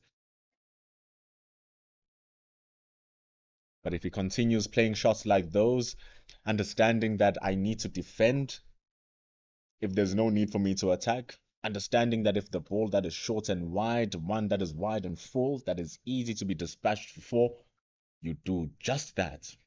This is a great opportunity for him. He's come in early. A great chance for him to navigate his way into first-class cricket. He hasn't played too many, and what an opportunity he has, especially playing here against the Titans. It's a true test to one of the better bowling units around. They are diluted without the stalwarts, of course. You don't have a Gerald Kutsia here. You don't have a Lungingiti here. It's a Brace Shamsi. Don't even have an Aaron Pangi, so was not selected for tactical reasons. But just those names, those 4 names alone could send shivers down the spine of anyone. But when you come back, there's a Merrick Brett who's bowling well. There's a Junior Dala who's bowling well. There's a Aya Kamane who's bowling well. You just ask yourself, my God, where do I get a break? But I guess this also goes to show the depth within the Titans, a squad where you can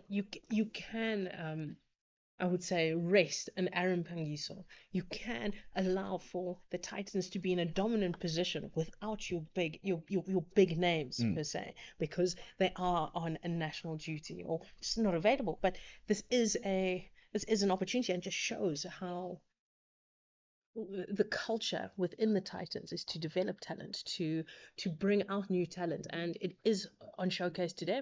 And this is an opportunity for Van Staden to put his mark on the 4-day circuit. You know, when we speak about discovering new talent and honing new talent, as we see the end of over number 47, 156 for 5 here. When we speak about honing new talent, you know, you ask for statistics and you look at statistics and you see a young batter averaging 70, 80, 100. And then you ask of the level of opposition that he's been playing with. Where did he get those runs? Against which team? And you find it's a tier 2, tier 3 team. And all of a sudden, the value of those runs lessen because of your opponents. So what Van Staden here has is an opportunity to score runs against one of the very best around.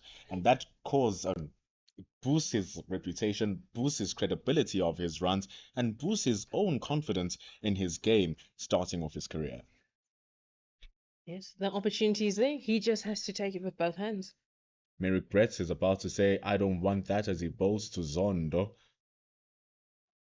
Zondo looking to make his way into his 34th first-class 50. You know, I'm not one to speak too early because, you know, they do say that us behind the mic, you know, that curse. Let's not speak about it. Yeah, but Let's wait for Zondo to get over the line. But he is looking on track. He has dug in. He has stuck his, I would say, dug his heels in, dug the Dolphins out of a hole, and to put up a competitive total, or a platform towards a competitive total. Oh, that's that curse we talked about, Sean. Indeed it is. Nipping back in. Brett has dismissed Kaya Zondo. Oh, what a blow this is for the Hollywoodbets Dolphins, and what a blow this is for us here at the commentary box, who add another tick to the jinx of the commentator's curse. 156 now for the loss of 6, as Zondo is gone for 48 from 100 deliveries. Zondo will be very disappointed with that. So close to getting the big one and converting this great start he's had, especially as he had to struggle through a top order collapse, and to go out on 48. He will be, after 100 balls, he spent a lot of time out there. Batted so well, and Kaya Zondo, as he walks out of the pitch. If you ever listen to this broadcast, Kaya Zondo, we as the commentators apologize for cursing the wicket. However, it does not change the fact that now Merrick Brett gets wicket number 3. And coming in to bat is Bradley Porteous. 15 matches to his name, 10 50s, with an average of 168, with 800s to his name. Highest score of 224 runs not out against Namibia in Pietermaritzburg in 2017. You hesitated when you read 168. It's not every day you see an average like that. In comes Bradley Porteous. Indeed, his average is not that big. I understand why you're getting a little bit questionable, averaging 33 for his first-class career. Yes, I've never seen anybody with an average that high, so I do apologize for. Bradley Porteous comes in now, 14 matches, 24th time he's bowling. It's not your fault. It's not your fault. I understand why you hesitated. 160. But he comes in after the dismissal of Kaya Zondo was batting so well, and now it's a big problem for the Dolphins with 4 wickets left. And they set batter going back to the change room. Porteous faces the first ball. Bowling with some venom here is Merrick Brett. The Titans will want to clean up this lower order. They know that they are in a very good position. They are on top of the game, and they'll want to bat once. They'll want to, I would say, stamp their authority. They've done so with the ball. They want to do so with the bat. This will be key. And it's how often does it happen, Sean, where you are in such a dominant position, just needing to clean up 3-4 more wickets until the end of the innings. And then the little puppy gets excited. The tail wags left, right, and center, and then runs start flowing for the team. And you start thinking as the bowling team, how do you get these wickets? And it just doesn't happen as the runs continue piling right at the end.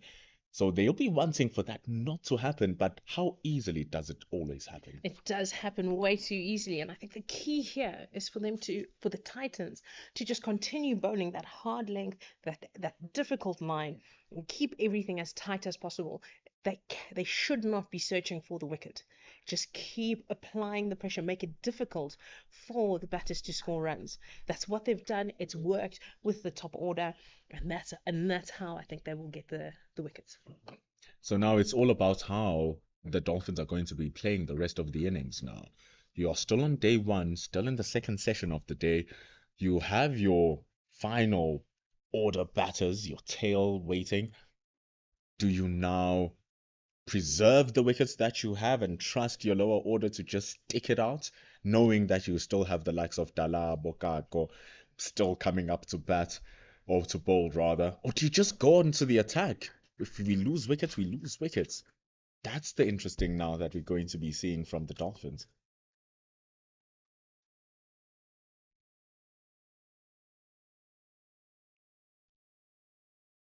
It seems like Bradley Porteous is just trying to preserve it at the end of wicket of over number 48. A very successful one for Merrick Brett, dismissing the top scoring Kaya Zondo for 48. 156 for 6.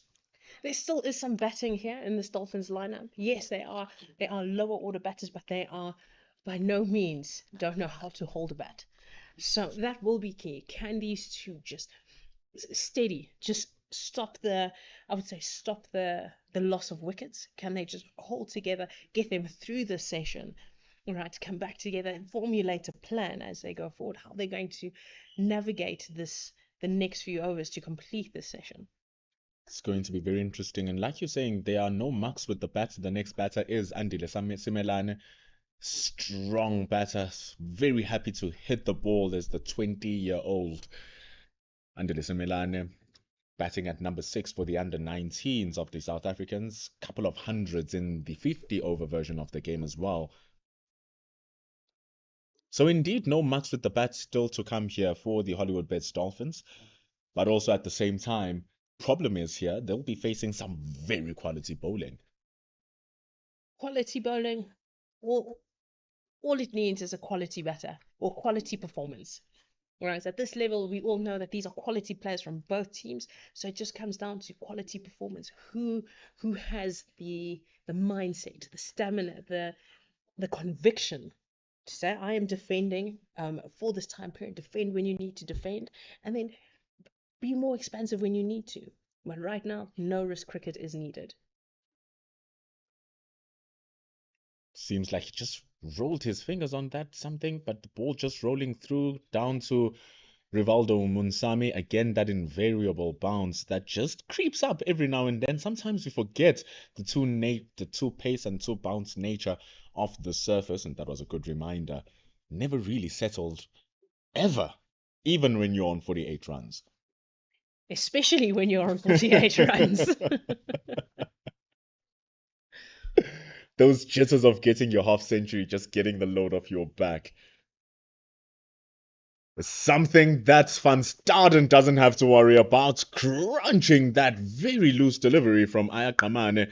Short and wide, a gift for Van Staden, and he's been presented with 4, 160 for 6. And what a shot that was, and raced off the bat.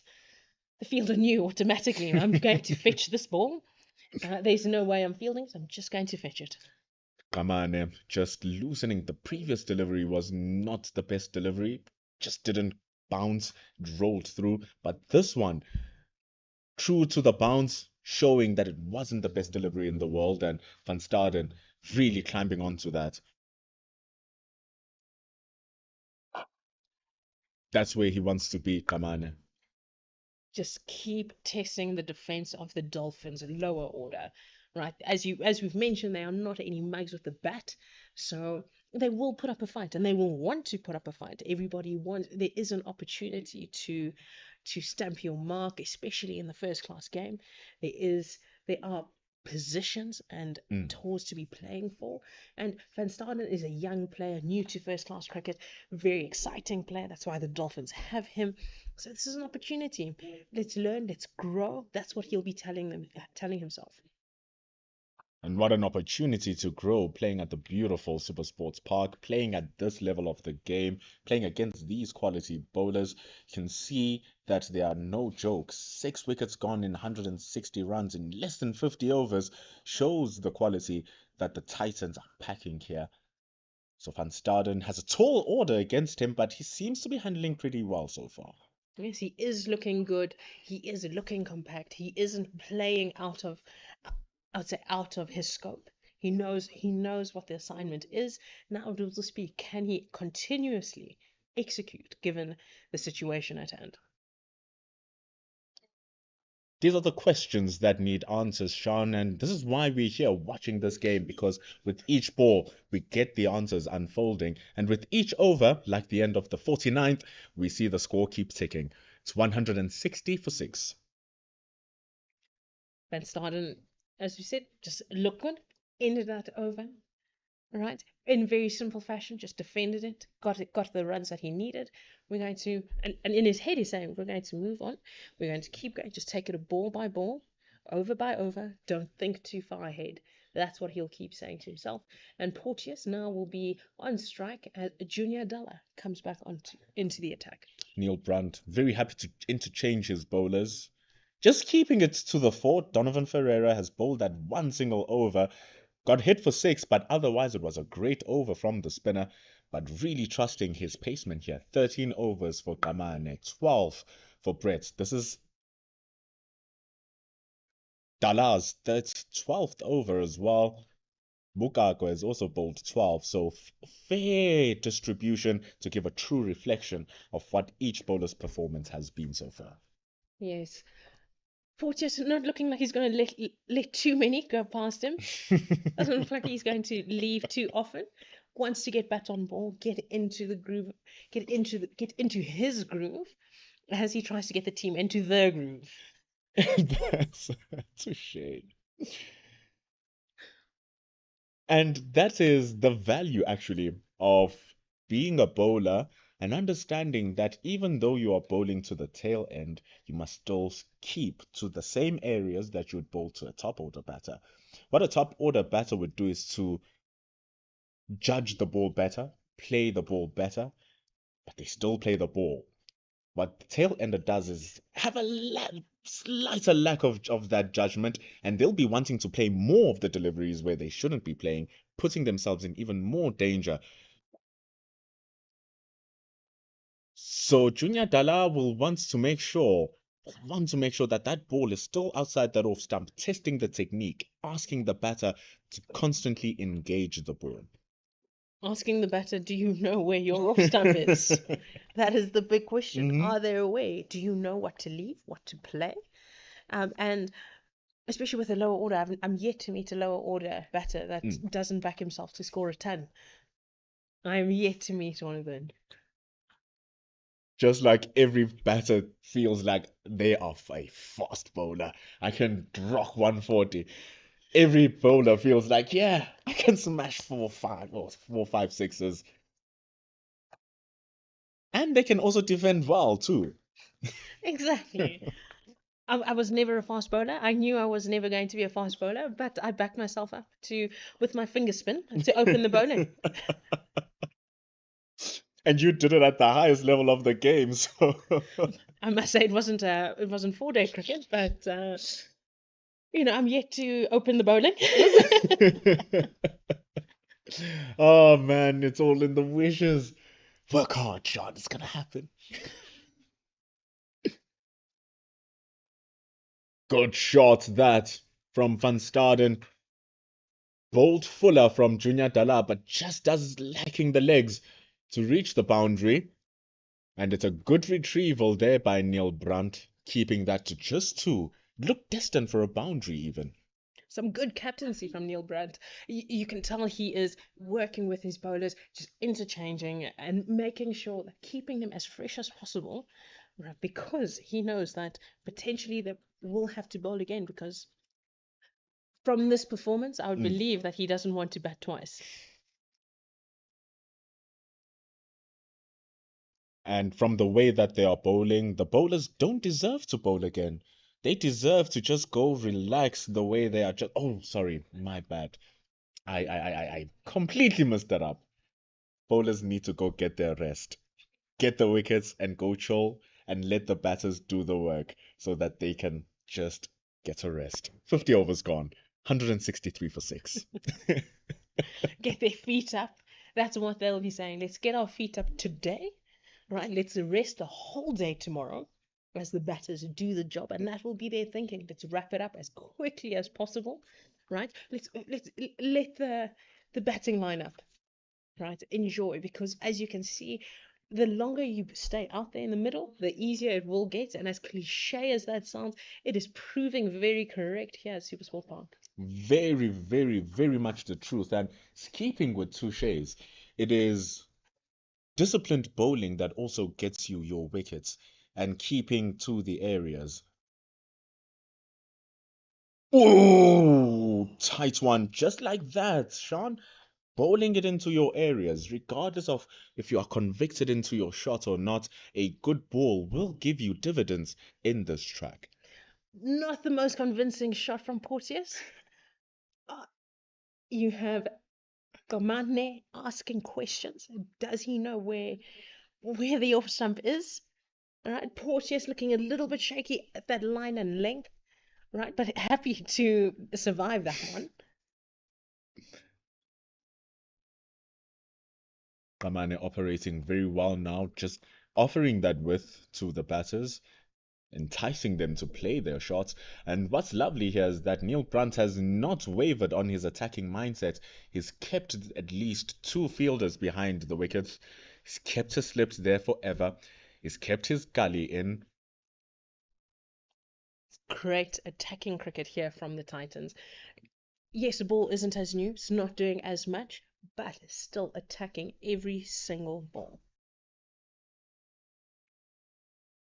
And it's hard lengths being bowled here by the bowlers, really attacking the wicket in their adjustments of their lengths and in their lines. It always feels like they're setting up for something more later on in the over. Asking questions. I like how especially the strike bowlers have gone about bowling in this middle period. Right, don't have the assistance of a shiny hard new ball, but just utilizing their change ups, their lengths, their lines, just putting the batters under pressure. Speaking about just readjusting their lengths every now and then, that one pulled way shorter. It's played well to the fine leg area, seeing that Kamane is bowling to his plans here. Just one fielder patrolling that fine leg boundary for that straight ball that is attacking the wickets, or for that short ball that's attacking the head. Not a bad option, especially bowling to Porteous. He is the new batter. He is batting lower down. Ask questions, make him uncomfortable, force him onto the back foot before bowling a full straight one. That's exactly what seems to be doing, almost calling short mid-wicket into the picture, standing 3 pitches lengths away from the pitch. It's asking the right questions, making both batters uncomfortable with that one. Van Staden eventually, I would say, managing to keep that one away, just to parry it down, I would say to stay in, right? But I think that one rushed him a little bit. This might be the fuller one that you're talking about after the setup is done. Setup is still not complete from Ayakamane's perspective. Gives away a single to end over number 51 here. Really bustling now. It's starting to be hard work on him. You can tell that he's starting to put in extra efforts now, Ayakamane. 51 done, 165 for 6. Van Staden wants to get busy. He wants to move around, looking for the single, looking to steal runs, just to try and add onto this total, make it as competitive as possible. So I think he knows that after him, it's quite a tail. The tail, we would meet the tail. But as we've said, at this level, you don't really call it the tail. It's now the lower order. It's the lower order. they can hold the bat. and like we've seen in cricket before, we've seen 100 at number 10. We've seen a 98 at number 11. So anything can happen.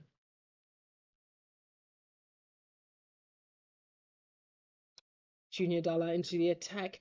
Just a little bit fuller onto the leg side. Well managed by Van Staden. And I think the Titans won't be too disappointed with getting Van Staden off the strike and getting Porteous back onto face. He is the new batter. And you've got Van Staden coming in to just, discuss the game plan. And I think the game plan will be, let's get off strike. But let's not play anything, too risky. And with that, you also see the field change where deep square leg is coming into a mid-wicket position. It's going to be a touch harder to execute the task with Junior Dala on the ball, charging in as he is. Look at that. Beautiful bowling from the former Protea. Really knowing his stuff, and he's played here for a long time, Junior Dala. If you want to ask anyone about the Supersport field track and what he needs to do, here's your man. The homeboy, Mm-hmm. the hometown boy, knows the ins and outs, all the secrets of this track. He's showing that with all of his execution right now, going at barely 2 runs to the over. Greatness. That is a good delivery. Bowling it to Bradley Porteous. And what I love here, Sean, is his intent. He's saying, I'm attacking these stumps. You miss, I hit. And also just bowling to his field. So as much as he's attacking the stumps, he's bowling a length that he's bowling to his field. And it's not going to be an easy single, right? And if he does get something wrong, it's not out of he doesn't know what he's trying to do. It's a lack of execution. And at this stage of the game, that's not what the Titans want. Oh, sliding down to the leg side. Kladibokako totally did not see where that ball was coming from, where it was, and it was lightning for 4. It's just losing it in the advertising boards. He went the wrong direction. By the time he saw where the ball was, he was wrong-footed in the wrong area, and that ball just going a little bit too quickly off the bat. Right, but well played. Disappointing for the Titans, a little bit of a reprieve. For the Dolphins getting that much needed boundary, especially of Junior Dala, who has been bowling very well throughout this innings. He gifted them with that previous delivery. He'd be wanting to just keep it there all the time. The previous one, just dragging it down the leg side, dragging it a bit shorter. Bradley Porteous will never ask for a better delivery than that one to get him onto the run scoring sheets, currently on 6 runs. He won't say no? Never. I don't know a batter that ever will. Would never. Last delivery of over number 52 here. Junior Dala to Porteous. Wonderful bowling, but showing Porteous that he's not going to go down without a fight. 4 runs from that over. Defensive shots as well, showing authority. 170 for 6. Just continue. Just hit 1-4. Doesn't mean you need to hit another. Not at all. 5s and 7s. 5s and 7s. 5 and 7s. So now this partnership worth 14 runs, and we see the captain himself bringing himself to bowl. It's been a long time coming. Neil Brunt about to take the ball. Left arm spinner bowling to 2 right-handers. What an ideal situation. A very ideal situation. They are looking a little bit comfortable with pace on the ball. Right, so let's take the pace off. What will you do? That's the question they'll be asking. And a left arm spinner. Right, they aren't easy to get away. They are not easy to get away. And Neil Brunt's getting some valuable overs before the CSA tour against the West Indies. So it will be interesting to see what will come out, especially on this, I would say, the seam-friendly pitch with the spin of Neil Brunt. He's going to need to control that. Use his height to an advantage. He's a giant of a man, is Neil Brunt, as he takes up his run-up. He'll be coming around the wickets to the left armour. Averages less than 3 runs to the over on this ground. Not lethal in terms of wicket taking. Just takes 1.2 wickets a game. But, however, still showing that the team needs some balance.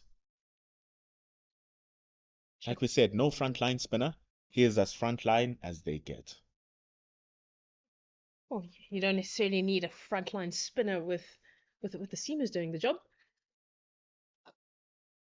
Oh, Starting in through, crunching that full toss. Goes through the covers, and it's 4 runs. And what an introduction here for Neil Brunt. Little bit of a loosener, not the ideal start, but we'll probably learn, and he has to learn quickly, has to adjust quickly, get his arm and his shoulder warm as he comes back, but also poor fielding from the extra cover fielder. Just like how Donovan Ferreira started, poor delivery to start off, but now it's all about the recovery. It's gone now. Can you limit the damage? And so far, so good. And he does. It's a lot slower in the air than Donovan Ferreira, which won't be as easy to get away. Right. And that is why we have the fielders right here getting that ball. Very, very short extra cover for that ball that just holds up and creates some problems. That misdrive position, making the batters aware. If you play too early, you're just going to spoon one up to.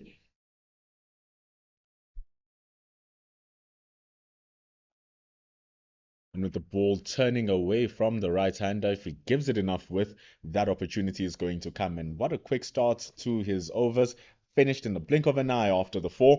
It's 174 for 6 after 53 as we have a change in the commentary box. Kart returns as we take a break.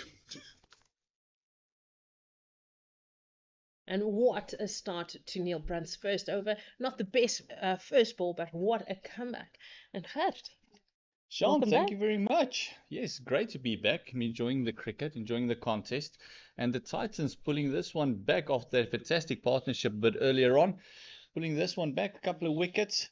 But I must say, Van Staden is looking very positive. He's playing a couple of nice shots, making lovely sounds off the bat. And Junior Dala just getting into his work again. Full one from Junior Dala, making sure, right, are you on the front foot? Are you on the back foot? What do you make of this plan?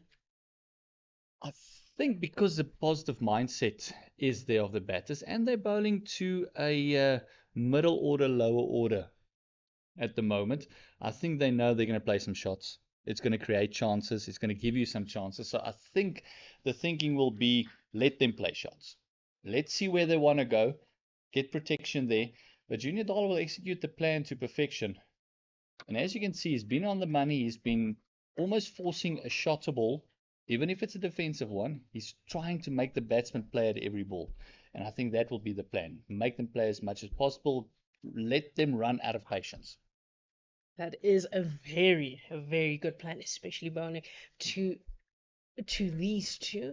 And Van Staden, he has, I would say, a lot earlier in the middle, a lot earlier than expected. But as you say, just looking so good, looking settled, and just managing this period. And definitely just soaking up some of the pressure as well. Van Staden is, you can actually just tell by his demeanor on the crease, he likes playing shots. He loves to be on the attack. And they're just holding him back just a little bit. Anything in his end, he will go for, without a shadow of a doubt. But these two are going to be critical. This 7th wicket is going to be critical for the Dolphins because they need to bat deep. They need to go past T and, if possible, even bat out the day. Oh, good delivery. A very good delivery and well played by Bradley Porteous. With these two, their partnership currently on 18, and the constant communication, just letting each other know, right, this is what's happening, this is what the plan is. And it seems like Van Staden is the one who is driving these conversations. Yes. Porteous is definitely taking a little bit of a junior role in this partnership. But I think it's necessary for these two to keep communicating, keep talking about what the deck is doing, what the bowlers are doing, what the plans are, because that will give them a better indication of what they need to do. Junior Dala just straying onto the legs. They're clipped off the legs. A fantastic shot. Porteous playing that one with some beautiful timing there. Getting the ball, getting the bat onto the ball. Such ease. Just there, just great balance, just getting it out to the say deep mid-wicket boundary, making it look so simple. You'd almost think there's been no pressure put on by Junior Dala. I think that's the one beauty of being a lower order bat is whatever happens, you can always blame the top order. So if there's no run scored, it wasn't their job to score the runs, but it's definitely their job just to get the boat back on track. Lovely follow up. And just get the runs flowing a little bit. And beginning of the day, we were talking about after the 400 they scored, what would be a great competitive total on this deck. We were talking 300, 350. I think they will take that and a Coke any day of the week now. So I think they'll bite it down to smaller targets. Maybe go from here, go to a 200, then go to a 220, 250, and hopefully build from there. But definitely bat out the day. If anything happens, I don't think they would mind having a 1 hour burst at the Titans, but definitely not losing more wickets and coming in with 9 down tomorrow morning. And that brings Neil Brunt back into the attack for the 55th over. He had a good start to his spell.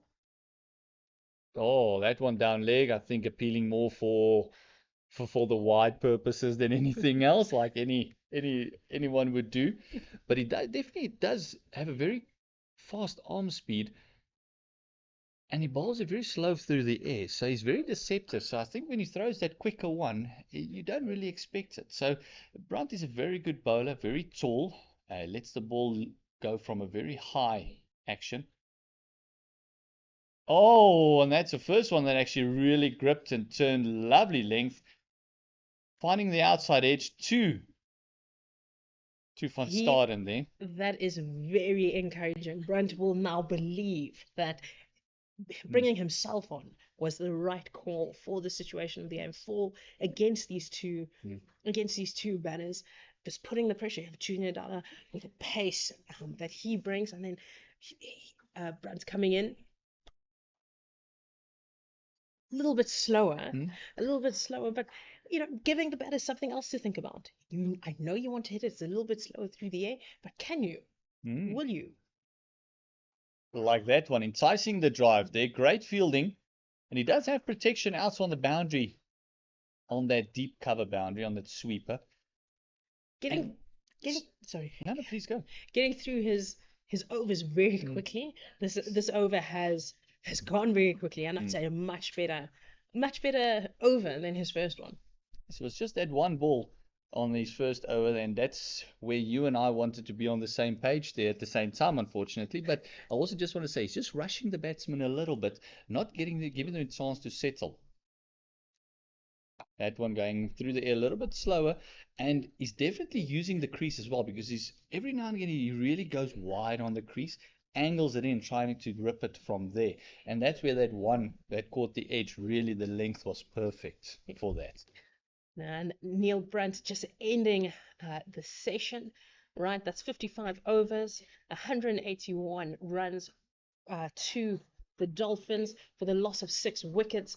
I would say the Titans have ticked another box, right? Because in that time, 13 overs have been played and 2 wickets to the Titans.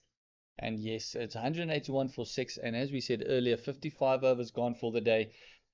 Already in the lower order as well. There's not a top order bat that's gone with them and to settle the boat there and actually build from there. So yes, I think definitely this session belongs to the Titans once again. They bowled very well, and good captaincy as well by Brandt. He's managed the bowlers well. He's given them short spells. He's not overextended anyone. So coming back for that second innings and this third session, it's going to be interesting cricket. It is going to be interesting, and we just want you all to stay tuned, and we'll see you back shortly.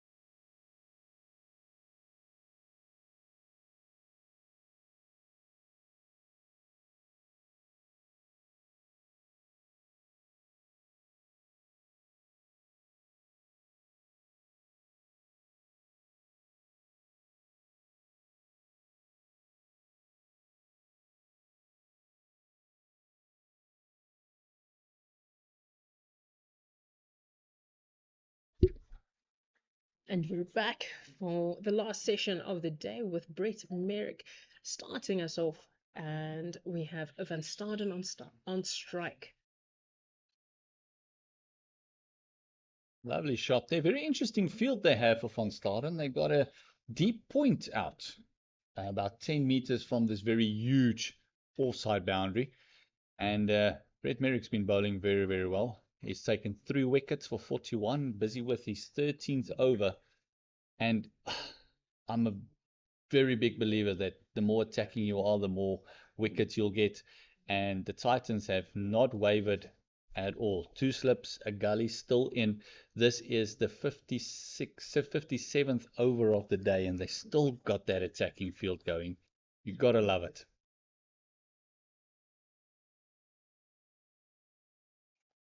Oh. The Titans are definitely on top, taking 6 wickets within 55 overs of this match. So they will want to continue attacking. Yes. That is their plan, and not a bad option, keeping the point fielder on the boundary.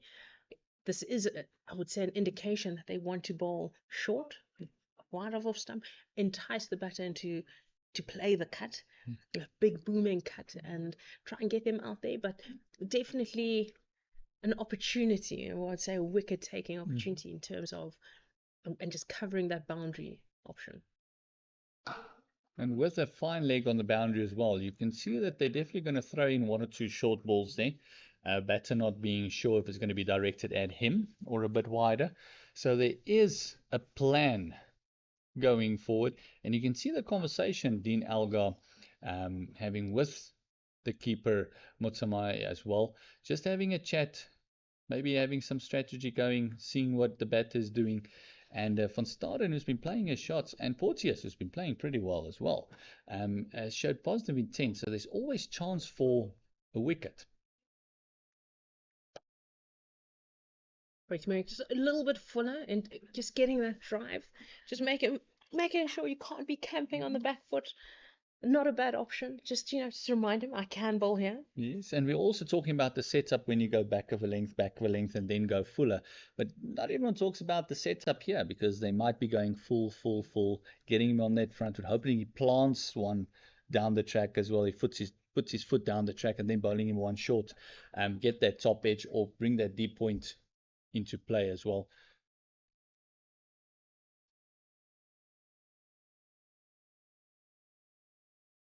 That looks to be the plan. Just get him on the front foot, then plant one short. But Merrick has been the pick of the Titans. Well, this is his 13th over, 42 runs, and he has taken 3 wickets. The key now will be how will he close this over. He has Van Staden, who's been the senior partner in this partnership of 27. It is building a good start to their partnership, but the Titans will want to clean up as quickly as possible. Definitely want to see the Titans batting today. That would be the message from the coaching staff. Going for that one, a nice aggressive shot, not keeping his shape, trying to hit it maybe a little bit too hard, and it's only a 1 run from that Brett over. Fantastic bowling again, 3-4, 42 in 13 overs. Hard work for the seamers, not having a frontline spinner, and it'd be surprising to see what they do after the tea breaks. Will Brandt continue? It looks like he's taking off the hat, and he'll continue. He's been building a little bit of pressure. He got 1 or 2 to grip and turn. He got the outside edge of Porteous a bit earlier on as well. So let's see what he can do. I think that bit of spin might have enticed him for a few more overs and got him a bit excited. You as a spin bowler would also like to see the ball turning. Oh, I'd love to see the ball turning when I'm bowling. When you're bowling, that's true. Yeah, when you're batting, the ball must come through straight. And the quicker the better. Yes. But Neil Brandt, a wily bowler, just using his height, and as you've mentioned, changing the angle. Right, dropping that one a little bit short, sweeper boundary. Porteous playing a lovely shot there. These two look very strong through the offside, wanting to score runs there. That's, I would say, where majority of their runs have come in their partnership. There's none of them looking to work too much to the leg side. very happy to camp there on the front foot, play off the front foot. And I think that might be the plan with the quicker bowlers, with the two guys out on the boundary, because they enjoy the front foot. Just rocking back there a little bit. Another single there to Van Staden, moving on to 28. Partnership 29 between these two. Munsami not happy with that single, was expecting a little bit better from the point fielder, wanting to put pressure on the two that are in there. It's all about questioning the run. You want the swept, going against the spin there, just pitching that one on leg stump. Are they going to turn for the third? Oh no, sending him back. A great recovery there. Just playing it, just working it around the corner, giving Brad something to think about. As a spin bowler, I'll know if somebody starts to sweep me, I have to adjust my length, I have to adjust my line, just make it a little bit harder, right? But if that is an option to be played, I'm sure Brad will make some changes. And immediately makes that change, going more to a full stump line and bringing that sweeper into play there. So just bringing his length back, just making it easy, right? But obviously it's not the ideal plan. You want to get it up there, you want to get them driving, get that front foot. Hopefully lunging a little bit so you can get the keeper involved as well. Yes, and that's a good end to the over. A quicker one there, just going on with the arm. That's the end of the 57th over. The Dolphins 188 for 6. And the partnership has moved on to 32 after that over. 41 overs left in the day.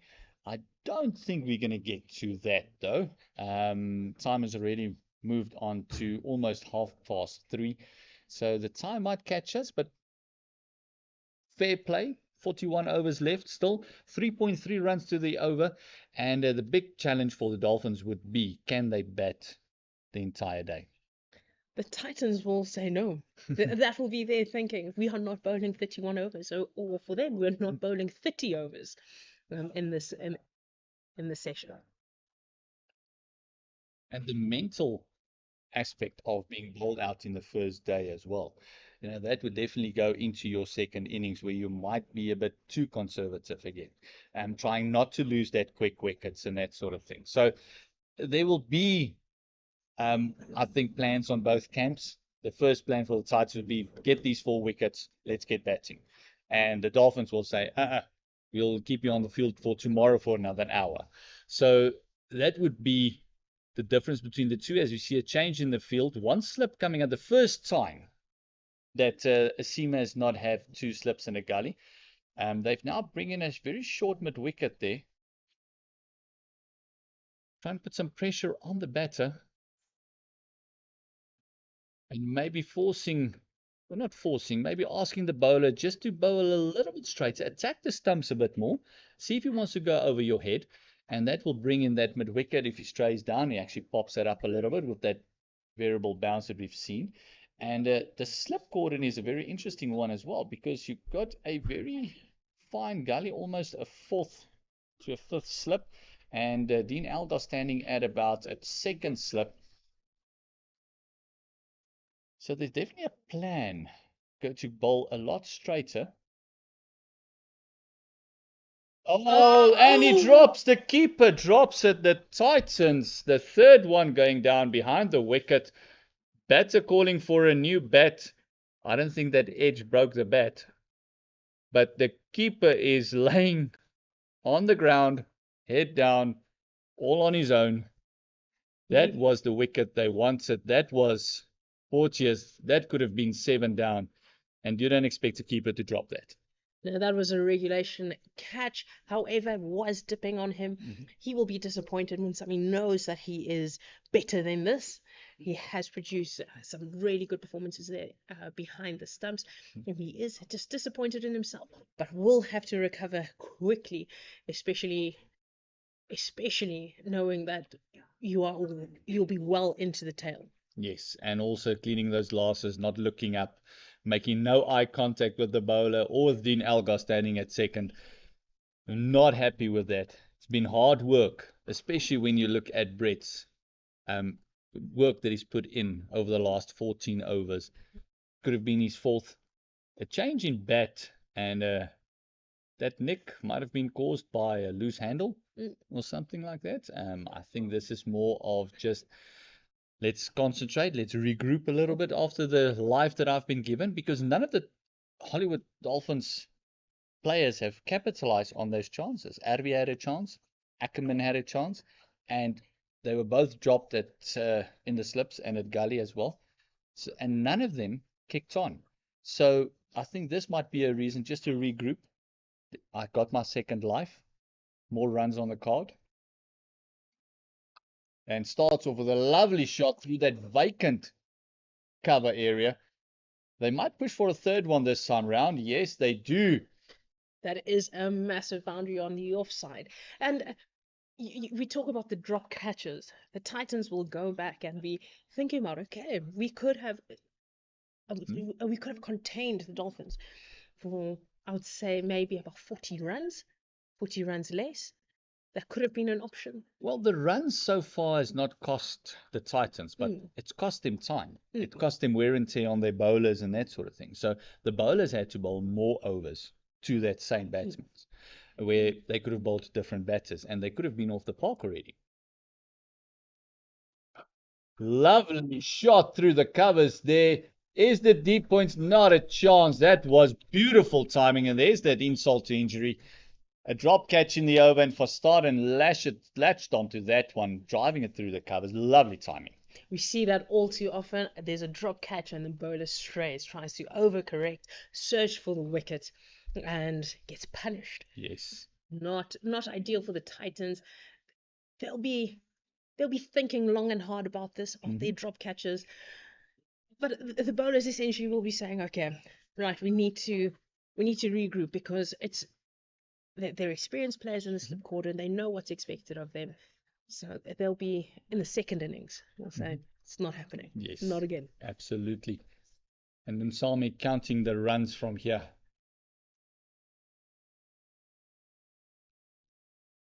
Another lovely push. And you can see it's not really a forward defensive. It's actually more of a punch. If he hits that gap, they're off to the races. 195 for the loss of 6 after 56 overs.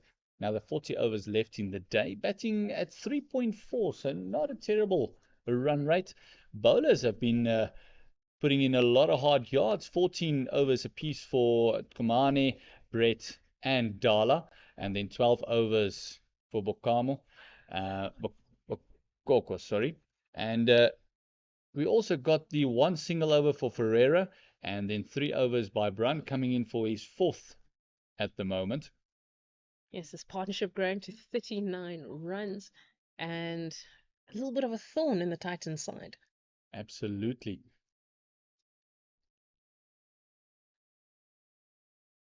Second sweep, big appeal.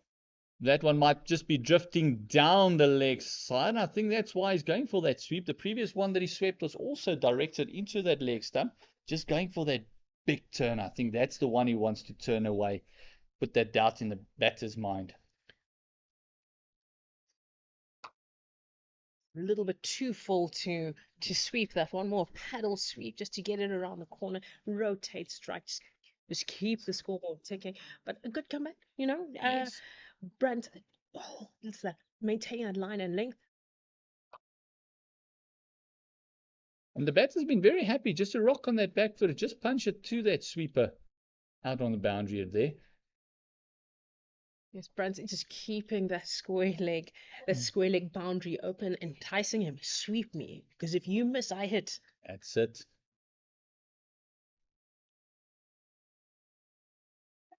And there's that sweep again, going a lot finer. Be interesting what the call is here from the umpires. That came over bat, and that's 4 runs to Van Staden.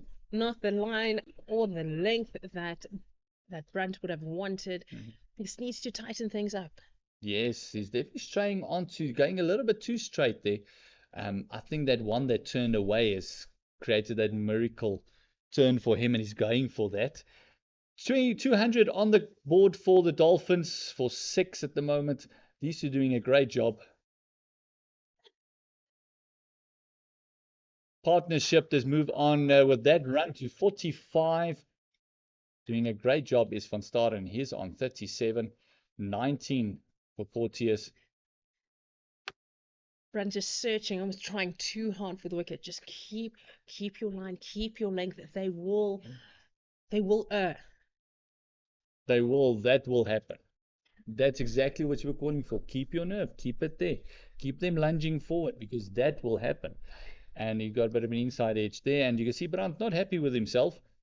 Being the captain, you want to lead from the front and setting the field as well. You want to bowl towards that field. Yes, and that ends the 59th over. The score's 201 for 6.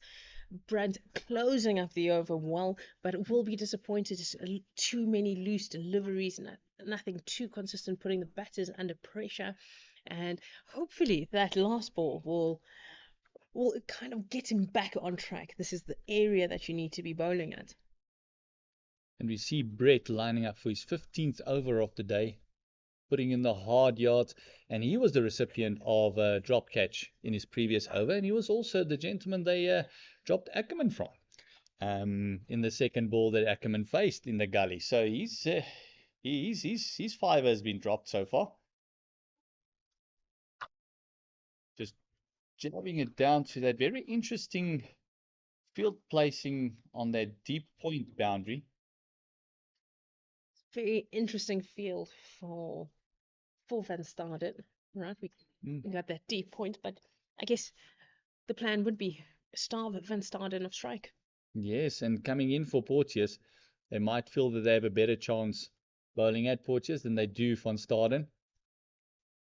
Van Staden, very few games to his name, but looking at the part, looks like he deserves to be here, has earned his spot, and has a chance to make this his own. And he's coming in with that huge average, obviously, that they've shown. Imagine being a fielding team, your number 7 or 8 batsman coming up, and this is his average. So I think that might have been missed. I think, as a batter, if you come out and you see that, I'll be like, yes, that's me. Yeah, guys, I'll actually point it out to the fielders. Yeah. Say, did you see that, guys?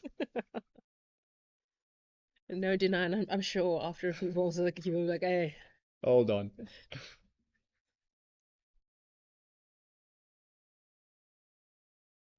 Oh, finding the outside edge. Lovely ball by Brett. Another 2 runs, streaky 2 runs off the outside edge. Ooh, that one nearly ricocheting off Unsami's gloves. He's not having the best day behind the stumps. But I must say that was a bit of a poor throw. Unsami's not the tallest man on the park.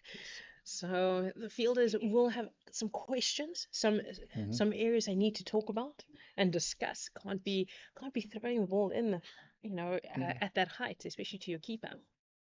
And also when it comes to the catching and that sort of thing, I'm sure the coaching staff will have some stern words, especially in the warm-ups tomorrow morning. Brett continuing and attacking that straighter line very effectively and bringing that second slip, hoping that Porteous, because they see he's playing with a bit of a hard hands at the ball, that's why that slip has moved up a little bit wider, while the gully is also moved up a little bit more, and then they got that backward point in as well, in from the boundary. So he's hoping that hard hands will actually flash at one, trying to hit it over the top or straight past the bowler, and it will fly off. And from this end, we've actually seen the carry has been very, very good.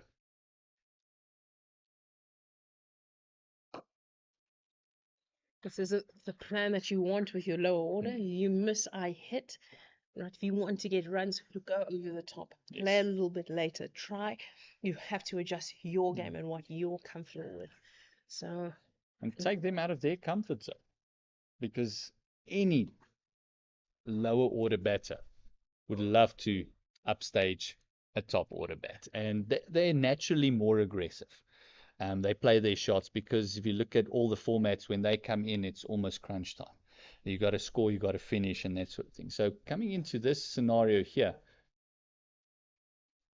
it's a similar thing where you want to give them that mindset as a fielding side. Say, go at us. Try and hit us over the top. Go for that boundary.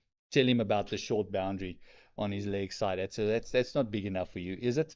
Have have some conversation with the batters. But with this partnership growing to 46, you can see even the Titans on the field has lost a little bit of their energy.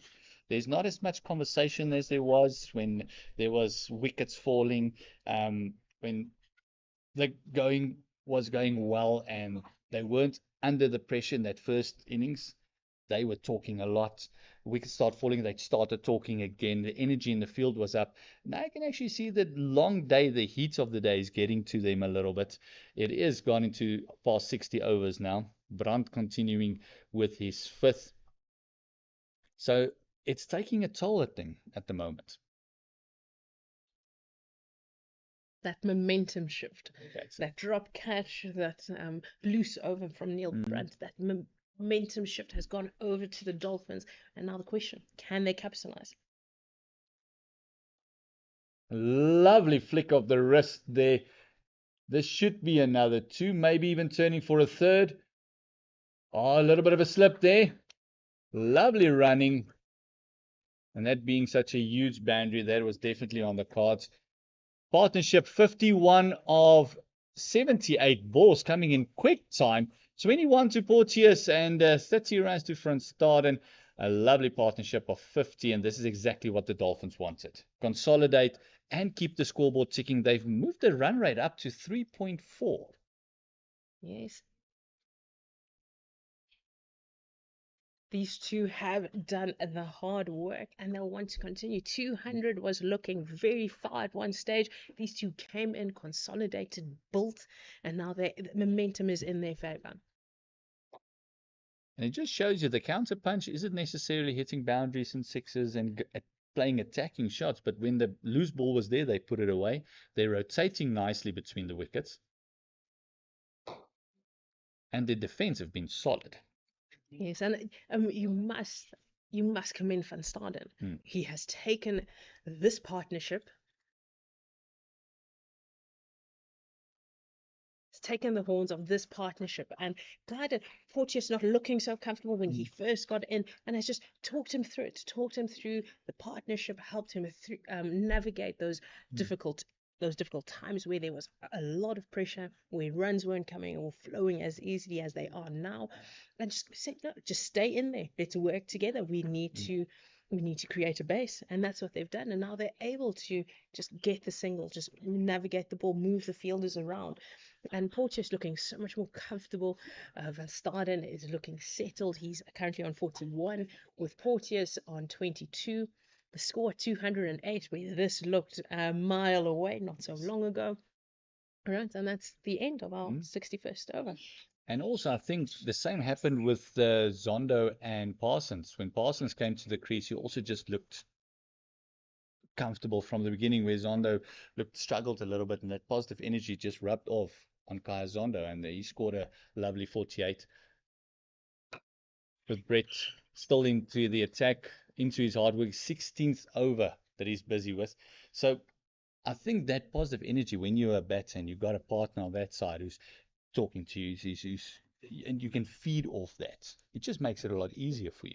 But when you're two guys in the middle and both of you are struggling and both of you are trying to rotate and not singles, and that's what happened in that first session with Arvia being bobbed down at one end. It took him such a long time to get to the other end that 90% of the balls he faced on one side of the crease. So that made it difficult for him to really get going, to get flowing and that sort of thing. That's why the Titans bobbed him down. Lovely steer. Soft hands. Soft hands, just easy, just to the left of the backward point fielder. And he's getting the single. And this is something, as you've mentioned, RVS really struggled, and it then does put pressure on all his partners because they need to score runs. Yes. No batter wants to be there and just defend. You want batter on ball, but get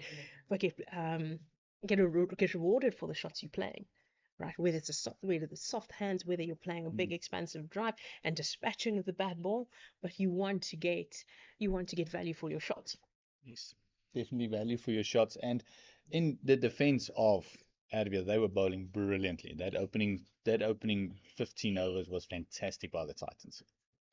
Oh, that's a bit of aggression there shown. And a misfield. Oh, the Titans are going to have a long warm-up session tomorrow morning. Might have a bit of a cool-down session this afternoon as well. They've not been solid in the field. They've had good moments, but 3 drop catches, which weren't difficult catches. Wasn't 50-50 chances by any stretch of the imagination. That was a regulation pickup, and they're giving the single there to Van Staden, moving him to 42. New batter again, keep ticking over. And someone like Brett, who's been putting in the long yards, would be frustrated with that. He would give them a real bad look. Yes, and another one just worked to the leg side.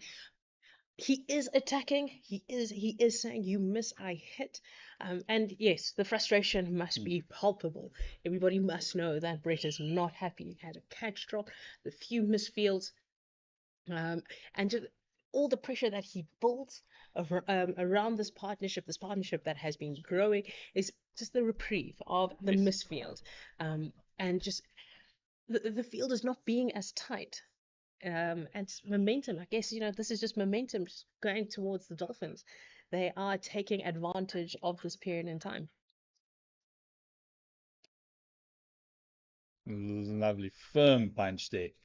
Sarin just giving himself a little tap there on the side pad, feeling that one should have gone. That was pitched up nicely. Not a bad shot. It looks very comfortable now compared to the beginning of his innings. He's come in, and as was mentioned, he's not a mug with the bat, and neither is Porteous. Just get over the pressure of your first few overs, your first 10 balls, your first 20 balls, and the runs will flow. And that is, say, that is what happens at SuperSport Park. The longer you bat, the easier it gets. And that brings us to the end of the 62nd over. The score's 211 for 6. And we haven't seen a ball misbehave in the last couple of overs. But the end that Brandt is bowling from is kind of the end that's been misbehaving a little bit and has been up and down when it comes to the bounce. He's been bowling well. He's 22. It's just that one over that he was a bit erratic, wanted to go for the miracle turn. And the previous over, he pulled it back nicely.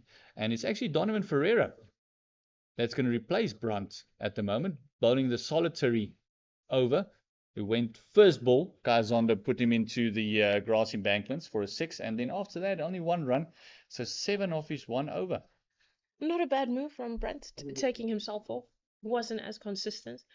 That's some good captaincy, good awareness. Sometimes you do have a captain, you do get captains that want to keep bowling, keep in the attack. So some good captaincy.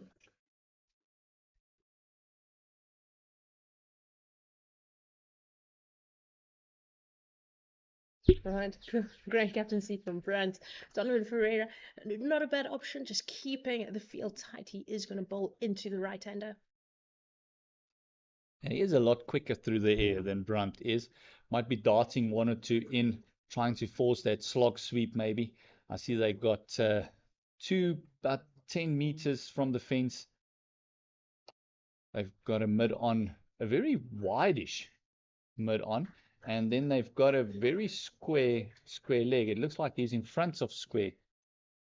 They were both of them 15 yards in.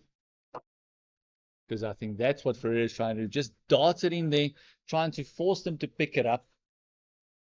Partnership of 55 at them, 56 at the moment.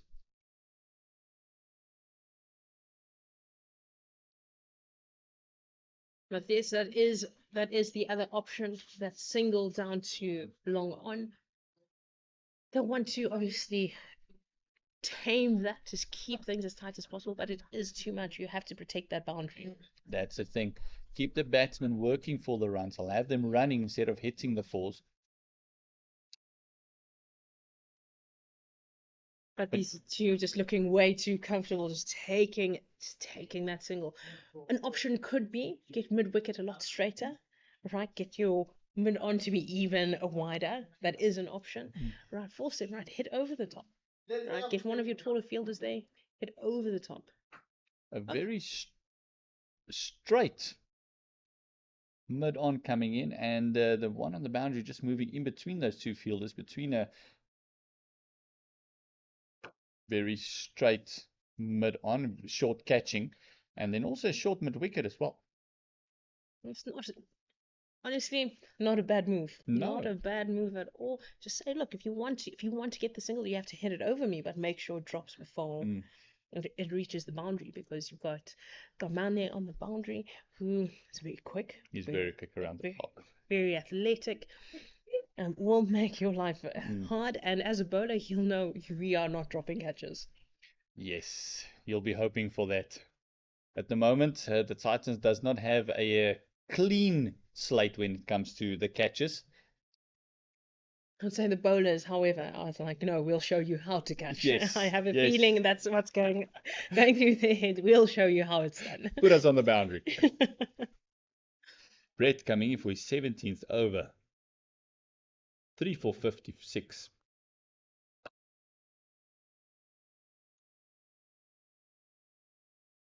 He's been the one that's been very consistent in that attacking line. They've used him well. And none of the other bowlers, maybe apart from Junior Dala, has been this attacking. He has been attacking, and if anything, it's paying dividends. 3 wickets so far. There've been 2 drop catches in his spell, so he would feel a little bit hard done by, but the stats don't paint a true reflection of how well he's bowled.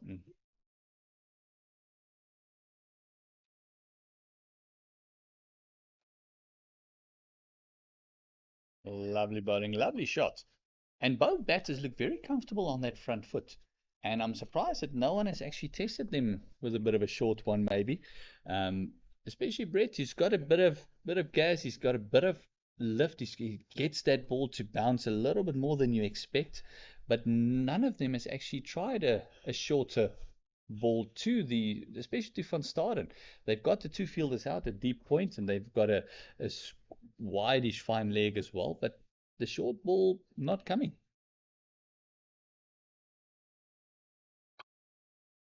Just happy to drop it there back of a length.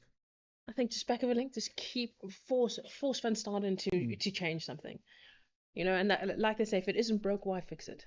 And at the moment, Van Staden doesn't need to change a lot, because he's moved on to 43. Partnership has moved on to 57. The Hollywood Dolphins have gone to 213 for the loss of 6. They've recovered very well from where they were about 2 hours ago. They've recovered brilliantly, and like I said, the short targets, 220 will be the first one, then maybe a 250. Then they'll go to a 275 and then eye that 300. So they won't be eyeing 300 now. They'll be going, let's get to 220, let's get to 250, let's get to 275, let's get to 300. And this partnership is the key. If they can keep ticking away, because it's time in the field, it's fatigue that's going to set in, especially when you have batters like a Dean Elgar that can bat for an extremely long time. Now you've had him in the field for a whole day as well. It takes its toll at the end of the day, and the mental strength then comes into play with the other batters. Yes, this will be key. Can they bat through the day? And Brett just keeping at the back of the length, is being consistent. Van Staden just happy to say, look, it's okay. I'm happy to stay here. Right.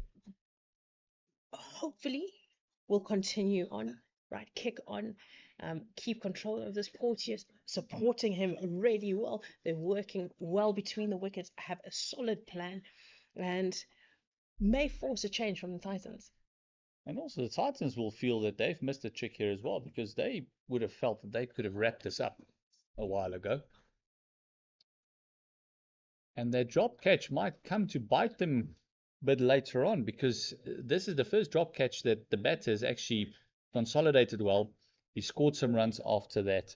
And because this partnership was so key, that would have been the breakthrough that they wanted, to really get into the lower orders, because I heard we can't say tail anymore from MP, so we can't say tail enders anymore. So it's lower orders. No, it's only because, the tail enders aren't mugs with the bat. True. They aren't mugs with the bat. So Mostly according to themselves, but no, it's true what they say. Every fast bowler feels that he should be in the top order. If he just gets the chance.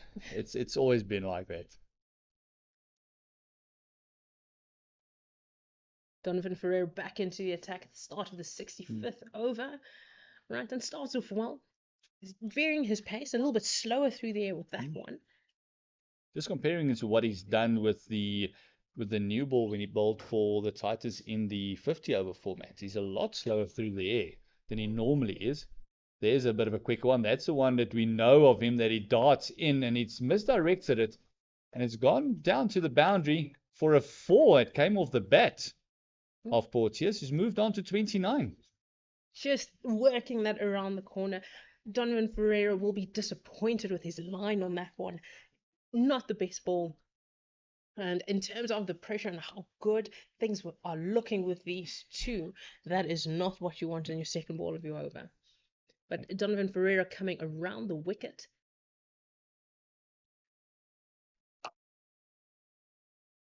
Ball coming across the right-hander. Possibly putting LBW back into play. Possibly because he's darting it down leg because of the two fielders that he has deep. Oh, lovely shot. Just open up the face there. Played it past the slip cordon there. Lovely shot.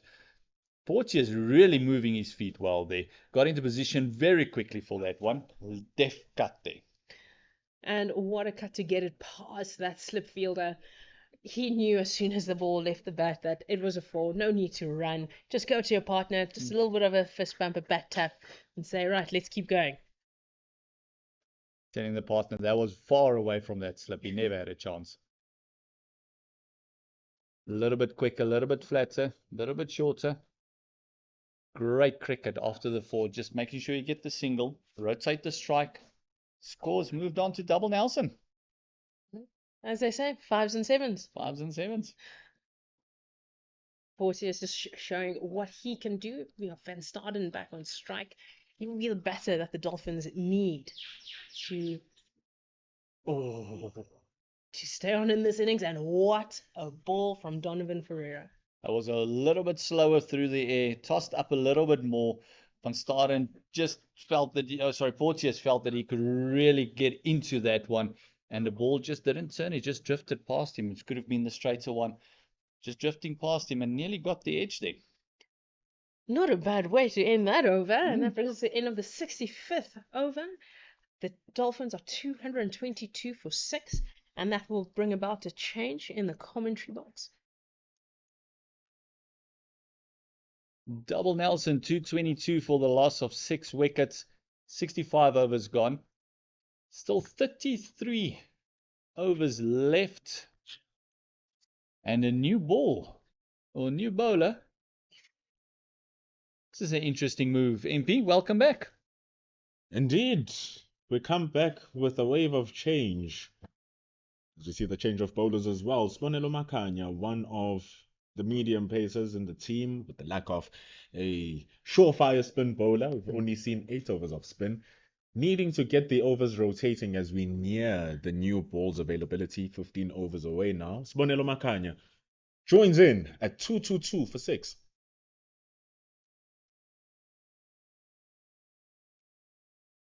And he's got a very fast arm action. So you expect the ball to get there. And then with the keeper standing up, he's just keeping the batsman honest as well. I noticed that they like to bat outside the crease a little bit, walking down the track. And now they just got to stand their ground a bit. Still Dean Elgar on first slip. He's still got that very fine gully in position as well. Deep point on the boundary. Or shall I say 10 meters, what would you call it, 15 meters from the boundary, because it's such a huge offside field coming from this end. Just 15 meters off the boundary, and then a fine leg on the boundary. So only 2 gentlemen out. The way Kaman is positioned there at the deep point, he's positioned just to prevent 2s, keep them to 1s, but also at the same time prevent the boundaries that are coming into that position. Oh, that one rushed him a little bit more, and Porteous took that by surprise. You could hear the cries there, as he wasn't sure what's going to happen there. Got hit on looks like the forearm, and that was a bit quicker than he expected. Nice change up there from Makanya. Just showing that he has an array of areas that he can hit.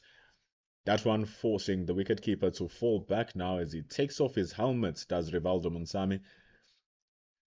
Maybe as a quick bowler. Yes. Don't want your wicketkeeper standing up to you, pushing him backwards.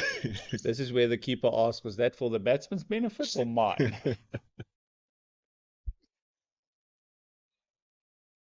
Oh, a bit of a lazy shot there by Van Staden. That was short, it was wide, and he kind of just slapped it into the deck. Also, you still have that short extra cover because of that lack of pace. Chances are, with the ball now softer, more grip onto the surface, might come onto the bat a little bit slower than what you anticipate as a batter. Popping it up onto that extra cover area is a possibility. The short mid-wicket is also there for that same opportunity. One slip fielder now. That's a lovely shot, opening up the face a little bit more than it did previously. That's two to Van Staden. Lovely running.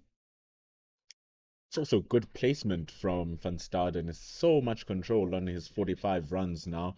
That one opening up his space, opening up the stumps, just guiding it down to that third man area. It's a lot of work for the man who's standing at backward deep point. Let's just cover that. And he's bowled 14 overs as well. So yeah, I don't think you'll be too happy. Coming in, shot played down to deep points again, and that's four. This time he timed that one to perfection. That was a lovely shot by Van Staden. He has moved on to 49. Partnership 73, the biggest partnership that we've had in this Dolphins inning so far. And Ferreira getting ready to bowl another over. 229, we were talking about 300, 350 in the beginning. Then the clutter of wickets and the brilliant bowling. We were saying 250 short chunks. And now all of a sudden, they're eyeing that 250 again. And that should be minimum at the moment. Sean and I were talking about how when you are nearing the tail end of the batting order, all of a sudden taking wickets become difficult if you're not doing it in a consistent level. And this partnership was the danger that we alluded to. Right at the end,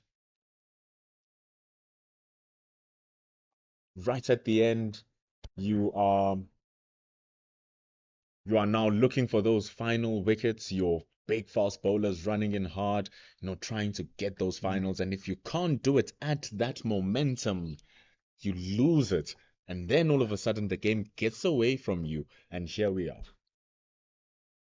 Van Staden on 49, and that is his 50.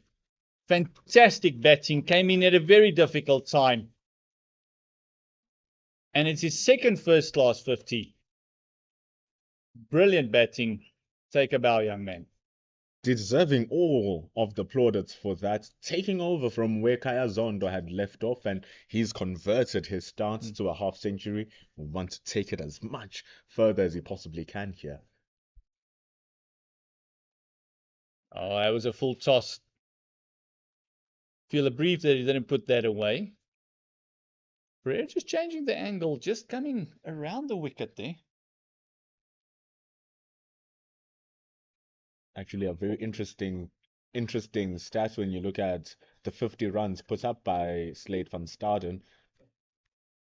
Nothing in front of the V. Nothing, no runs scored straight.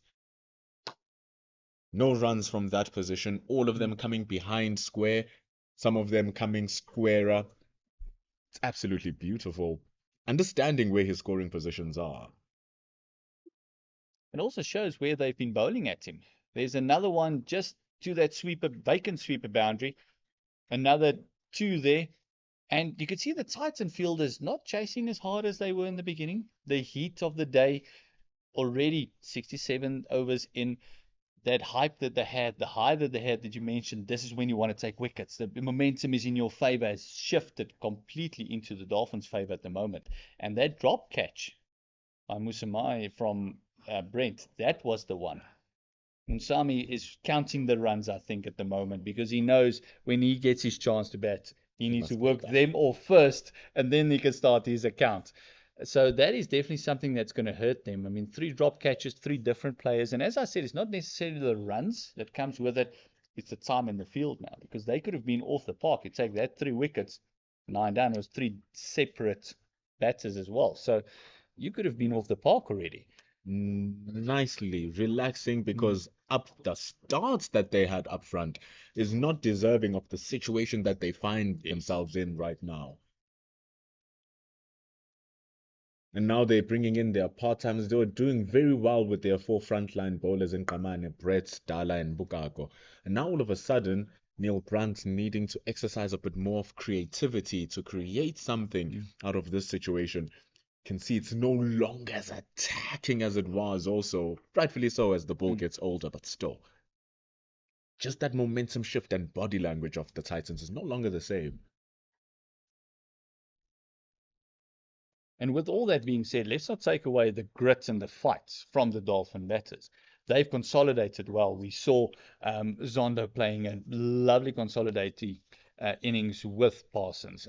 There was this glimpses of big partnerships, and then the Titans fight back, and then the grit again. Smith also showed a bit of grit, standing his ground, and then these two have been batting brilliantly. A 78 partnership, a 54 van Staden, and soaking up all that pressure. We've been talking about it throughout the entire day, Gert, that the pitch is balanced. Yes, it gives something to the bowlers in variable bounce and turn and zip, but also it gives something for the batters, because like we're saying, if it pitches onto that good length and that back of a length area, it comes off so nicely onto the bat that with a good timing and a good stride and good conviction, you get runs off your bat. But that only comes with that hard work at the beginning of your innings. Lovely shot once again, flashing that blade with, you could see the backward point, deep backward point actually moving a little bit finer after the previous boundary. One more to Porteous there, moving on to 37. And it's true what you say, you need to put in the hard yards in the beginning, because it's not an easy deck to get into. But Sean has mentioned as well, once you are in at SuperSport Park, there's value for your shots. That's what you want to do. You want to dug in, you want to get in, you want to stay in and build that partnership. And hopefully someone on the other side has got the same mentality. Let's stay in, let's be here. And we're very interesting to see what the new ball does. Are they still going to get that invariable bounce like they did in the first session? And because not a lot of balls have misbehaved, but also the spinners have been operating from the side that misbehaved. So it'll be very interesting to see who's going to take the new ball. That could be maybe why the part-timer is on now, maybe to save up a Brett or a Komane, or maybe even bring Dala back for a bit of a burst with the new ball as well.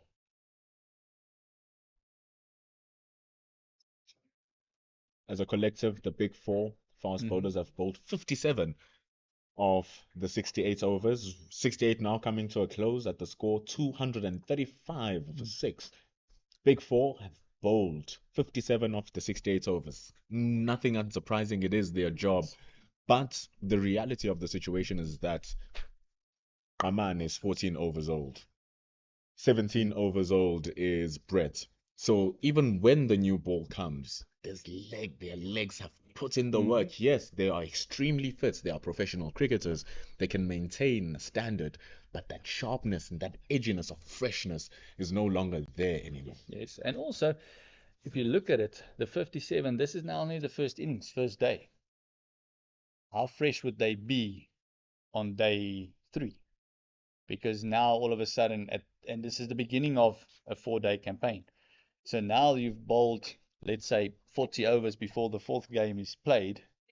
It wear and tears on the body. And they are conditioned. They got brilliant staff and medical staff looking at them, and dietitians and everything. And they are being managed very well. But it does take a toll on the body. Bukako coming into the attack did not have a great return in his second spell. He struggled a bit. And again, he doesn't have that rhythm he had when even the first ball he bowled in his first spell, he had lovely rhythm. And he just looks a bit stiff. He's been the one bowler that's been spared a little bit. He's only bowled 12 overs. And and he got the 1 wicket of Sarel Erwin where the ball kept a bit low from this end. He just looks a bit stiff in that run-up. He's not flowing as he did in the beginning. Oh, there's a chance, and it has been put down. Tough chance for Rivaldo Munsami behind legs, jumping at the dying ball. And how heartbreaking would that be for Porteous being strangled down the leg side after absorbing all that pressure, giving the wicket away there. It's almost like if you look at the Ackerman dismissal, the same thing was a soft dismissal, played brilliant shots, and all of a sudden just faffed one down to mid-wicket. Oh, Rivaldo Munsami will be beating himself for that second one. Pretty sure he's telling the captain that one did not carry. That one was short. And it was definitely a hard one because the Yes. deflection from behind the bats for Porteous pushed the ball down onto the ground. So it was another twist to what Munsami needed to do. So a very difficult chance, but it doesn't take away the fact that it was a chance nonetheless. Another chance created by a fast bowler and not taken. Bang, but wider on the crease there. Lovely shot. Oh, lovely direct hit. Brandt doing brilliant fielding there. He's very agile for a tall gentleman. He's very good, and he's a bit of a dead-eye Dick there when it comes to the shies. It's not the first time he's hit the stumps in this 4-day campaign. Definitely. Very good fielder. The ball falling onto his favorite side, that left hand, doesn't need to readjust and reposition himself. Just grab and throw that baby. Still very difficult to hit the stumps. Gonna see him bat later on. Might be today, might be tomorrow now, given how well this partnership is. Partnership moved on to 80. 236 for the loss of 6. Busy with the 69th over.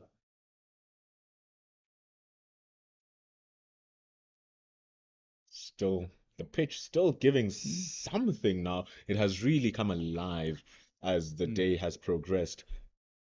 It has settled down very nicely, and Van Staden is finding it easier and easier to bat. He's on 52, Porteous on 38, given another life there, with that one that he almost got strangled down leg side there. Surely now, Kaya Zonder's just saying, oh my God, if only I was there. Because now he would be coasting on whatever score he's on. But Van Staden is the one doing the job. And isn't he doing it brilliantly? Doing it brilliantly, and with the help of Porteous as well. And it's nice to see that when a senior has given you the foundation, and yes, you could argue Zonders must have kicked on. He's one of the senior batters in this team. He should have kicked on, go for a bigger score, go for the next milestone, which is the triple figures. But these two have taken that foundation and saw what he did and made it their own as well. And they've been happy to go on the front foot. They've been playing positive shots. Even the forward defensive, you can actually hear it on the bat. They've been trying to get it. If they punch it hard, if it's in the gap, it's a single. The running between the wickets have been fantastic, and that's been the hallmark of this partnership, is the communication between these two batters. Very similar styles, very similar batters. Van Staden taking more of a senior role in the partnership and just guiding Porteous a bit, and now the equal level partnership of 80, 236, 250 must be the next target. And there's no reason for us to sit here and say that they won't reach that 250 if they continue batting in the fashion that they're batting at here. And also, the Titans doing their bit by giving them chances as well in the field, helping them out a little bit. That again and again and again.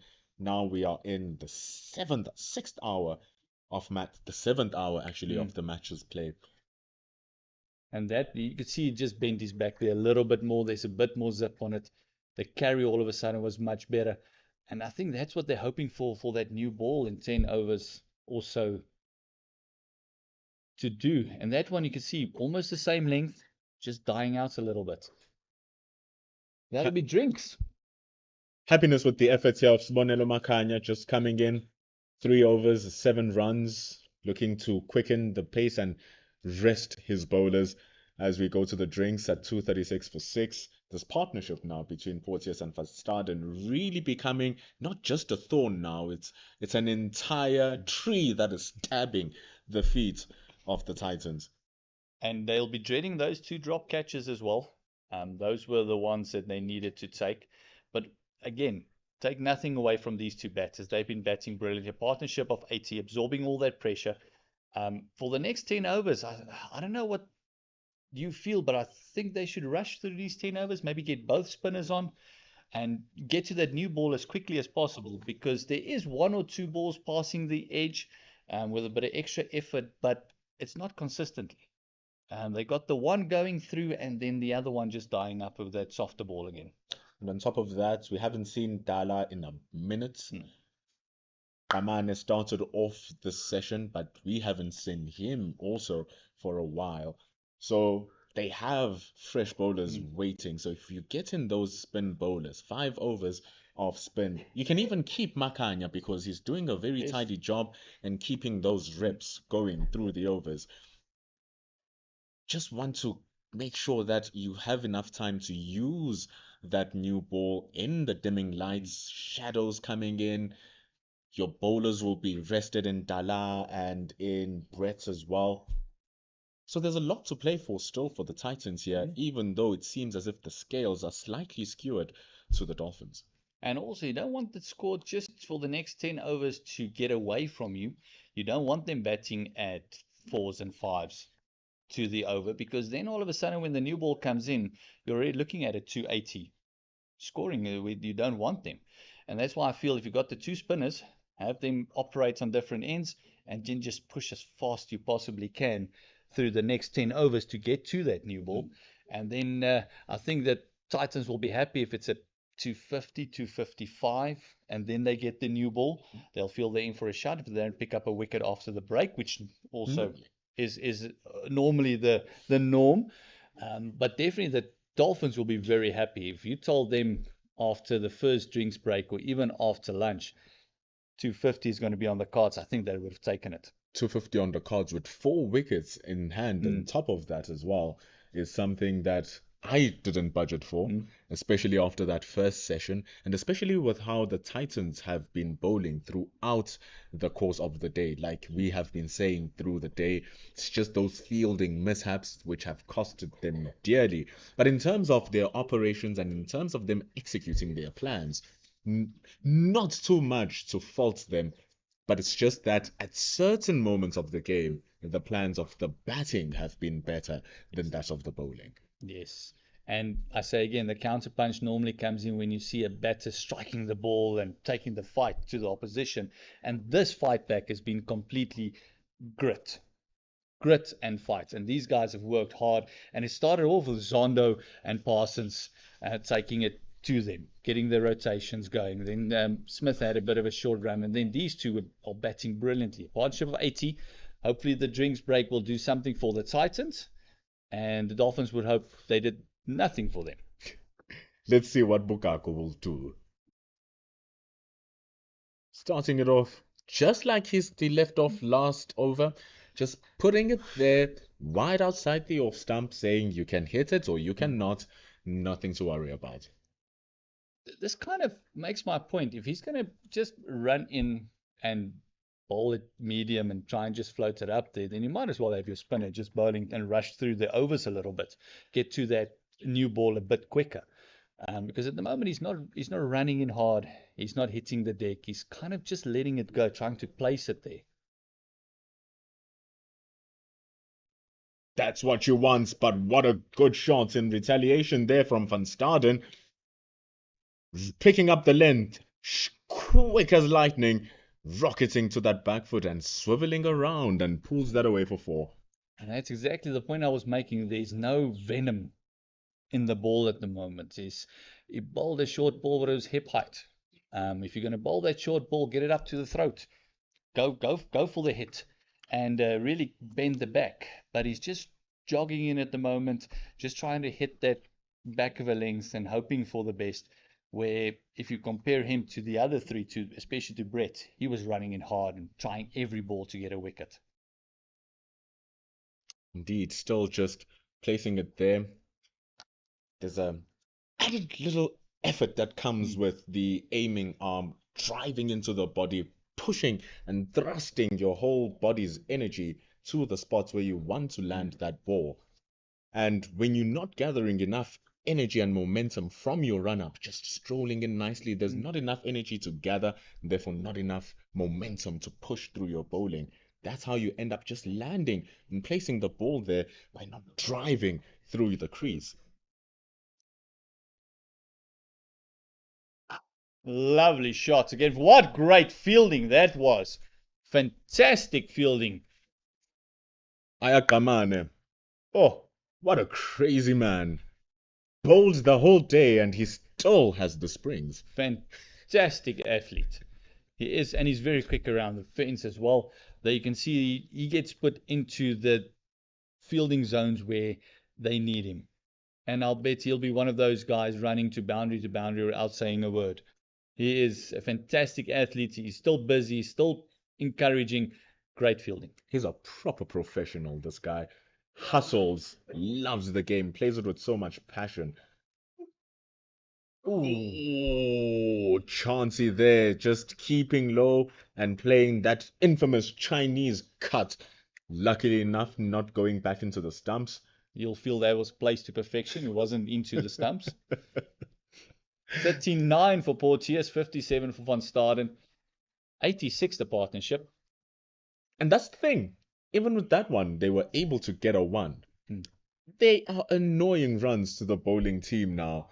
You know, you're already thinking, oh, feet up, end the day, let's make sure that we either preserve these runs or take these wickets. But Van Staden and Porteous are having none of it with their running. And we end over number 71, 9 overs until the availability of the new ball, 242 for 6. Going on nicely.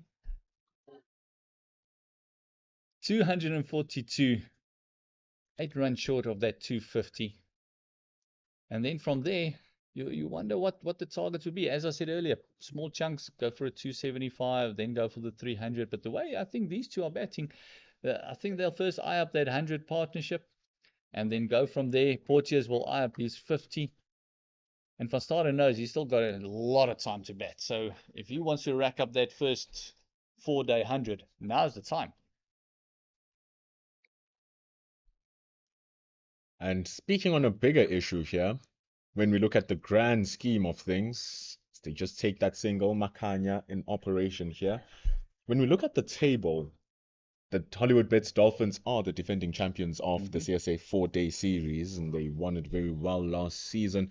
And the points, how the points are judged, love the point system of this 4-day series because you get points based on your performance.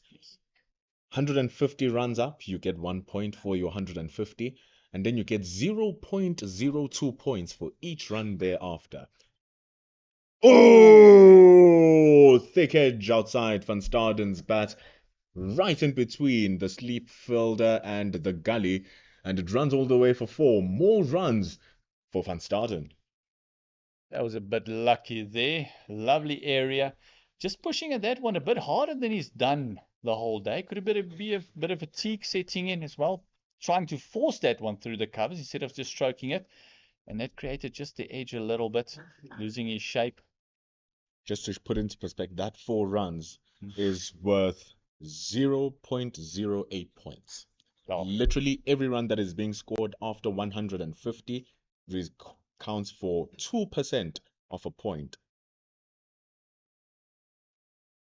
So if you're going to be putting that into perspective here, just for everyone to understand, for every 50 runs after 150, that's a single point. And The points are measured for the first 100 overs of each first innings. So your first 150 runs give you a point, and then if you score another 50 runs, you get another point, another 50 runs, you score another point, and the points stop adding up the moment you reach 100 overs. So there's incentive here for the Dolphins as well to continue scoring their runs for the rest of the 29 overs. And that second bonus point, if we can call it that, your batting point, is on the cards because they're on 248 already, 2 more away, and they'll be getting that third batting point in their innings.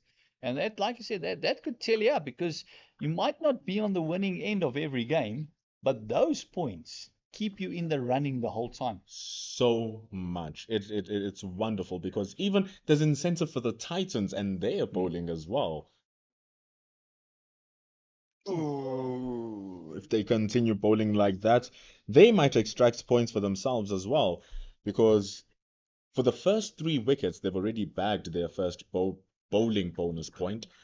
And then for every 2 wickets thereafter, they get another point. So wicket number 5, they've gotten their second point. So now they're on 2 bowling bonus point. If they get another wicket now to wicket number 7, there will be another point that they get. So they are bowling to get that third bowling bonus point, and then 4 bowling bonus points after wicket number 9. But that still is all within the first 100 overs. So there's a lot to play for in the first 200 overs of the match, as we see number 72 come to a close, 248 for 6. That's what you want. You want that awareness on the field, especially from your captain saying, listen, guys, okay, we let this slip a little bit. So they're going to get 250. That's fine. But let's stop them from getting to a 260 or 270 for that points because they are just, both of them won their first game. So you don't want those points to get out of hand, especially with a team that's on the same platform as you when it comes to the points log. So the captain should say, guys, I want this next wicket. And from there, doesn't matter if you take another, one must bring 2. So you need that awareness on the field saying, this is where we are. We want to stop them from reaching X, and we want to get Y.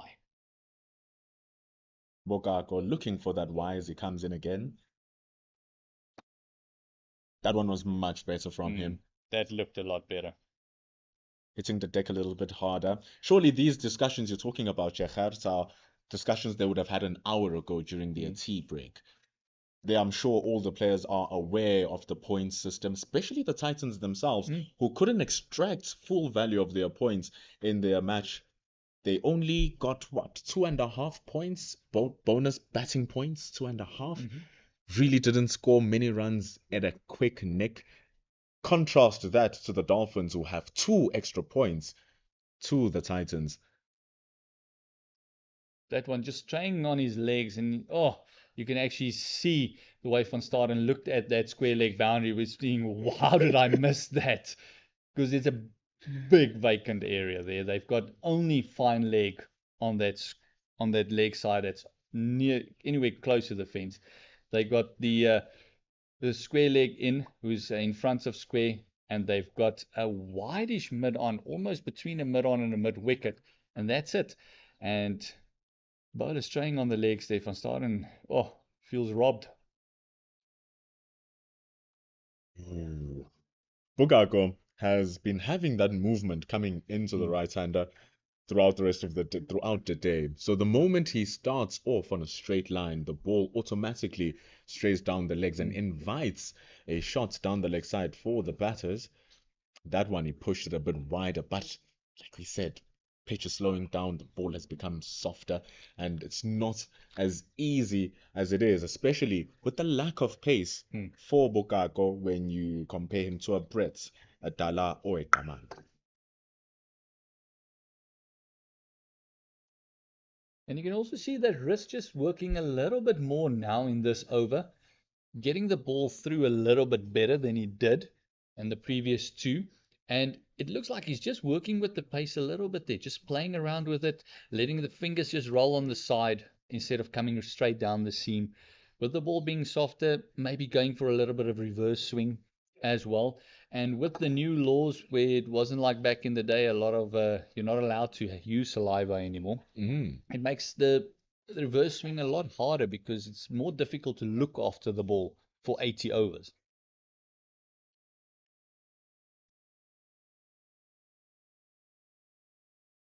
Lovely punch off the back foot. That is 4.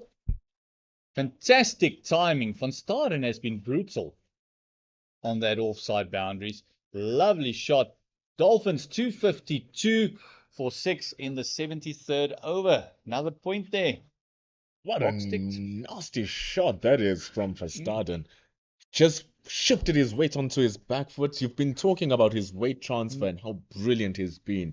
That one, just pushing himself back just a little, just throwing his hands on it so freely. Bugag will want to take a look at that line and that length, short and wide. Will want to just push it a little bit fuller. Another lovely crisp drive. Great fielding by Brunt. Anticipating well there. 73 gone as the Dolphins racked up their second batting bonus point. Now they have accumulated 3 points in their batting so far. It's 252 for 6. This partnership now, Gert, 96 runs. Big partnership and a very valuable one for the Dolphins. They were down and out. Titans were on top of them in all fours. And then all of a sudden the fight back came. And like I said, started earlier with Zondo fighting back a bit, showing the grit. And then Smith sticking with him, Parsons batting with him. And then these two, an absolute fighting spirit that they've shown, 96. And it's been well received by the dugout as well, because you can hear every single being encouraged and clapped on. That scoreboard also looking very healthy now. 252 is a healthy score because you are asking the team that is coming to bat afterwards to at least score 350 or 400 runs to make the game difficult for you to come back again. So they've laid themselves a very decent foundation for the first day of the match. Lovely ball there, and giving their bowlers something to bowl at as well. If you got 250 plus on the board in any format of the game, it's just that mental thing of, you know what, it's 250. Yes, it's on the board. You know, we got to chase it. We can't take risks. And as soon as you have that, and it takes time to get there, so it puts you in a safe position if you've got a proper first innings score, and it gives you something to bowl at as well. So if they get the same movement, let's say tomorrow morning, that the Titans got in their first session, and they could get the Titans in the same situation they were 2 or 3 hours ago, that might just shift the game totally in their favor. Because we said earlier, something they saw on the pitch that they did not want to bat last on this deck. And it could be that invariable bounce where they say, listen, we'll tough it out, we'll grit it out. We back our batting to go in deep, and then we just don't want to bat last on this deck. That could be the thinking why they won the toss and decided to bat. Oh, lovely shot. Wonderful shot that's from Porteous, completely dispatching Sibonelo Makanya. Behind square for 4, and what a stylish way to bring up that 100-run partnership. Fantastic, and it came off 158 balls. So it came in a pretty good place. It's about 4 runs and over that these guys have been batted at. They lifted the run rate to 3.5, and it's been brilliant batting. They've had their chances, yes, but that's on the Titans for not taking them. Can't take anything away from these two gentlemen. They've batted brilliantly. Still exhibiting a lot of patience. And I think that short ball came with the one that he rushed Van Staden with. That second ball that pushed the keeper back as well, and he thought, hey, let me try one more. I've got someone there behind square. Let me give it one more go, and that one just did not get up. And Porteous just shriveled around and played a beautiful shot behind square. Just saw that and he said thank you in his heart as he nears a milestone, 44 runs. I don't want to be talking about milestones today because we ruined it for Kaya Zondo. Another 4. Another for 48. And yeah, the commentator's curse, the thing not spoken about. But Sean is not here, so I think we'll be good. She's looking at me with a side eye. She's like, dare you speak? And I shall say no more. Just overpitched that ball from Makanya and properly dispatched by Porteous.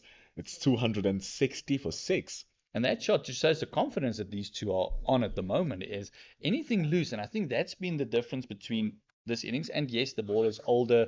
It came through a little bit better. The bounce was a little bit more even out. But they have dispatched the bad ball effectively.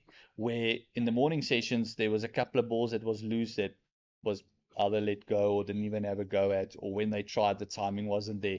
These two batters have really dispatched the ball quickly. And Dewald Brevis coming into the attack. 6 matches, economy of 4.5, not the biggest wicket taker you'll feel, but maybe have a golden arm. Who knows? It's always those guys. Because now they are scoring now. And they believe, well, I can score from you too as well, especially if you're a part-timer. And that presents that little opportunity, especially with him, with that wrist spin, pushing the ball away from the right-hander. And also, hopefully the batters will relax a bit because it's a part-timer. Maybe not with that one. But everyone has started off with a loosener. That's not necessarily you talk about a loosener when it's spinners, but Brevis starting off with a bit of a loosener. First time a spinner wasn't dispatched for a boundary in their first ball also. There we go. Another single, and the running has been exceptional between the two batters. And coming back to the point with the part-timer, knowing it's actually a batsman bowling. You just relax it a little bit and maybe play a false shot or maybe go a bit too aggressive because the field has been moved out. They got the sweep out. They got the deep mid-on out or mid-off out. And then they've got that cow 15 meters off the boundary as well, that big boundary where they're trying to, listen, flight one up there. Let's see what they does. And what I like about the captaincy, still a slip in place. And I like the idea that Dewald Brevis has. It's not executing it properly, but he has it, flighting the ball, giving it a lot of air so that it draws the shot from the batters as well.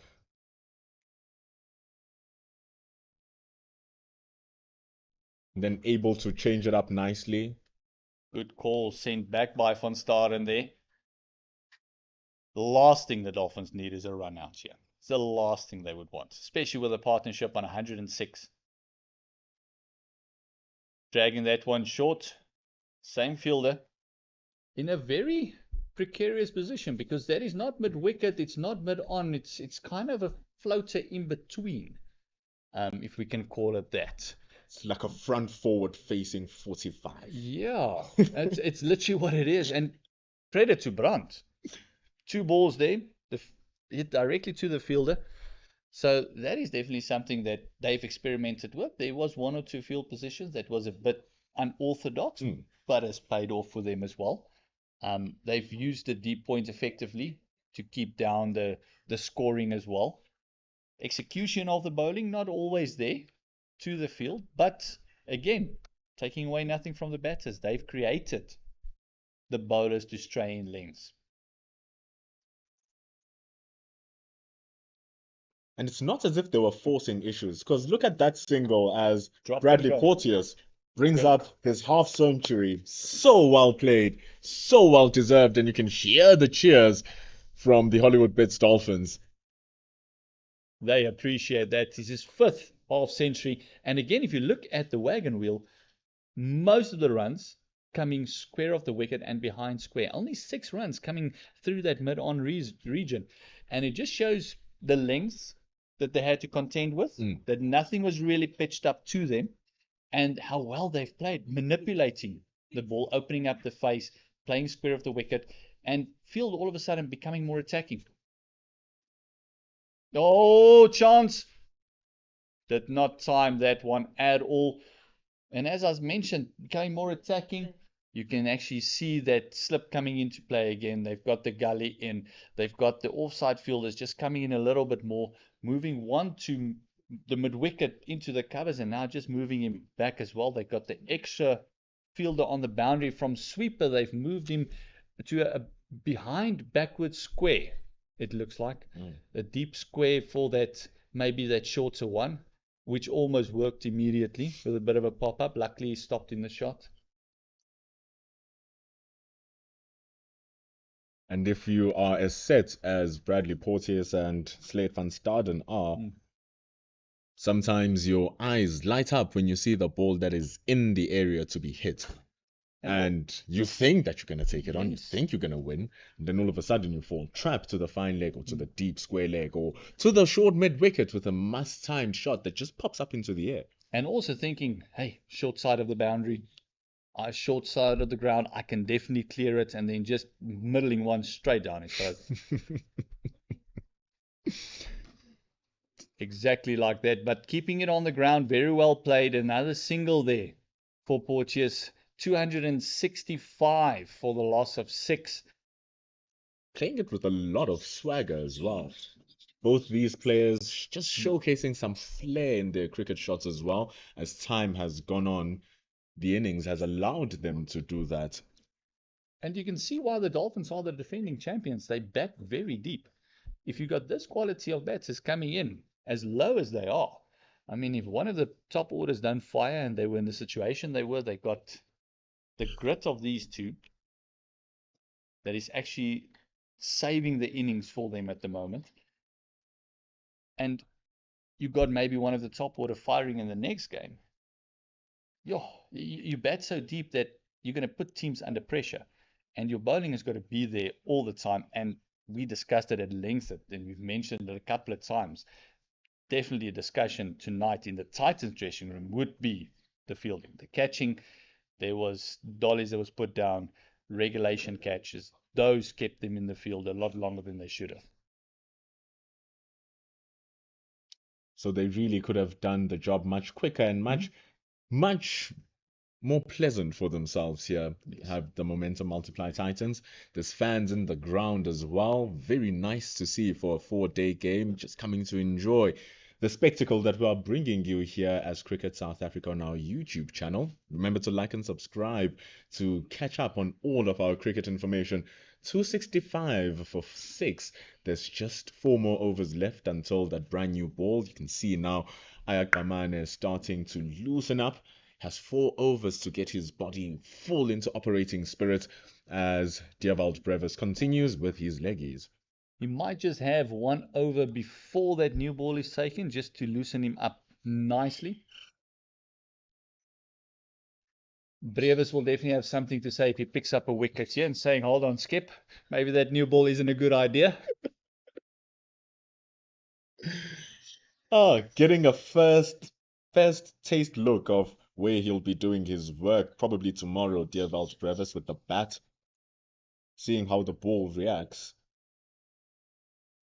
And also, you spoke about it earlier, the shadows just coming across the field a little bit. And that's also a mental thing. Not everyone understands is you are starting a game off in the bright morning, and now you're seeing the sun set. It's like driving a long way, and you're seeing that tiredness just sinks in. Oh, I've been here the whole day, sort of thing. And then he bowls a lovely full toss, which you don't put away, and all that little thing starts going against you a little bit. And that is something that I'm sure Porteous will feel he should have put that away. Rocking onto that back foot once again. They've been brutal on that back foot. And also on that's where that mental training and that mental fortitude now comes in as a batting team, because it's a natural reaction for the body to want to calm down. Once the sun sets, as it is right now here at Super Sports Park, once it starts setting, you feel like you just want to relax a little bit more. All of a sudden, that pool in the beer garden looks good. You know, with a nice long cold drink, maybe. 100. What we'll call it. You know, when you look around at the embankments, you're seeing people relaxing on their throws. You're like, oh, I've been out here for 110 runs, or I've been bowling for the whole day. Yes. What I do to be in that shadow. Just relax a little bit. And that's all the mentalness that comes with it, and the mental strength. And it's a natural, like I said, a natural body just adjusting to what time of the day it is and that sort of thing. And So- also thinking so close to timeout, so close to that new ball. 45 minutes remaining in the match. Will be closing at 5:30 is our scheduled time. So still a handy amount of overs that we have left. They say 21 overs.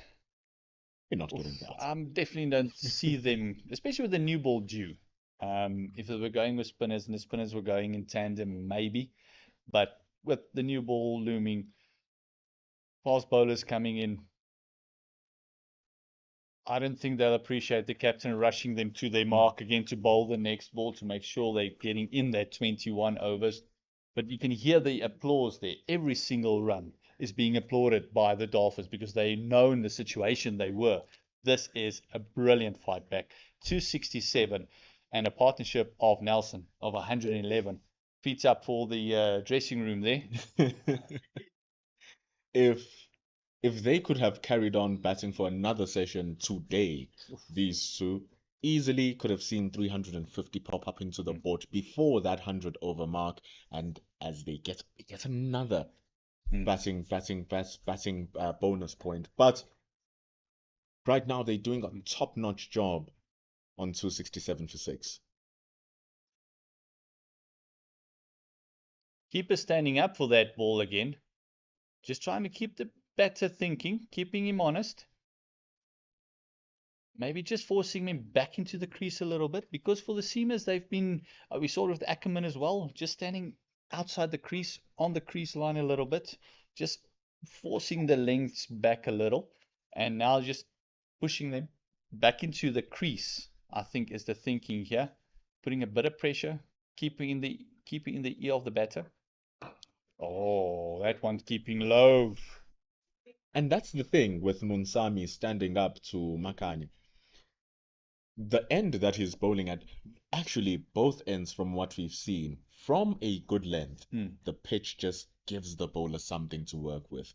So the moment that the batters feel like they can step out of the crease and negate the movement off the pitch, that is disempowering the bowler. So it's impressive here, Munsami giving the ball time to do what it has to do.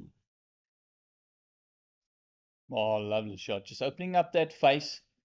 Definitely won't go for a second. It's just the problem here with Makanya is his lengths now. He has Munsami helping him to just keep where the ball needs to be. So surely he'll want to just give that a little bit more time to be fuller, try to get a little bit straighter, as wide as the 5th stump line right now. It's just a bit too wide. I think the plan with him is almost bowling the same areas that Brett bowled, because he's very straight. He was very at the stumps. And if you see how fine the first slip is, he's actually enticing that drive to go straight. He wants him to try and punch it past the bowler. So go a little bit straighter. That is way too wide. But they're closing in on that new ball very quickly now. 2 overs to go. I think this will be the last over for Dewald Brevis. He's not been turning it around corners. I think he's literally just trying to hold up one end. And I think definitely the new ball will be taken immediately. Especially with Kumane bowling the way he did today. He's been bowling brilliantly. 14 overs, only going for 41 runs. Been unlucky. Played and missed a lot to him as well, but he's bowled brilliant areas. And to add on to your point, getting another wicket here for the Titans. A wicket here shifts the game's complexion completely. Because now you are getting into the new ball with wickets, or if you get a wicket with the brand new ball, you are still getting a new batter coming in with that new ball in operation. And if they happen to survive for the rest of the day, what will happen is that come tomorrow, players are rested. They only have now the actual tail to bowl at with that new ball. It's going to be, should be, quick job. But it also gives you an end to bowl at. Then they can go with the plan they started off with Porteous, giving Van Staden the one and then bowling at the new batter. But he's absorbed the pressure brilliantly. But maybe the next one will not, according to the Titans. So that one wicket, I like there is, oh, he nearly snuck through there. A false shot there by Van Staden, trying to whip that one from Brevis. Brevis, he's giving Neil Brandt the eye. Oh, Give me another one, Captain. Did you see what I just did? 2 more and I'm having it. Last ball of over number 79. Pushes this one a little bit shorter. Easily guided to Kamane, who's at that deep mid-wicket area. We have 6 more balls until the availability of the new ball. It's 271 for 6. That run rate now showing some positivity for a long time. For the first 2 sessions of the day, it was hovering at that 2.7, 2.9 mark. Now nicely kissing 3.5. Which is ideal situation for the Dolphins to be in, because they're kicking on, runs are flowing. Van Staden, Porteous, that partnership of 115 has been coming in pretty quick succession. If you think of the trouble that they were in when these two got together, it's been coming in pretty decent race. I think it's been scoring over 170 balls. So they've been scoring frequently, they've been scoring freely, and that's what the Dolphins is hoping will continue and take the new ball and take that last 10 overs as well. Oh! Big appeal and given out! Van Staden on 70 been given out with 5 balls to go to the new ball. That's exactly the wicket you were asking for. That's going to put the pressure back onto the Dolphins. And now they got to end to bowl at with the new ball glooming. Oh, that good area we're talking about.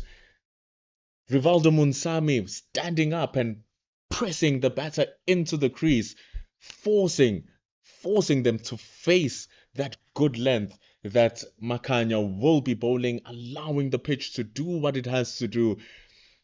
You saw after it pitched, just get it through and rushed Van Staden, so much so that it was trapped in front. A brilliant innings nonetheless. Right at the bottom when they needed him. 70 runs from 101 deliveries. Fantastic effort. He deserves the applause. He's really put them into the driving seat at the moment. And that one just chapping him straight in front, just nipping off the seam. And for the second or third time in his innings, no feet movement there. He wasn't convicted into that stride forward and the lunge forward. And that's what the keeper standing up does.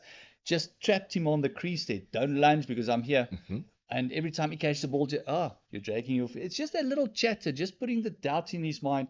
And that's exactly what happened there. Fantastic innings, though. A partnership of 115 coming to an end with Porteous and Van Staden. And the new batter now is 5 balls away from facing the new ball. Ooh, this is going to up the spirits of the Titans in a massive way. Cause now your big fast bowlers, they've been loosening up. Even without the wicket falling, you might have even considered the new ball would have been taken as a desperate act to change the momentum of the game.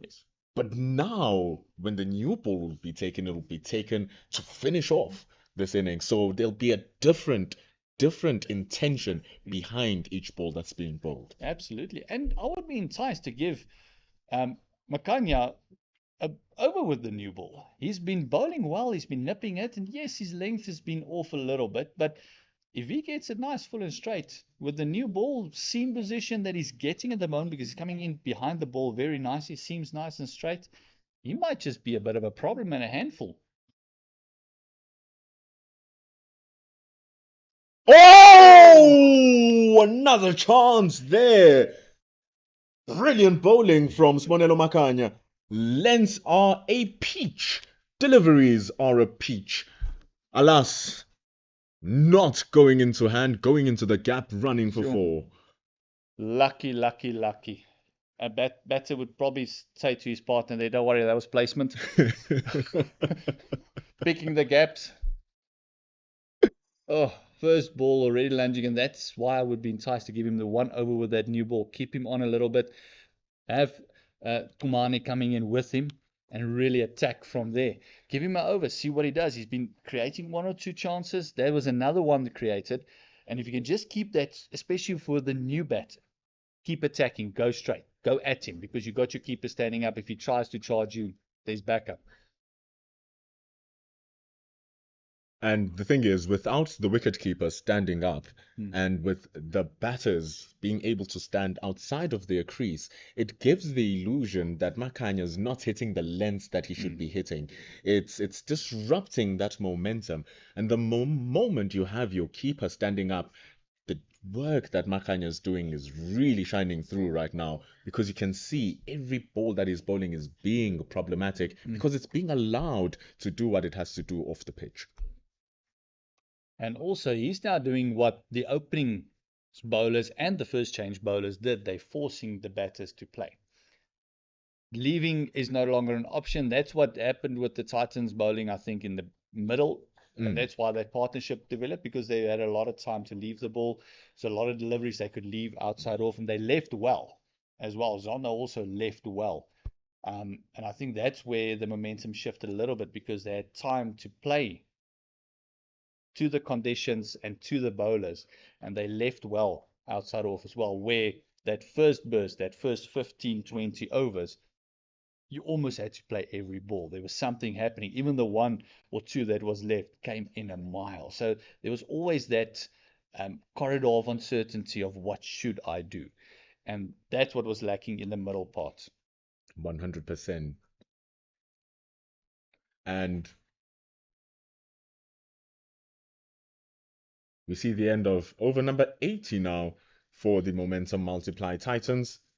New ball is available, 275 for 7. So we see a shift in our commentary box. Now we wait to see if the new ball will be taken. New ball, new bowler, new commentator in the gantry, new phase of the game coming through now. And just for the Titan supporters, the commentator's curse is back. So hopefully she'll create some wickets for you guys. It's great to be back here. Welcome. Nice introduction left by Gert. We love it. And here's umpire Alwadin Pelaka waving his hands, showcasing that beautiful, shiny red cherry that now lands into the hands of Ayabulela Kamane. He's bowled 14 overs for his 41 runs. Another one of those bowlers whose statistics don't really match up to the quality of bowling that we've been seeing here. Yes, he'll be looking to wrap this up. And, you know, as they say, commentators curse. I'll be sure not to bring it up, but I was just making an observation. But I'm sure Titans fans, they're my friends today. And in that comes that new beautiful cherry with the crunching sound off the bat, with Ayabulela Kamane looking to take on Sean's energies of bringing wickets to the home team here. It's not every day I'm on the fielder's side. Usually I would say pro batters. Yes. Doesn't matter who's batting, I'm usually pro batters. But that was a phenomenal partnership with Van Staden and Porteous. Porteous still in there, still grinding, still giving hope to all the Dolphins players. And you'd want to keep it there. Ayakamane just bowling, overstepping. It's amazing. We have seen a fair share of no balls here today. It's just that little bit of extra effort. Everybody's trying to put in that impetus to get that wicket, still wanting to bowl hard. So either that or just maybe a little bit of a lack of rhythm. Looking to just get back to where he started from. The 8th no ball of the innings. That is overstepping no ball. Haven't seen any no balls because of height. Kamane charging in, and again he bowls a no ball, this time being drifted down the legs, asking Junior Dala to come and fetch it. which he does nicely because it wasn't really timed and it was a leg bye. The Titans bowlers will be very wary of this. This is another no ball. Overstepping, these are things that are controllable. They will go back into the dressing room and just uh, have a discussion to address this. These are controllables. We know that we don't want to give away any unnecessary runs. These are extras that you can adjust. At this level, Sean, I say you should adjust. It's 9 no balls right now. Looking to adjust his work here, Gamane, dropping it a little bit short. He's already bowled 4 balls, but 2 legal ones, so he still has enough time to just get into his rhythm into this over. We've been seeing with after their first 2 spells, when they're coming in for their 3rd and 4th spells, just takes some time for their bodies to loosen up. Some time, but this is especially bowling towards your lower order, say your tail. This is the time where you want to wrap it up as quickly as possible. Ooh. Gaman is looking actually sharp though through the crease. He's looking like he's putting a lot of impetus, just lacking that ball control. He'll probably want to, especially now, to try as much as possible to bowl to Simela. That is his plan. Get Porteous off strike, bowl to the new batter. And starve Porteous. He has looked in control, started off scratchy, came back grafted in the middle period of his innings, and now he is reaping the rewards of staying at the crease. For Simelane here, he has good examples to look up to in this very innings. Kaya Zondo being the first blueprint who laid it up for every single of these batters. Smith came in, struggled a little bit, but he ended up getting his groove going until he lost his wicket. But Van Staden and Porteous, they took on the mantle so well in the middle order. And what the Dolphins will be happy about here is that in their 404 runs, they had Tsepang Ditole performing very well. They had Bryce Parsons score that 60. Naika is not in the team today. He scored 50 in that innings as well. John Smart scored decently. He is not here. So all of these players who scored well, who are not here, and the players who are here, who did not score today, was not a factor for the Dolphins because the other parties in the batting lineup raised their hands up and now are performing for the team. And this is what you need. They are coming in, they're showing their worth. It's still very early in this competition.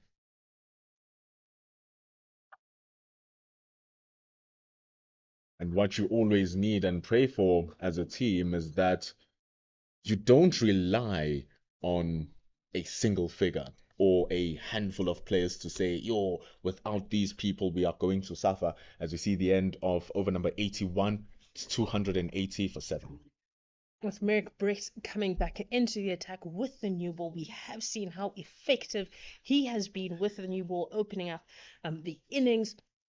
So this is what you need. You want your top bowlers back in the attack with the new ball. And as you see early on in the innings, you're seeing the depth that the Dolphins have. This is, I'd say, the perfect opportunity for everybody to show that it doesn't matter what happens at the top. We can still consolidate, we can still build and post a big total. 280 was probably never in their sights, I would say 2 hours ago. 3 hours ago, this was never an option for the Dolphins. They probably would have been happy with 200, and now they're closing in on potentially, if Porteous stays in, 350 is on the cards if somebody bats around him. And it alludes to actually what you were saying, whilst Parsons and Zondo are actually batting their partnership. We were taking a look at who's to come next. Jason Smith, Slade van Staden, Bradley Porteous, Andile Simelane. Those were the 4 names that we had in discussion. And you did say, Sean, that, hey man, these are no marks with the bat. Just because it's going to be a couple of wickets down, it's not over for the Momentum Multiply Titans. They still have a lot of work to put in too. And now it's being shown by Van Staden 70, Porteous is 56, Simelane, who will now be on strike, will really be looking to carry on with those energies. because he too is a very fine player. Fine player with a fine opportunity. He has it. It is here. He can take it with both hands. Get through the day. That is, I'm sure, the message Porteous is telling Semilani. Let's just get through the day. Let's get through the day. They've got a good start, right? Nobody expected the Dolphins to be in this position given how they started. So that is the plan. Rotate the strike, keep the scoreboard ticking, and let's bat through it. It will all come full circle tomorrow when they restart their day. Simelan having faced a couple of deliveries, Porteous in his 60s when tomorrow comes. He'll be batting just to survive that first 30, 45 minutes burst of the morning.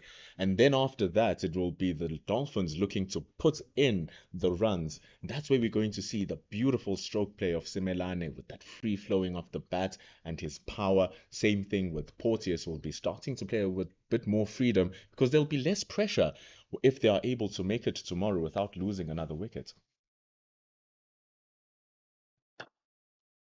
And on top of that, it will be less pressure should they survive the very crucial first hour of the first session in the morning. Yes, it will be crucial. This will put pressure back onto the Titans. And they'll be asking themselves, because they will not want to bowl past that hour mark. And the bowlers will say, we're putting in the hard work, we're bowling in the correct areas. They will go back and look at their drop chances, their misfields. Their fielding as a unit hasn't always been on par, right? It has left a lot out there. They've left a lot out there. And the thing is, the Momentum Multiply Titans are one of the top organizations in South African cricket. They never go into a competition thinking we are not winning. They come into every competition looking for the W, looking for the silverware. And if you're going to be playing for those kinds of standards, the game that you execute in the field must match those standards. Champions drop, but they don't drop and drop again and drop again and drop again. Champions recover from their mistakes, and champions keep the champion spirits going, just like the Dolphins have here. That's why, Sean, they are the defending champions. That is correct. And as you said, they're coming out here telling themselves they want to win, and at the same time saying it's about the process. We want to win, but we want it to be a clean win. That is what they'll be saying to themselves. And this brings us to drinks. This is the end of the 82nd over at 282 for the loss of 7 wickets. The Dolphins still have momentum on their side. Porteous on 57 and Simelane on 5.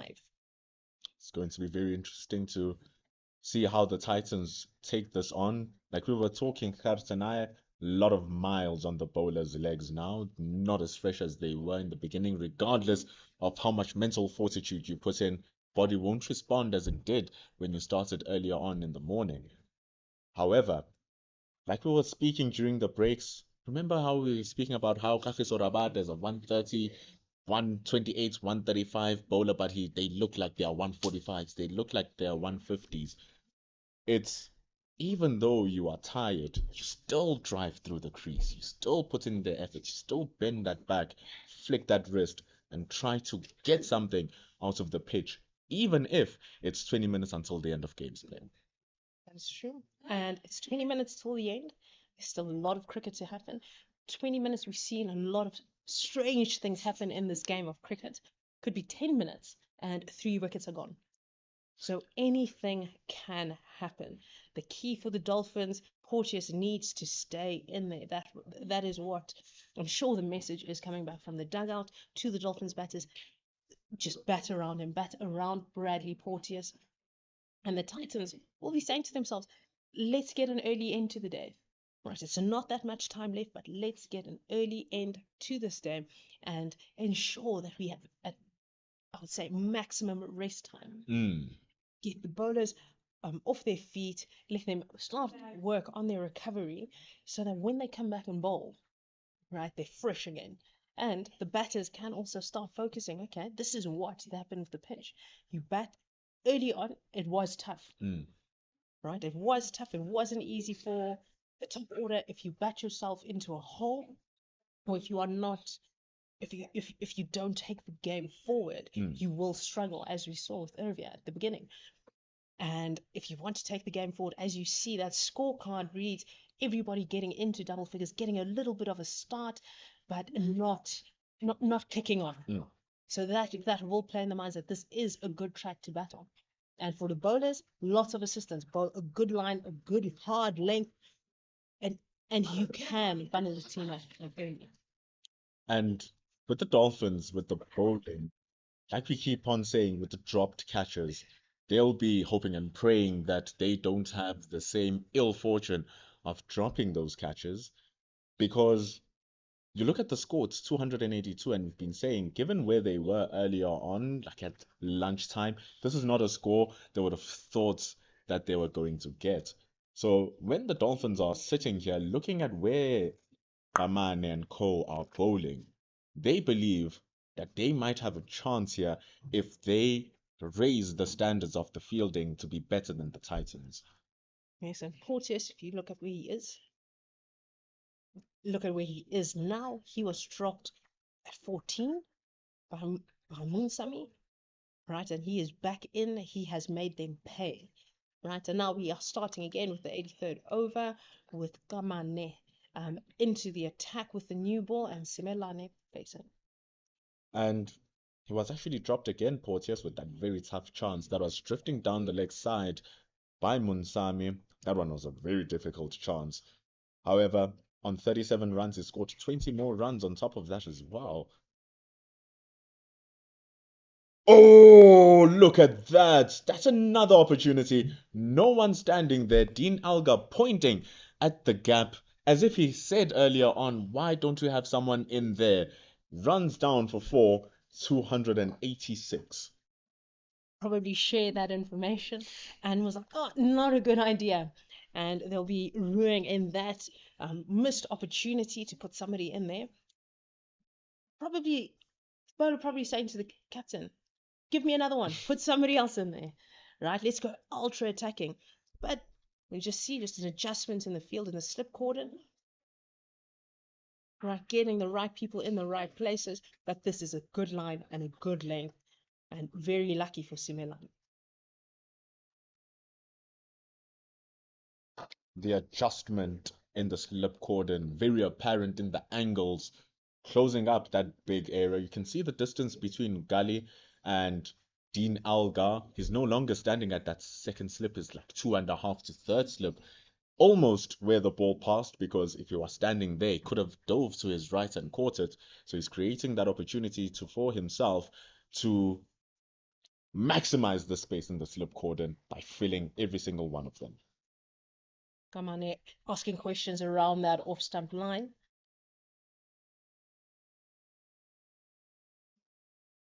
Still does as well. That time just a bit fuller though, allowing Simelane to drive it, but he wouldn't mind seeing Simelane drive the ball. Wouldn't mind at all, because it does put the slip cordon into play. But yes, just asking questions, saying you have to play. Whatever happens, you have to play. You can't just leave the ball alone.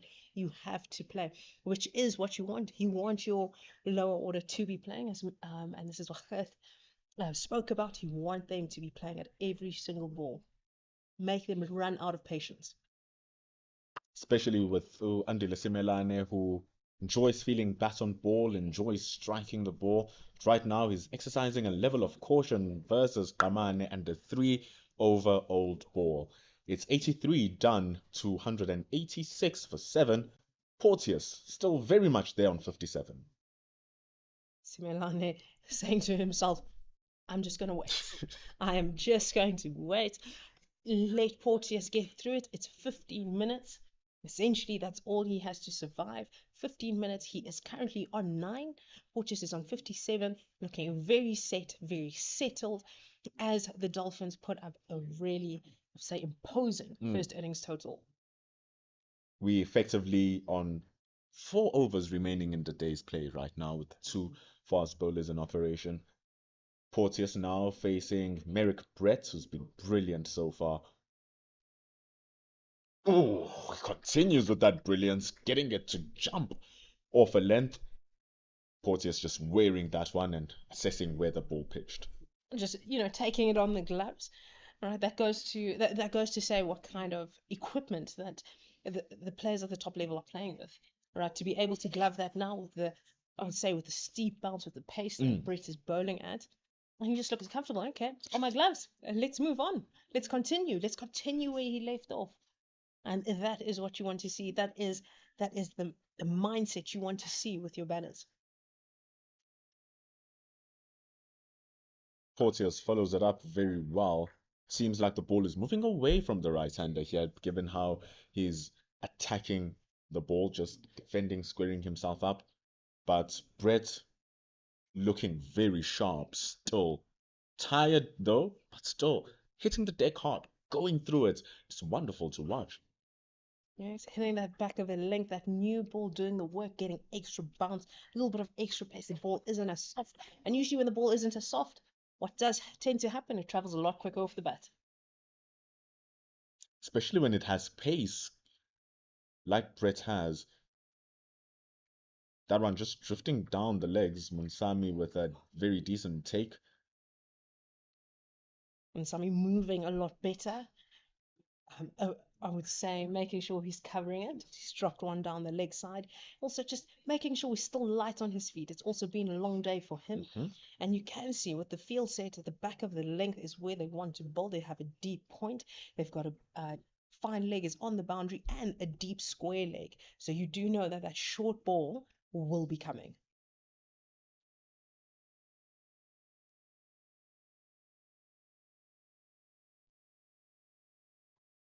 Still keeping it at a very good length, that back of a length. What we saw earlier on also was the ability of the Titans of setting up their wickets. Even if they didn't get a wicket with their setup, but the setups are so pure and you see the intention, and even as the batters you see the intention, there's nothing you can do about it because of the execution that they are pulling through. It's very evident that the ball was going to be on the back of a length outside the off stump, but what are you going to do about it? Yeah, just leave it. Just leave it.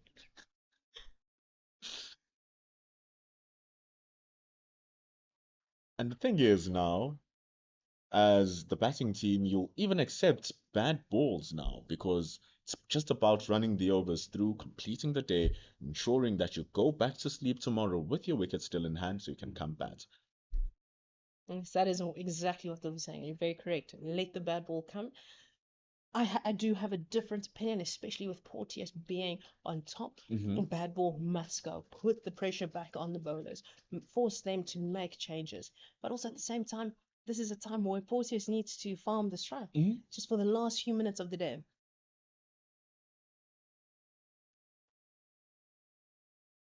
Was looking to get that single so that he can keep that strike, but he was prevented with the good fielding. It's 286 for 7. A good comeback from Brett, still keeping the batters very, very honest with his 3 wickets and 57 runs. Brett, the pick of the bowlers, his stats don't paint the correct picture, and we have mentioned this before. He does bowl a good line, a very hard length. Some drop catches, some misfields could have been the difference between the Titans currently still bowling and potentially Dean Elgar out there. Dean Elgar, looking at how the pitch is now played off, starting to be a little bit friendlier. He's on that century high, still not out from that century, which guided the team to the victory against the G-Bet Rocks. So he'll be wanting to come in here because he scored 40 runs in the first innings, scored 100 in the second innings, running from good form, the one-day cup, scoring a multitude of centuries. So he'll be wanting to go out there and showcase his work, especially ahead of the India series, which will be coming this December and January. Yes, he'll want to he will want that form to translate to almost every match he plays. Dropped it short, but Simelane is a tall man standing on top of it. Doesn't seem to have the legs. Pushing hard is Tladibokako, who gets to it. But batting, running for 3. Andile Simelane gets to double figures, going to 12. That's what you need. Just into the gap, run the singles hard, get off strike. He is playing his part. A very, I would say, low risk shot in front of square between your mid on and your mid wicket fielder. So no risk there. Not a bad option for Andile Simelane. However, he has got to double figures, and I do know as a lower order batter, you'll be like, okay, I can kick on from here. Stay calm. Oh, edged it! Taken! Fantastic bowling from Kamane. That is not what the Hollywoodbets Dolphins wanted. The dismissal of Bradley Porteous with a peach of a delivery, dying on the fielder, but it's taken nonetheless. That's 8 wickets down as Donovan Ferreira completes the job. And what an innings Bradley Porteous has played. 57 runs off 123 balls, went through a very difficult period, right, to get to the Dolphins, to the platform that they're currently at. And this is now becoming a very imposing first innings total, and he was key to this, showing what mental stamina and mental strength. I'd say it was a really good ball that Andile Kamane bowled, and honestly, another catch in the slip cordon. This is a good sign for the Titans. They want to wrap it up. They want to finish it off. Two new batters at the crease. Just 2 more wickets, and they can get back in there. They will want to wrap this up. Go to bed, knowing that they are coming in. The bowlers get a rest, and the batters should do the job. And coming in, we've got Othniel Bartman. Right, he isn't known for his prowess with the bat, but no mug he is. And now, all of a sudden, Simelane must somewhat take the lead as Kamane got that ball to slightly shape away from the right-hander, but he got it at such an immaculate length that there was no choice but for the edge to be found and for the catch to be taken by Donovan Ferreira. A big loss for the Hollywoodbets Dolphins, now on 289 for 8. Kamane has his tail up as he finally bags his first wicket of the match. Kamane, I would say probably a sigh of relief with that first wicket to his name. Ooh, squaring up Batman on that first ball.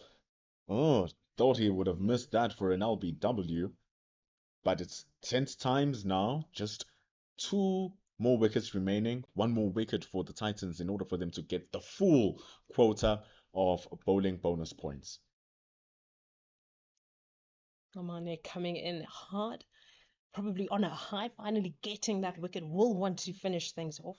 The Titans looking to be a lot more aggressive, right? Taking that fielder out of the covers and putting an extra slip in, opening up that cover, just a deep point and middle, and saying to Bartman, drive, it's open.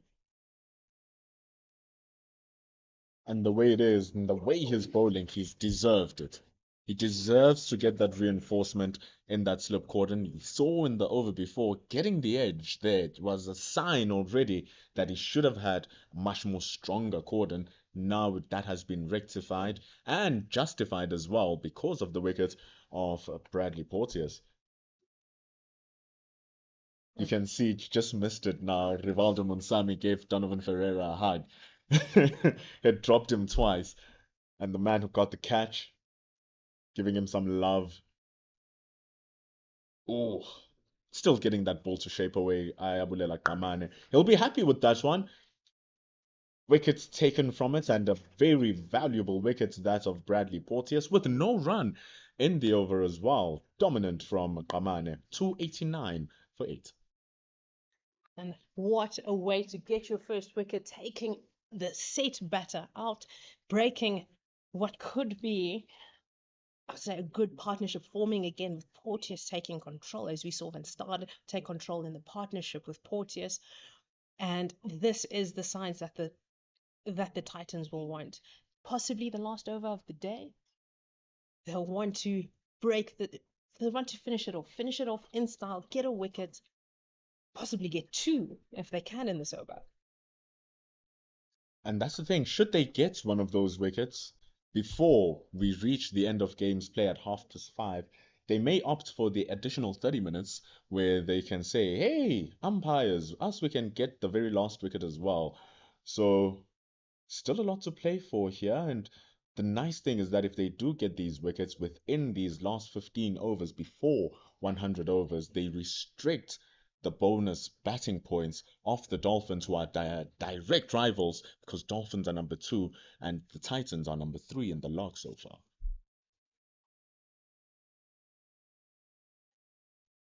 Oh, edged it! Taken it again!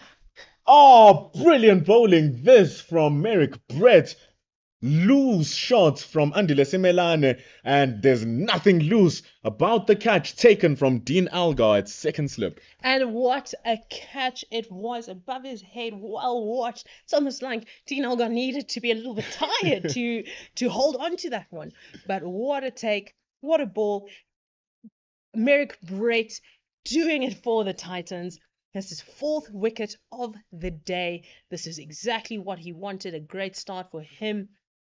And the Titans will be looking to finish it off in this over. Definitely looking for it to finish now. You were talking about it as the over started, like, hey, they might be finishing it in this over. And look at what Merrick Brett is doing. Getting it at such a brilliant length, getting the lines working.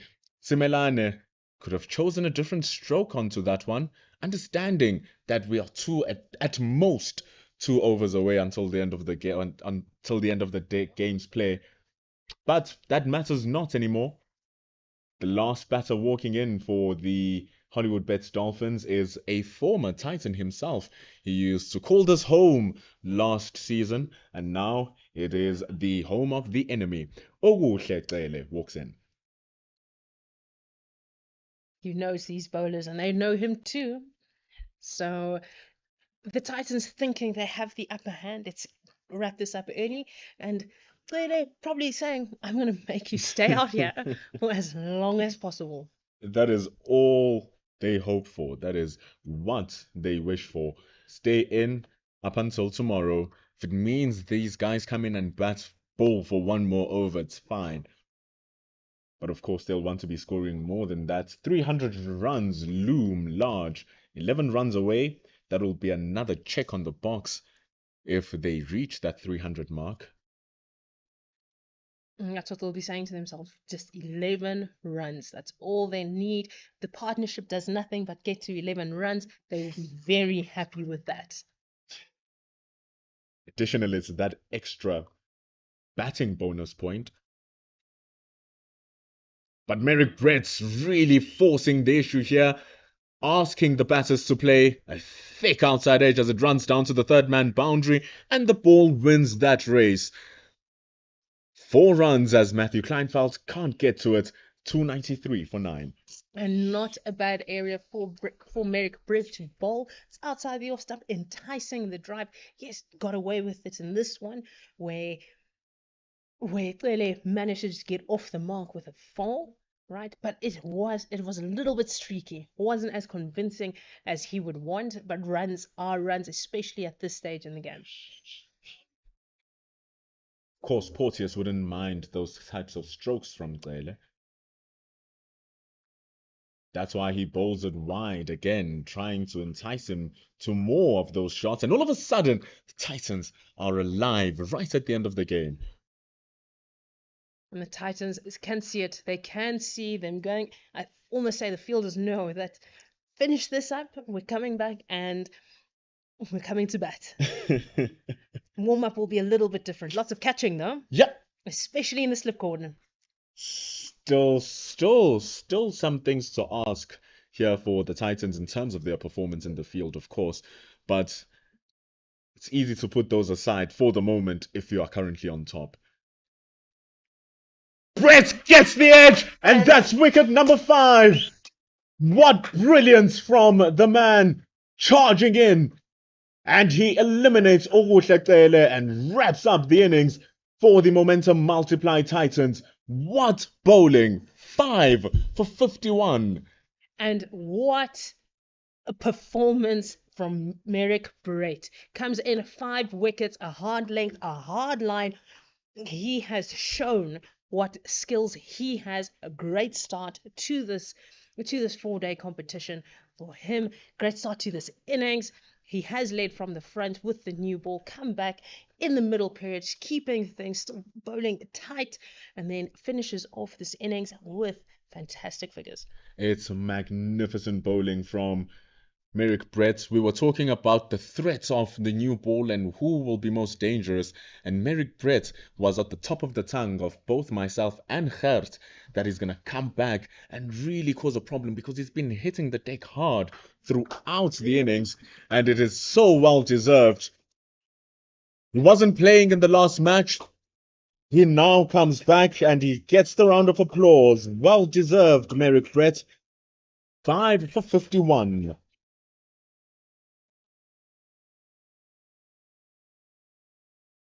So now we go to find out how the turnover of the innings will work, how much time we have left, how many overs we have to play as the Dolphins look to warm up for their bowling.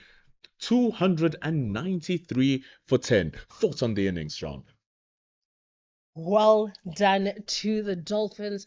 Not the best start that they would have wanted. It was very good bowling from the Titans. First up with Kamane and Merrick Brett coming in, bowling that tight line, tight length, and then to get the early wicket of Ditole and Ervia, very, very key to keeping them very quiet, and then ran through until they got to Kaya Zondo, who put up a fight. 48 runs off 100 balls. He absorbed a lot of pressure, looked very set, gave his wicket away. He would be very disappointed with that, but allowed everybody to bat around him. Right, Bryce Parsons batted around him. And Smith, who also batted well, got a start but couldn't convert and kick on. And then you had Slade Van Staden, who came in and just settled the innings, was busy at the crease, looking to rotate strike.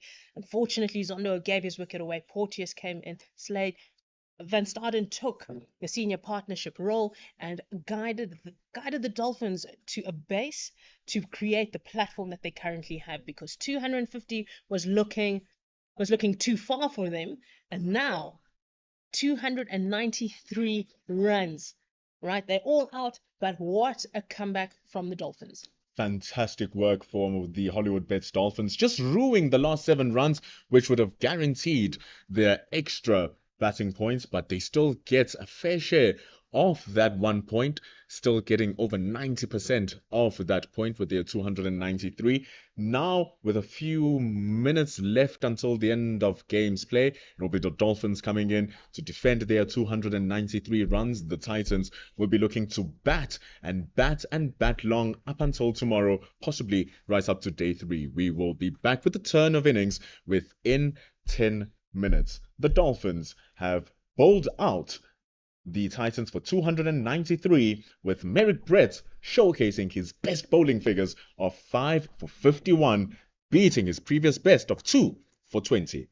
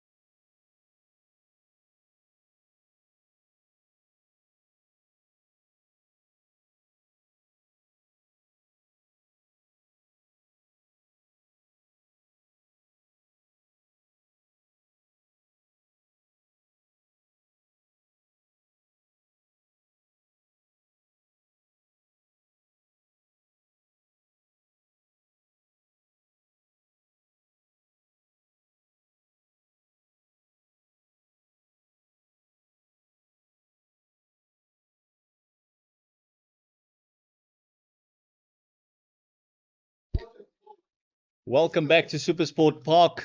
After the first innings of the Dolphins scoring 293 runs, bowled out in the 86th over, facing 526 balls, scoring only the 1/6, the one maximum, and 42 fours. It's been a brilliant fight back by the Dolphins after they were in trouble in the beginning. Titans have a tricky period waiting for them here. They have got a couple of overs to survive, and the openers will have their work cut out for them, as they definitely will not be given a hard time or given a light time by the bowlers of the Dolphins. Target 293, and I think for now the target is not the issue. It is all about just getting through this tricky period, just getting through the sun setting, the shadows. You can see the shadows dragging on nicely, MP, and it's just the encouragement. Oh, good starts from Ogutlaqele. You can hear the liveliness behind us. Jeez, deserves that cheer for that ball. Absolutely, and they're loving their cricket at the moment. And that's the first ball that I don't think that Brandt would have liked. Just that back of a length. And definitely the slip cordon, 3 slips in a gully, just telling him it's not as easy as you thought it's going to be. It's going to be very tricky. Ogutlaqele, still very lively, didn't do much with the bat. Oh, another one passing the edge. Great bowling, and this is going to be a tricky period. Can't help but feed off the energy behind us here, Gert. You can't help. It feels like the ball might be an easy, simple delivery, but because of the liveliness behind us, jeez, it's full of life. Yes, and Sean joining us once again. Sean, this is going to be difficult. What do you expect? I don't think the score would be any reflection on what they want. This will all be about survival.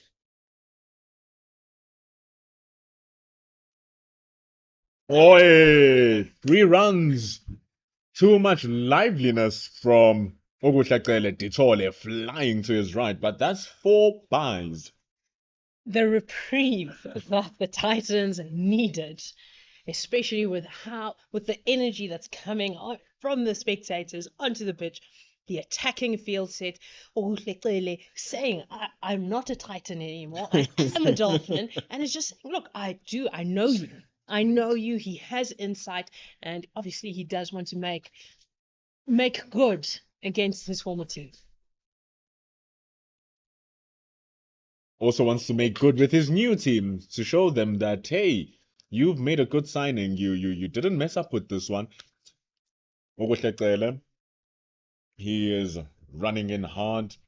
Of course, no likes of the Pavilion for the Dolphins, who is their main charging, fast bowling guy who breaks the speed guns. But you have to bowling a good line, a tight line, a hard length. This is what you want.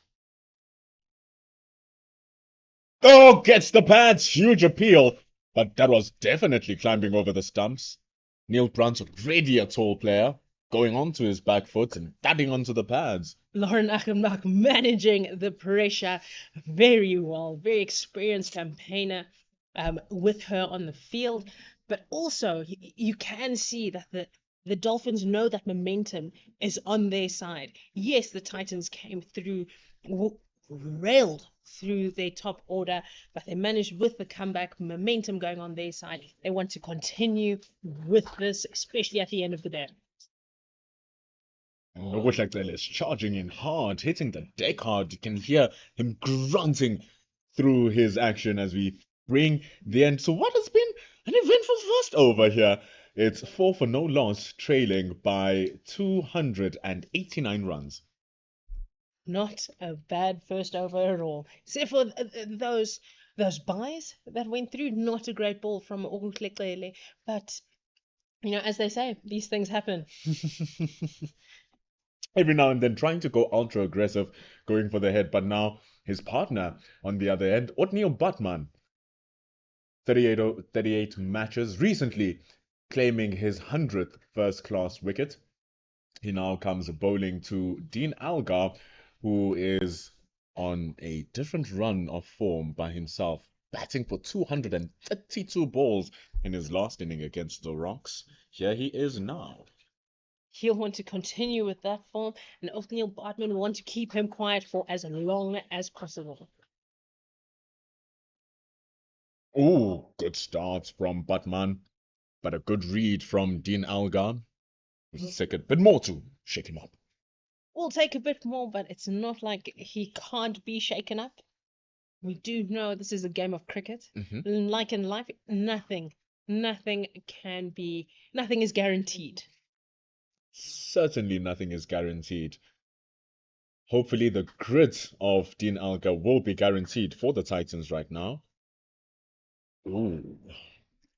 Just keeping the dirty one away from him. Not looking all too comfortable with that length and that line. Just cramping him up for room, forcing him to play. Not a bad plan from Bartman. They had all of 90 overs, the Dolphins, to assess how the pitch is acting, and they had the vast majority of the third session to just check it out, and they're still utilizing those conditions right now. Ooh, and they are doing a very good job. It's okay to be excited, Sean. It's okay. It's good bowling. It really is good bowling. This is the start that the Dolphins would have wanted. At the end of the day, the conditions aren't easy. The light isn't getting any better, especially coming in, going down. And this I would say, is what the Dolphins would have wanted, right? Batting first, putting up a defendable total. I would say just setting the bowlers up with something to bowl at. Just getting the ball to shape away from Dean Algar, that one pulling the length back, trying to assess which one works best for him. We saw early on in the morning that back of a length provided so much juice for the opening bowlers. But of course, the pitch is no longer the same as it was 90 overs ago. Definitely wasn't the same. And the Dolphins won't be complaining because they saw that you bowl that hard length, a tight line, there is still something in there for them. Oh, beautiful. As you're talking about that, Sean, he shows us, does Othniel Batman, with a beautiful delivery. Dean Algar will have lots to think about, and he will probably, the main thing, survival. Survival is on the cards, and these are two experienced campaigners at the crease. You've got Dean Algar, former Proteas captain, with Neil Brandt, the captain of the SAA side that will be playing against the West Indies. Oh, going for it again. And what a start. Bartman asking questions, but Dean Algar staying tight, not chasing the ball. And that is the end of the second over with the Titans at 4 for no loss. It's a good over that from Othniel Batman, backing up Okuhlecele. Okuhlecele also had a brilliant over, barring that four buys that he bowled behind the head of Neil Brandt.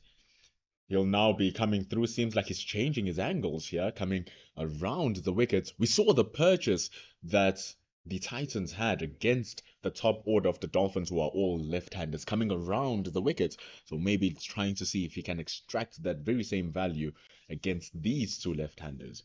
Also, usually your opening bowlers, their feet don't move so well early on in the innings. Maybe force Brandt to play. In order for him to force him to play, force him to make a move, do something that he wouldn't be orthodox early on, right? Get the early breakthrough. That is what they're trying to do. Attack. That is what is on their mind. Attack those stumps. Force the batters to play. Don't give them too much where they can watch go past them. Force them. Ask questions with their off stump and with their foot movement. And I believe they've been doing that very impressively so far. Just Okuhlecele needing to refine his line, coming around the wickets. Apart from that, four buys, he seemed like he had found a good rhythm coming over the wickets. It's just that because of the ball angling away from the left-handers, they were comfortable to let him go and just let him go, let him go. When the one comes, they can defend him.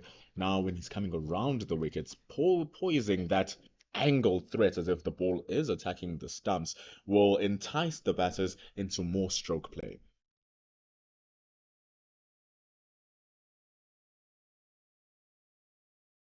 Him coming around the wicket also pitches it up a little bit more, puts LBW into play. Whereas obviously coming across the left-hander, it is more likely the ball's going to pitch outside leg. So making sure that he has all his options in terms of a wicket-taking delivery, and that's what you need with a few overs left in the day. That will be key. 100%. Right now, Neil Brandt comfortable to leave the ball on length. Will be wanting to push it a little bit fuller, just slightly fuller.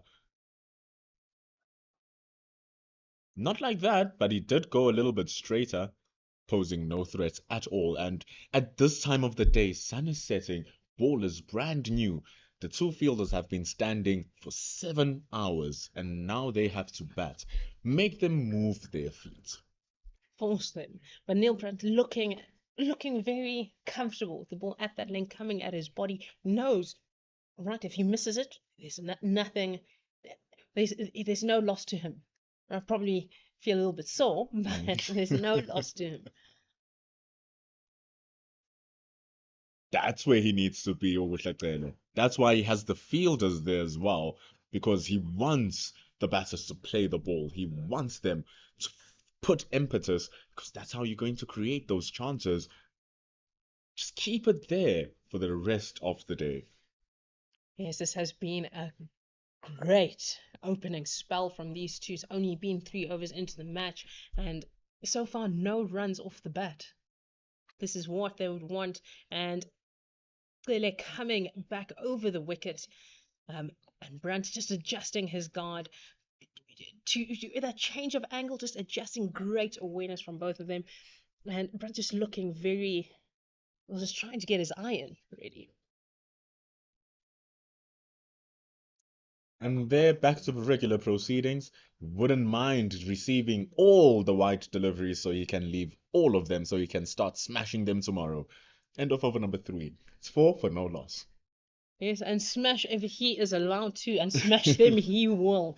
We have seen that the outfield is lightning quick and just gets quicker as the day goes on. So there might be a little bit of assistance for the bowlers early in the morning, but as we can tell that this pitch is going to get flatter and flatter, and the longer you stay out there, the bigger the total is going to get. And you can tell with the Titans, not the delivery that Bartman would have wanted. Very wide ball there. Oh, it seems to be something with the crease. If there's anyone watching this, that is not how you bowl a cricket ball. Just getting stuck on his bowling there. Yeah, held the ball on for a little bit too long. Right, lucky not to be no ball, just to be a wide. But yes, disappointment from Bartman given how well his first over went.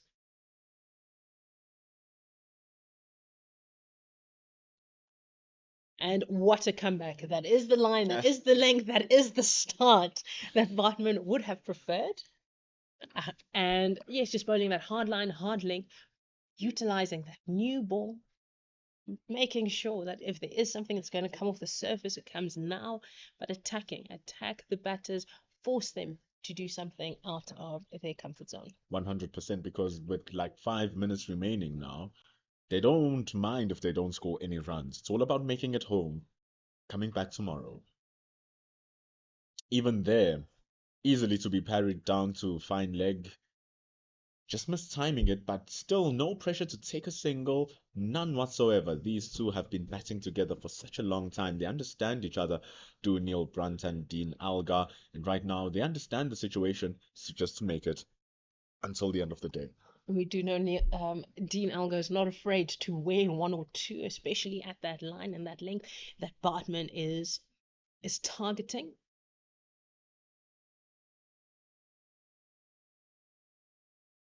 known for his steel approach to his batting, Dean Algar. But also that steeliness does come with a lot of reward if he stays there long enough. Because it's not like he can't pick up the running or he can't pick up the pace of his batting. He's an extraordinary batter. First time I ever saw of him, still playing for the Knights back in Pietermaritzburg, playing against the Dolphins. And there you have it, just back of a length, straying down to the leg side, and the fine leg fielder does not manage to stop it, and that is the first boundary to the Titans. Well, first boundary off the bat to the Titans, and that is Algar's first runs. He is off the mark with 4 runs. It's a gift of a delivery, that one from Othniel Batman, just straying down to the legs with all the data that you have off the bowler, of the batter that you're bowling to, Dean Algar. Everyone should know that that is not where you want the ball to be. So a slight mistake from Batman. Then he readjusts his line pretty well, but not his length. Punched from the back foot by Dean Algar, and they get 1 run off the fumble from the fielding. 10 runs now on the board. Not the start that the Dolphins would have wanted. A little too many runs, especially in this spell. But that is something to be expected, especially if you are attacking the stumps, attacking the batters, looking to get the early wicket. At the end of the day, the runs will come, and if you continue bowling a tight line, a tight length, the wicket will follow.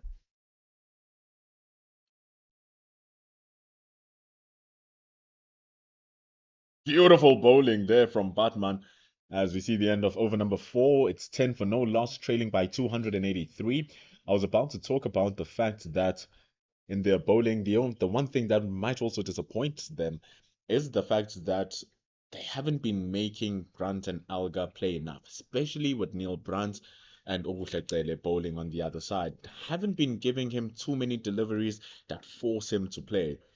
So at this moment of the day, with what is possibly the last over of day 1, is that you want Neil Brunt and Dean Algar to engage the ball as much as you possibly can to put those 4 fielders, 5 including the point fielder, into the game. We're going to see Obuhletele come in now. So you'll be bowling to Dean Algar for the first time. I wouldn't say this is a bad idea. These two know each other. They played together not so long ago.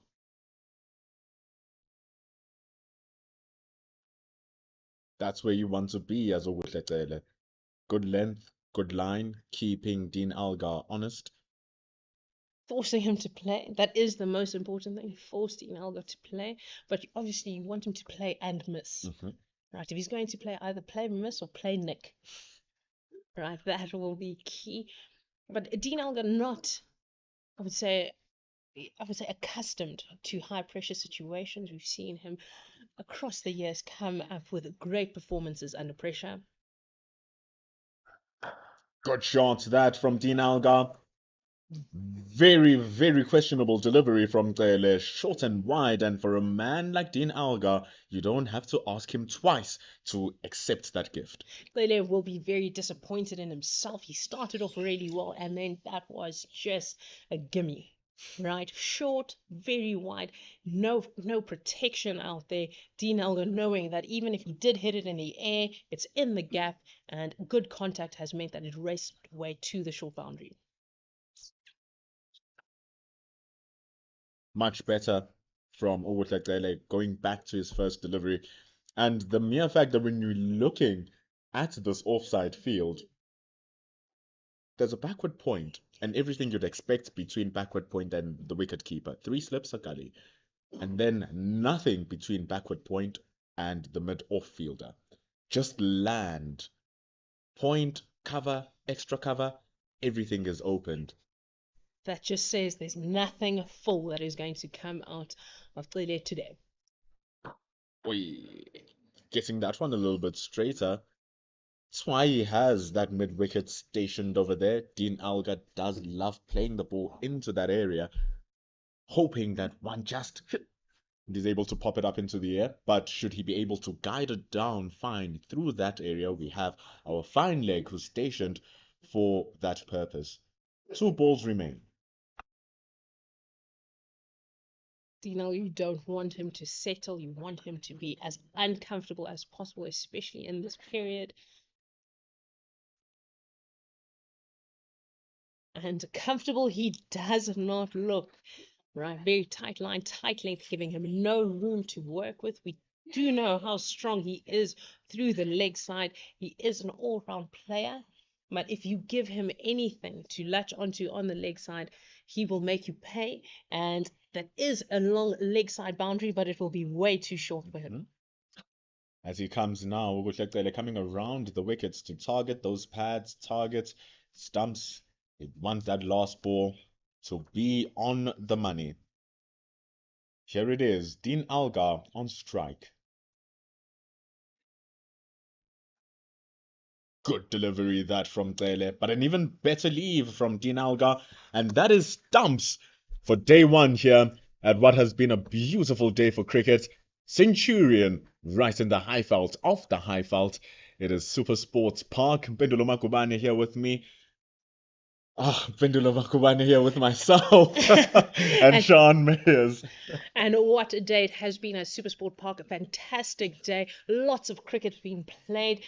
Momentum shifting to both teams. And as we see, the Hollywoodbets Dolphins were bowled out for 293 runs. The Titans currently at 14 for no loss after 5 overs with a deficit of 279 with Neil Brunt and Dean Algar at the crease. What will happen for the rest of the match? 279 runs is the deficit for the Momentum Multiply Titans, the team with the lowest batting bonus points. They'll be looking to improve that come tomorrow, but will they? That is the question, and if you want to find out the answer, stick with us on our CSA YouTube channel. We'll be back again tomorrow at 10 in the morning for day 2 of what has been an exciting start to this 4-day domestic series between the Momentum Multiply Titans and the Hollywoodbets Dolphins. 279, which is the deficit. It is us here at Super Sports Park bidding you farewell. We shall see you again tomorrow. Have yourself a wonderful night and peace.